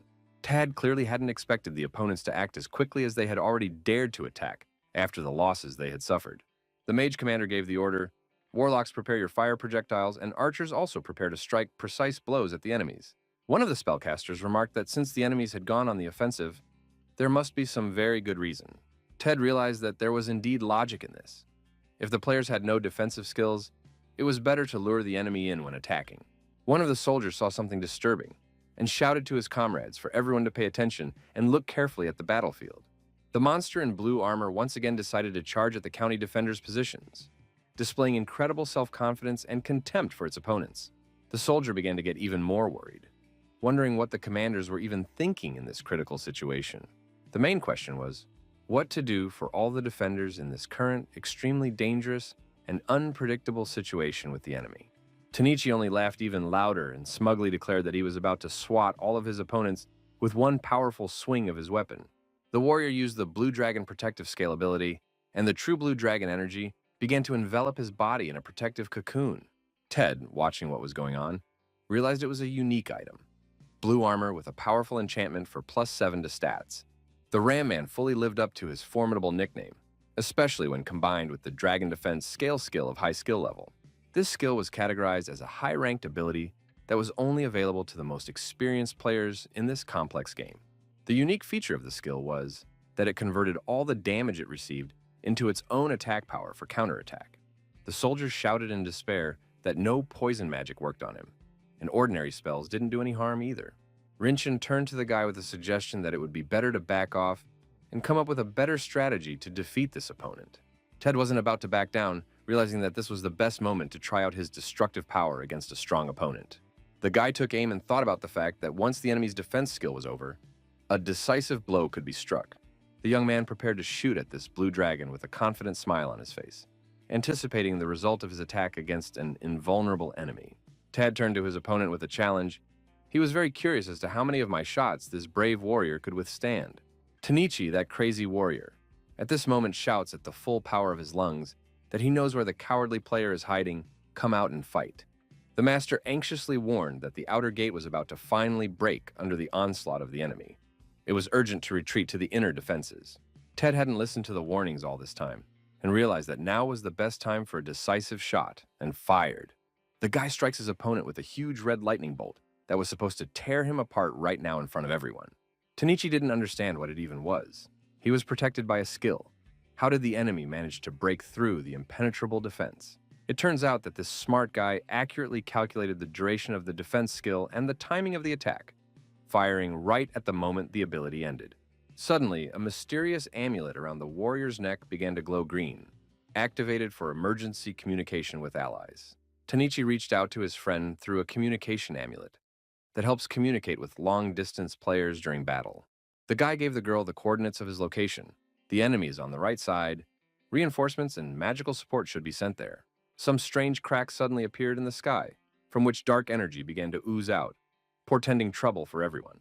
Ted fell under the curse of the Dark Territory influence. All of his characteristics were greatly reduced by the enemy's magical influence. It also had an attack lock on it. The magic skill releases a scattered cloud. Those caught in the effects get banned for 10 minutes. Ted realized that the situation was very bad, so he needed to get out of here immediately, using his double jump skill to retreat quickly. It was unpleasant to admit this fact, but he was just essentially forced to retreat by superior enemy forces and cunning tactics. Something else confused the lad. He realized that those damn clouds were following him relentlessly on his heels, chasing the fugitive. The young man realized with horror that two powerful skills were flying straight at him, and it was almost impossible to dodge them. Ted falls to the ground and loses some of his health by almost half from the powerful magical effects of the haunting spells. The guy still had a curse on him with 10 minutes of attack blocking, making him practically defenseless against enemies. The guy realized with horror that it was 3 powerful S-rank level attacks in a row, each of which could kill an ordinary player.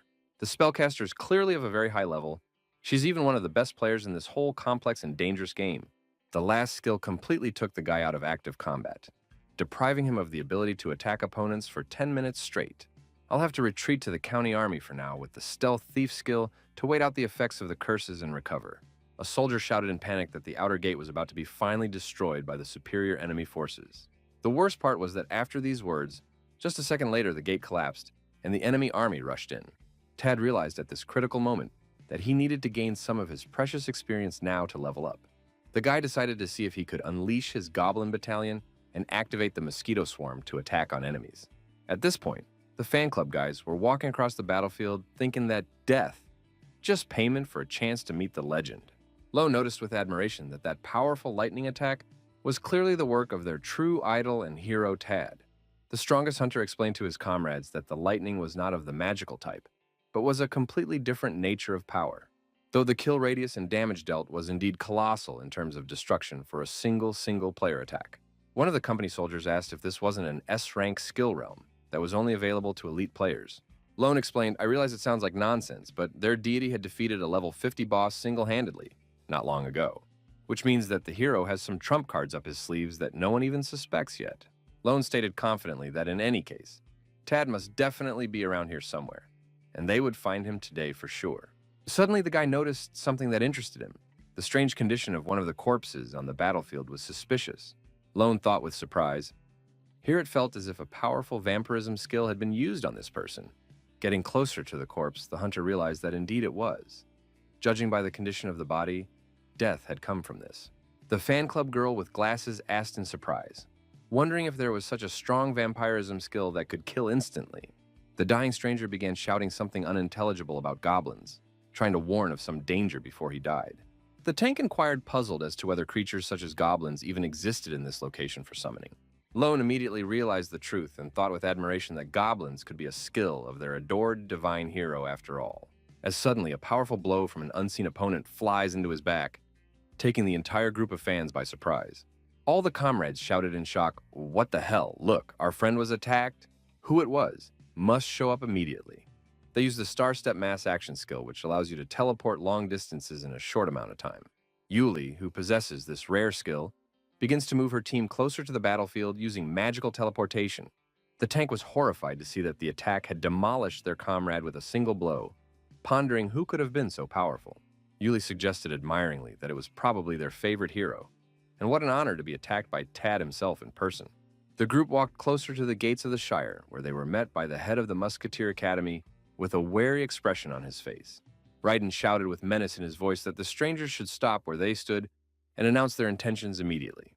The master promised that he would let them go no further under any circumstances, defending the county's territory at all costs. Suddenly, something happened that surprised everyone present very much, and made them reconsider the situation from a different perspective. Julie explained peacefully that they actually came here with good intentions and wanted to help the county in defense. The rest of the group noticed that if they left the faction during the siege, then they would receive a large penalty from the game system. Yuli warned her companions that it was too early to rejoice in their success. First, they needed to find at least traces of Tad's presence in the neighborhood. The girl was sure that very soon they will definitely meet their adored hero and will be able to communicate in person. Karis got the message that these guys were leaving the faction, not realizing what the hell was going on, starting to get really pissed off. The guildmaster was outraged that these freaks knew the amount of the penalty. How could they abandon their allies at such a critical moment? Karis thought with annoyance that Lone had brought them here, so let him deal with them himself. When the master decided to check the status of the player, he saw with surprise that this subordinate had been killed by an unknown opponent. The guild leader was surprised and thought with bewilderment, how come this guy had died again at the most inopportune moment? Ruri strained to find traces of her opponent, wondering where that mysterious monster player had disappeared from sight. The girl turned to her friend and noticed that their opponent was low level, but his damage was much higher than theirs. Therefore, the mage was certain that they definitely shouldn't get into a groove and act too recklessly against such an enemy. Tanichi laughed and wondered if his girlfriend didn't believe in his strength. Even if a player was strong, he wouldn't lose to anyone. The girl laughed in response and agreed that they did indeed have the strongest fighter among all the participants in this siege. Ruri thought to herself that the situation was taking a very intriguing turn that could have unexpected consequences for everyone. This will be the truest battle of fool and monster, and it is definitely worth watching closely until the very end. From one of the fighters, the enemy receives a powerful blow to the head so that the bullet goes through him through and through, leaving a fatal wound. Ted has leveled up again and thinks he's a head taller than all those minions because of his second-class step. The spellcaster had placed a detection curse on the area, so the guy had better proceed as carefully and cautiously as possible. The young man thinks that to begin with, he must defeat Paprika's trump card, and then the siege can be considered almost won. Taking aim and picking a target, Ted wonders who his victim will be, as plans are abruptly changed by the unexpected. Using a double jump, the guy barely dodged a sickle spell that flew dangerously close to him. Tanichi runs in with his weapon drawn and yells to his opponent to stop hiding, come out and fight one-on-one fair and square. Tad, seeing this warrior, thinks with wonderment how he found him in invisibility, for tanks have no detection skills. Taking a closer look, the guy noticed something important on the hilt of his opponent's sword that explained what was happening to him. The young man saw the green-colored detection skill sphere and understood why the warrior needed something like this to search for enemies. The crazy warrior laughs and states that the enemy can't escape as he uses a special skill to detect targets. This skill allows you to see the exact position of a target regardless of their status. And then there is the link to attacking abilities. The following skill allows you to consecutively launch 3 powerful shockwaves from your weapon in the direction of a detected enemy. Ted thinks with horror that even without considering the difference in levels between them, this skill is too dangerous for him. The guy dodges the attack, realizing that there's no way this ability should be allowed to hit him. Turning around, the young man saw a second shockwave flying straight towards his back at an incredible speed. As Ted turned around, he thought with panic that the wave was already closing in on him. What to do in this situation? With his double jump skill, the guy managed to make sure the attack didn't hit him at the last moment. The young man realizes how close it was. If you have to keep running this way, it will never end in victory.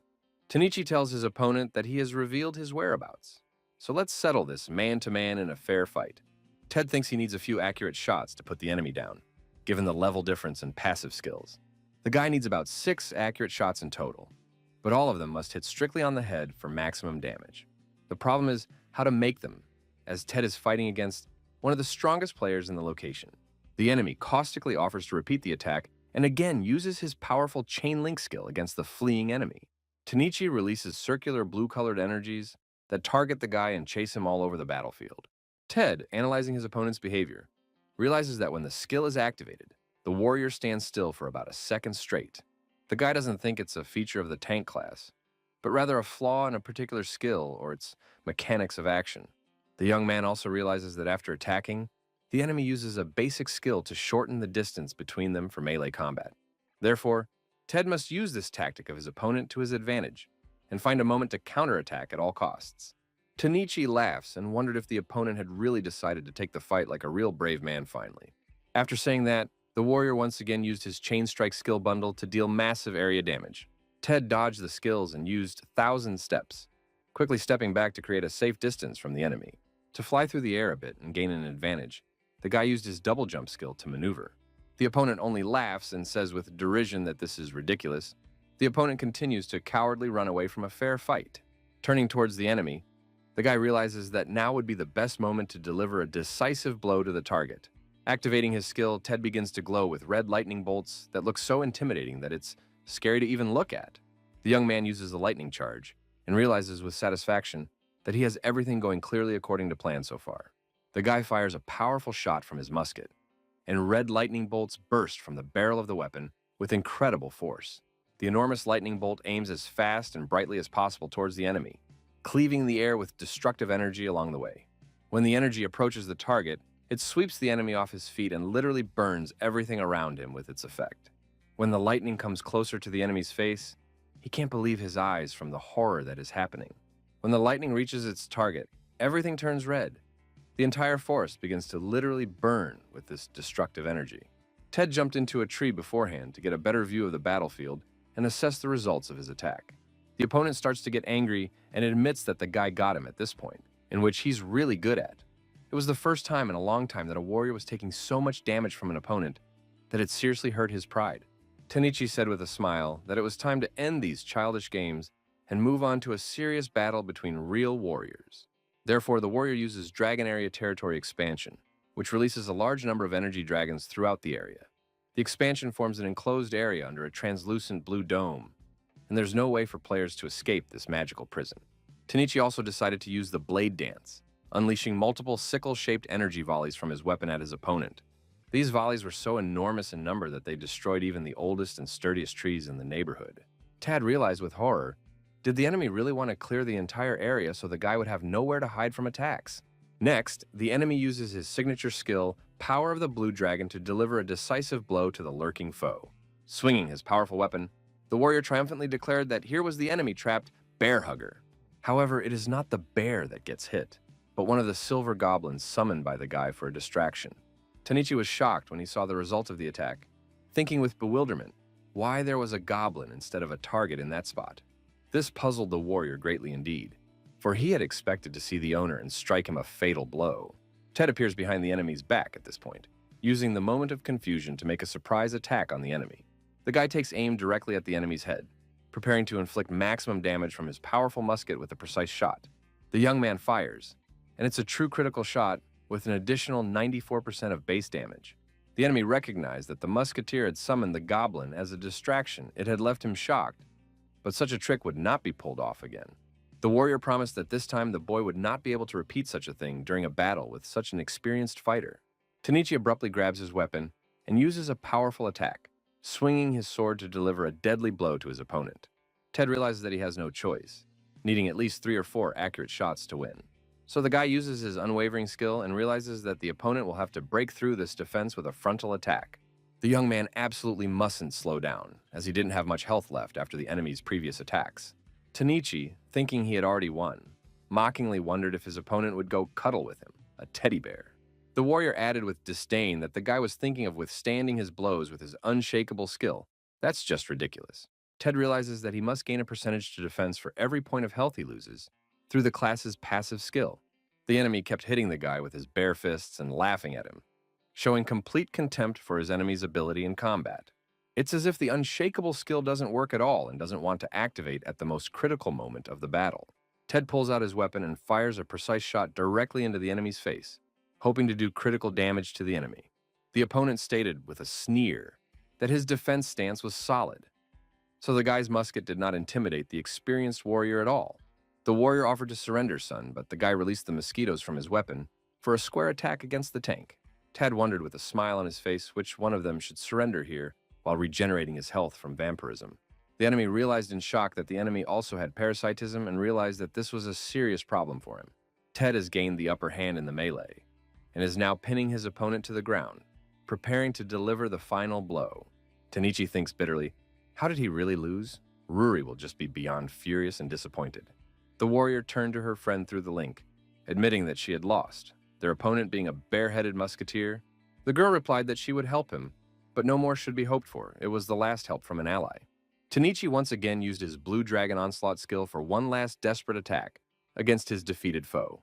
Ted thinks with annoyance that all the way to the end, the enemy is determined to put sticks in your wheels that die at last. Finally, a miracle happens. The opponent dies, but the explosion throws the guy high into the air from the force of the last attack. Ruri thinks the enemy has defeated their fighter. Tanichi is strong but terribly slow and inconsiderate in his battle tactics. The Magica looked around and realized that no one from their faction was nearby, but that was also good for the plan she had in mind. Therefore, the girl uses Area of Superiority territory expansion to create a magical field of control over the area. Ruri thinks that first they need to cut off all avenues of escape for their opponent and trap him. The mage uses the Celestial Construct. A blue cube appears in the forest, limiting the space for enemy maneuvers. The girl thinks there's one more finishing touch she's been saving for a special occasion like this. It's a magical bag from which a sinister aura emanates, and some monstrous creature of darkness appears. A younger demon emerges from the bag, ready to serve his mistress and follow any orders without question. The creature says it is very grateful for this duel, so it expresses its sincere gratitude to the Lord for the challenge. Ted, sitting in ambush, sees a huge black cloud moving towards him, and thinks with horror what it is. The guy realizes that he's seen something like this before. It's the exact same cloud that turned his comrade into a monster. The lad realized with alarm that it was now best to leave the battlefield immediately, while there was still a chance to avoid the worst outcome of this battle. However, when Ted tried to remove himself, he discovered an energy dome around him that completely blocked any attempts to leave the area. The young man wondered what kind of strange magic this was. How come there was such a powerful barrier preventing the fighters from retreating? The guy shot at the dome, trying to break it with his weapon, but absolutely nothing worked against this enemy's defensive structure. Ted realized that things were extremely bad. If those demonic tentacles touched his body, it could be considered that everything was gone forever. So the young man turned sharply and began firing intensely at the energy hands that insistently wanted to grab him and drag him towards the demon. However, the guy quickly realized that the matter is not good at all. No matter how much you shoot at the tentacles, they still continue to persistently climb towards the target. Ted wanted to use the powerful lightning charge skill, but he didn't have enough energy to activate this destructive ability. The demonic claws began to get closer and closer to the guy, who shouted at them to back off and leave him alone. At last, the young man found himself completely bound by these ghastly hands and they began to drag him very quickly in an unknown direction against his will. The tentacles dragged Ted straight toward the younger demon, a horrible creature emitting a sinister aura of darkness and decay all around him. Approaching closer and closer to the monster, the guy realized with horror the main goal. The younger demon wants to merge with his character forever. Ted thought with despair, could his body be so easily pierced as it had been for his unfortunate comrade not long ago?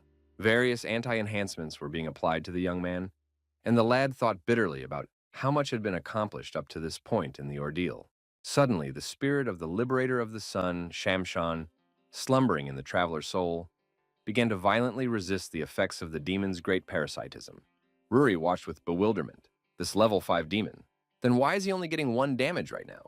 The magician was getting some strange in-game notifications, and the girl had absolutely no idea what had just happened to her spell in the first place. Ted himself didn't understand what was happening. Was the spirit inside him actively resisting the merger, and the guy could avoid being transformed into a monster? The rest of the players watching this spectacle thought this was some kind of special gaming event. What was going on here with reality at all? How such a thing is even possible in principle, God only knows. But this demonic monster seems quite dangerous to everyone present. The system reported a junior demon merging with the character. The percentage of defeat 33. When reaching 34, the player would partially lose control. The younger demon releases a huge energy field from his weapon, which begins to affect everyone within its radius of influence. Players were shouting to each other in panic to see what was happening. The monster was shooting at them, so it was imperative to get out of here as soon as possible while alive. Throughout the forest, there's a huge explosion of incredible force, which shakes the ground and destroys all life within a radius of several kilometers from the epicenter. The spirit of the liberator of the sun, slumbering in the soul of the traveler, continues to desperately resist the effects of the great curse of parasitism, trying to preserve the identity of the host. Ted thinks with despair, what can be done when the percentage of defeat reaches 100? It turns out all that's left is to just watch what happens. The younger demon continues to merge with the character, and the system shows that the defeat is already 35% of the maximum. Now a younger demon has taken Ted's form, using his appearance and abilities to accomplish his sinister goals in this world. A demonic creature in the body of a guy comes closer and closer to the county, bringing death and destruction to the peaceful inhabitants of these lands. The monster begins to roar with rage, though somewhere in the back of his mind is a thought, just don't touch the innocent citizens of the county. However, does the opinion and point of view of the real Ted matter to the demon now? He just fires his huge energy cannons. A huge projectile ball causes tremendous damage across the county, destroying walls, buildings, and anything in the path of the destructive force. The entire county army screams in horror, "Oh my God, look! Our hero has turned into a monstrous monster and is attacking the allies." Count Sauron, who was among the defenders, appealed to his subjects to remain calm and listen to his instructions at this critical moment. The ruler understood that all of them now needed to move in an organized fashion behind him, to cover to avoid death from the attacks of a former ally. Ted realizes with horror that this is wrong, for he has been on the side of the county and defending these people from their enemies only a short time ago. Among the defenders of the county is someone strong enough to try to stop the demonized hero at any cost to save everyone. The guy noticed the guys from his fan club who are watching with bewilderment and do not understand what happened to their idol. A huge energy bullet flies at them, spinning at incredible speeds through the air, threatening to destroy everyone in its path. Looking at the approaching death, the fans do nothing but just watch as this projectile approaches them inexorably. There's another powerful explosion, which illuminates everything around with a bright light and makes the earth shake with incredible destructive force. The Sun Liberator continues to fight back, and the defeat is down to 30%. Ted realizes he can at least control something now. The guy realizes that something urgent needs to be done before the situation finally slips into a completely hopeless and catastrophic direction. Ted thinks that if he had been able to regain some control over his body, things could have turned out very differently. At this point, the young man has the opportunity to hurt Paprika before the demon takes full control of his body and mind. The demon lowers a huge energy arrow at the enemies, which aims straight for their camp with the intention of destroying as many opponents as possible. Tad, while trapped in the monster's body, tries to use the inventory access skill, hoping to find something useful to fight. The guy pulls out the item and thinks with relief, it's a good thing he didn't sell this important item that could help in a critical situation. This is a berserk potion that, when applied, increases reaction speed by 30% and damage increases by 10% of the base value. The young man realizes that since he is literally flying over Paprika's camp right now, it is completely safe to use this opportunity for revenge against his enemies. So Ted, without any hesitation or thought of the consequences, drinks this precious potion as quickly as possible, hoping the situation will improve. Reaction speed increased by 30%, damage increased by 20, and in total, the guy has 10 minutes to utilize these benefits. Ruri, watching the younger demon rapidly approaching their camp, is completely unaware of what exactly happened to the plan. Is it really Ted in the guise of a demon? The girl needs to set up a protective barrier as quickly as possible to save her allies. Ted is clearly not going to give his opponents that opportunity, as the madman begins firing his weapon intensely in demonic form. A girl, desperately trying to somehow save a critical situation, sees a huge energy field of death approaching her. Ruri realizes with horror that in this situation she would be completely powerless against such might and unable to defend the camp. In their camp, there's a huge explosion of incredible force, which demolishes everything in its path and destroys most of the buildings. The younger demon in Ted's body goes even more mad with rage and begins to growl, displaying bestial aggression towards everyone. The monster completely trashes the human camp from Paprika, who has messed up the guy's life so badly with his despicable actions. Everything around you explodes in blinding flashes of light, so bright and powerful that it's hard to believe anyone can survive. Lone, despite the chaos going on, thinks bitterly about having invested so much money and attracted top players, and only one musketeer took and spoiled all the plans of the guild, destroying the results of long preparations for the siege of the county in one blow. Ted opens his huge demonic maw, from which sharp fangs peek out, horrifying all who see the sight. The potion's effects came to an end, and the guy immediately felt a painful rollback of energy, weakening him for a while. When the young man regained consciousness, he saw the utter destruction all around him and thought with horror, did he really do it all? Sun Liberator is completely resistant to demonic influence. The resistance is 100%, and the guy got a lot of system windows. Ted realizes that he has managed to maintain control and stay in this powerful body, gaining incredible opportunities for further action. Basically, at this point, the guy was just a high-level boss with all the relevant characteristics and destructive abilities. The system issued a notification that the young man had received a new achievement for his outstanding actions during the siege of the county.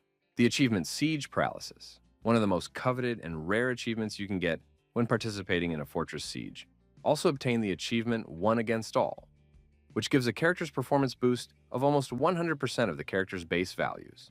The new status maximizes the power of all skills when using invisibility, making stealth attacks even more devastating and effective. The system asks if he wants to add a new status, Overwhelming Aura. The guy realizes that, of course, he's madly desiring it. Ted thinks with satisfaction that he has a unique status created, and now something else interesting can be done to develop. However, the system issued an alert. The guy has killed too many people and his crime index is 53,000 units. Therefore, Ted gets the status of Sworn Enemy of the Realm and the status of Demon Boss, since he invaded the city and killed many peaceful citizens. At this moment, the subordinates are insistently telling the Count to get rid of this demon immediately. It is no longer possible to ignore the threat. The advisors convince the ruler that it is imperative to decree the capture or destruction of the monster for the safety of the entire kingdom. Raiden apologizes for interfering and asks the Count for his opinion on the current situation with the demonized hero. The master explains that the traveler Tad, who had the misfortune to befall, is their ally. He was turned by the freaks who turned against the county. The subordinates object that this is utter nonsense, and you shouldn't mix public duty with your personal affection for a former student. Raiden explains that personal feelings have nothing to do with it. There's a power slumbering in the guy's body that there's no way they can curb. The teacher came out after the battle was over and looks at all the horrible destruction, pondering the fate of his ward. The master's mind is spinning with thoughts of where his apprentice is and whether he has managed to retain his human will in a demonic body. Raiden recalls what the lad was like on the first day when he first came to his musketeer academy to be trained in the art of shooting. And then the teacher thinks about how quickly the young man has become incredibly strong, exceeding his mentor's expectations in a short time. Mentally thanking his apprentice, the master recognizes that he saved their home and academy from ruin by risking his own life for the sake of others. So Raiden hopes that she and Tad will definitely meet again, and everything will be perfectly fine as it used to be between them. In the capital of the Pixian Kingdom, in the conference room of the Blue Sky Empire Guild, powerful players are gathering for an important meeting. Ruri and Tanichi tell the girl that they were afraid the siege would take too much time and they wouldn't make it to the scheduled meeting. The girl reflects that although they failed the siege, everyone else in the alliance seems to be doing fine. A familiar voice addresses the group. Long time no see, guys. How are the continent's strongest players doing lately? It's Musashin, the great swordsman, wondering if anything good has happened to the comrades during their absence from the meetings. Tanichi tells him that he has met an opponent so strong that the great swordsman can't even imagine his true power. Ruri ponders, more importantly, how this guy was able to resist her deadly parasitism, which should have worked. The girl was absolutely sure that everything would go smoothly according to plan. But how on earth did the enemy manage to stop her best spell? The organizer announces that most of the participants have already arrived at the location, so the planned meeting of the continent's elite guilds can begin. Ted at this point is running through the woods and thinking with despair, why did he have to go through such an ordeal? Did he deserve such a fate? Now the guy has to flee to another country to start over and try to build a new life away from persecution. At a conference, they announce that 5 of the strongest leaders in the room have gathered, and all are facing the same serious problem. The main question is the reason why they were not included in the top 7 guilds on the continent, says one of the participants. It's about power distribution, however. Everyone here deserves to be among the best players, and deserves to be recognized. Therefore, all guilds need to unite for a common goal, but this requires one common enemy to rally the forces. To their great regret, they failed to subdue the county for themselves. They lost this particular battle due to unexpected circumstances. However, the war is not yet lost, as there are many other territories that can be captured and joined to the alliance by force. Therefore, now is the best time for decisive action, the moment when all conditions are in their favor more than ever. The speaker announces the formation of a guild alliance that will take the top spot in the rankings and change the balance of power on the continent forever. It is decided to start large-scale actions now, and the first thing to do is to choose a worthy name for the new powerful association. Ted continues to run quickly through the forest and realizes with relief that he has finally found the place he really needs to escape. This is the kingdom of Pixie, where the guy's been heading all along, hoping to find refuge and start a new chapter of his troubled life.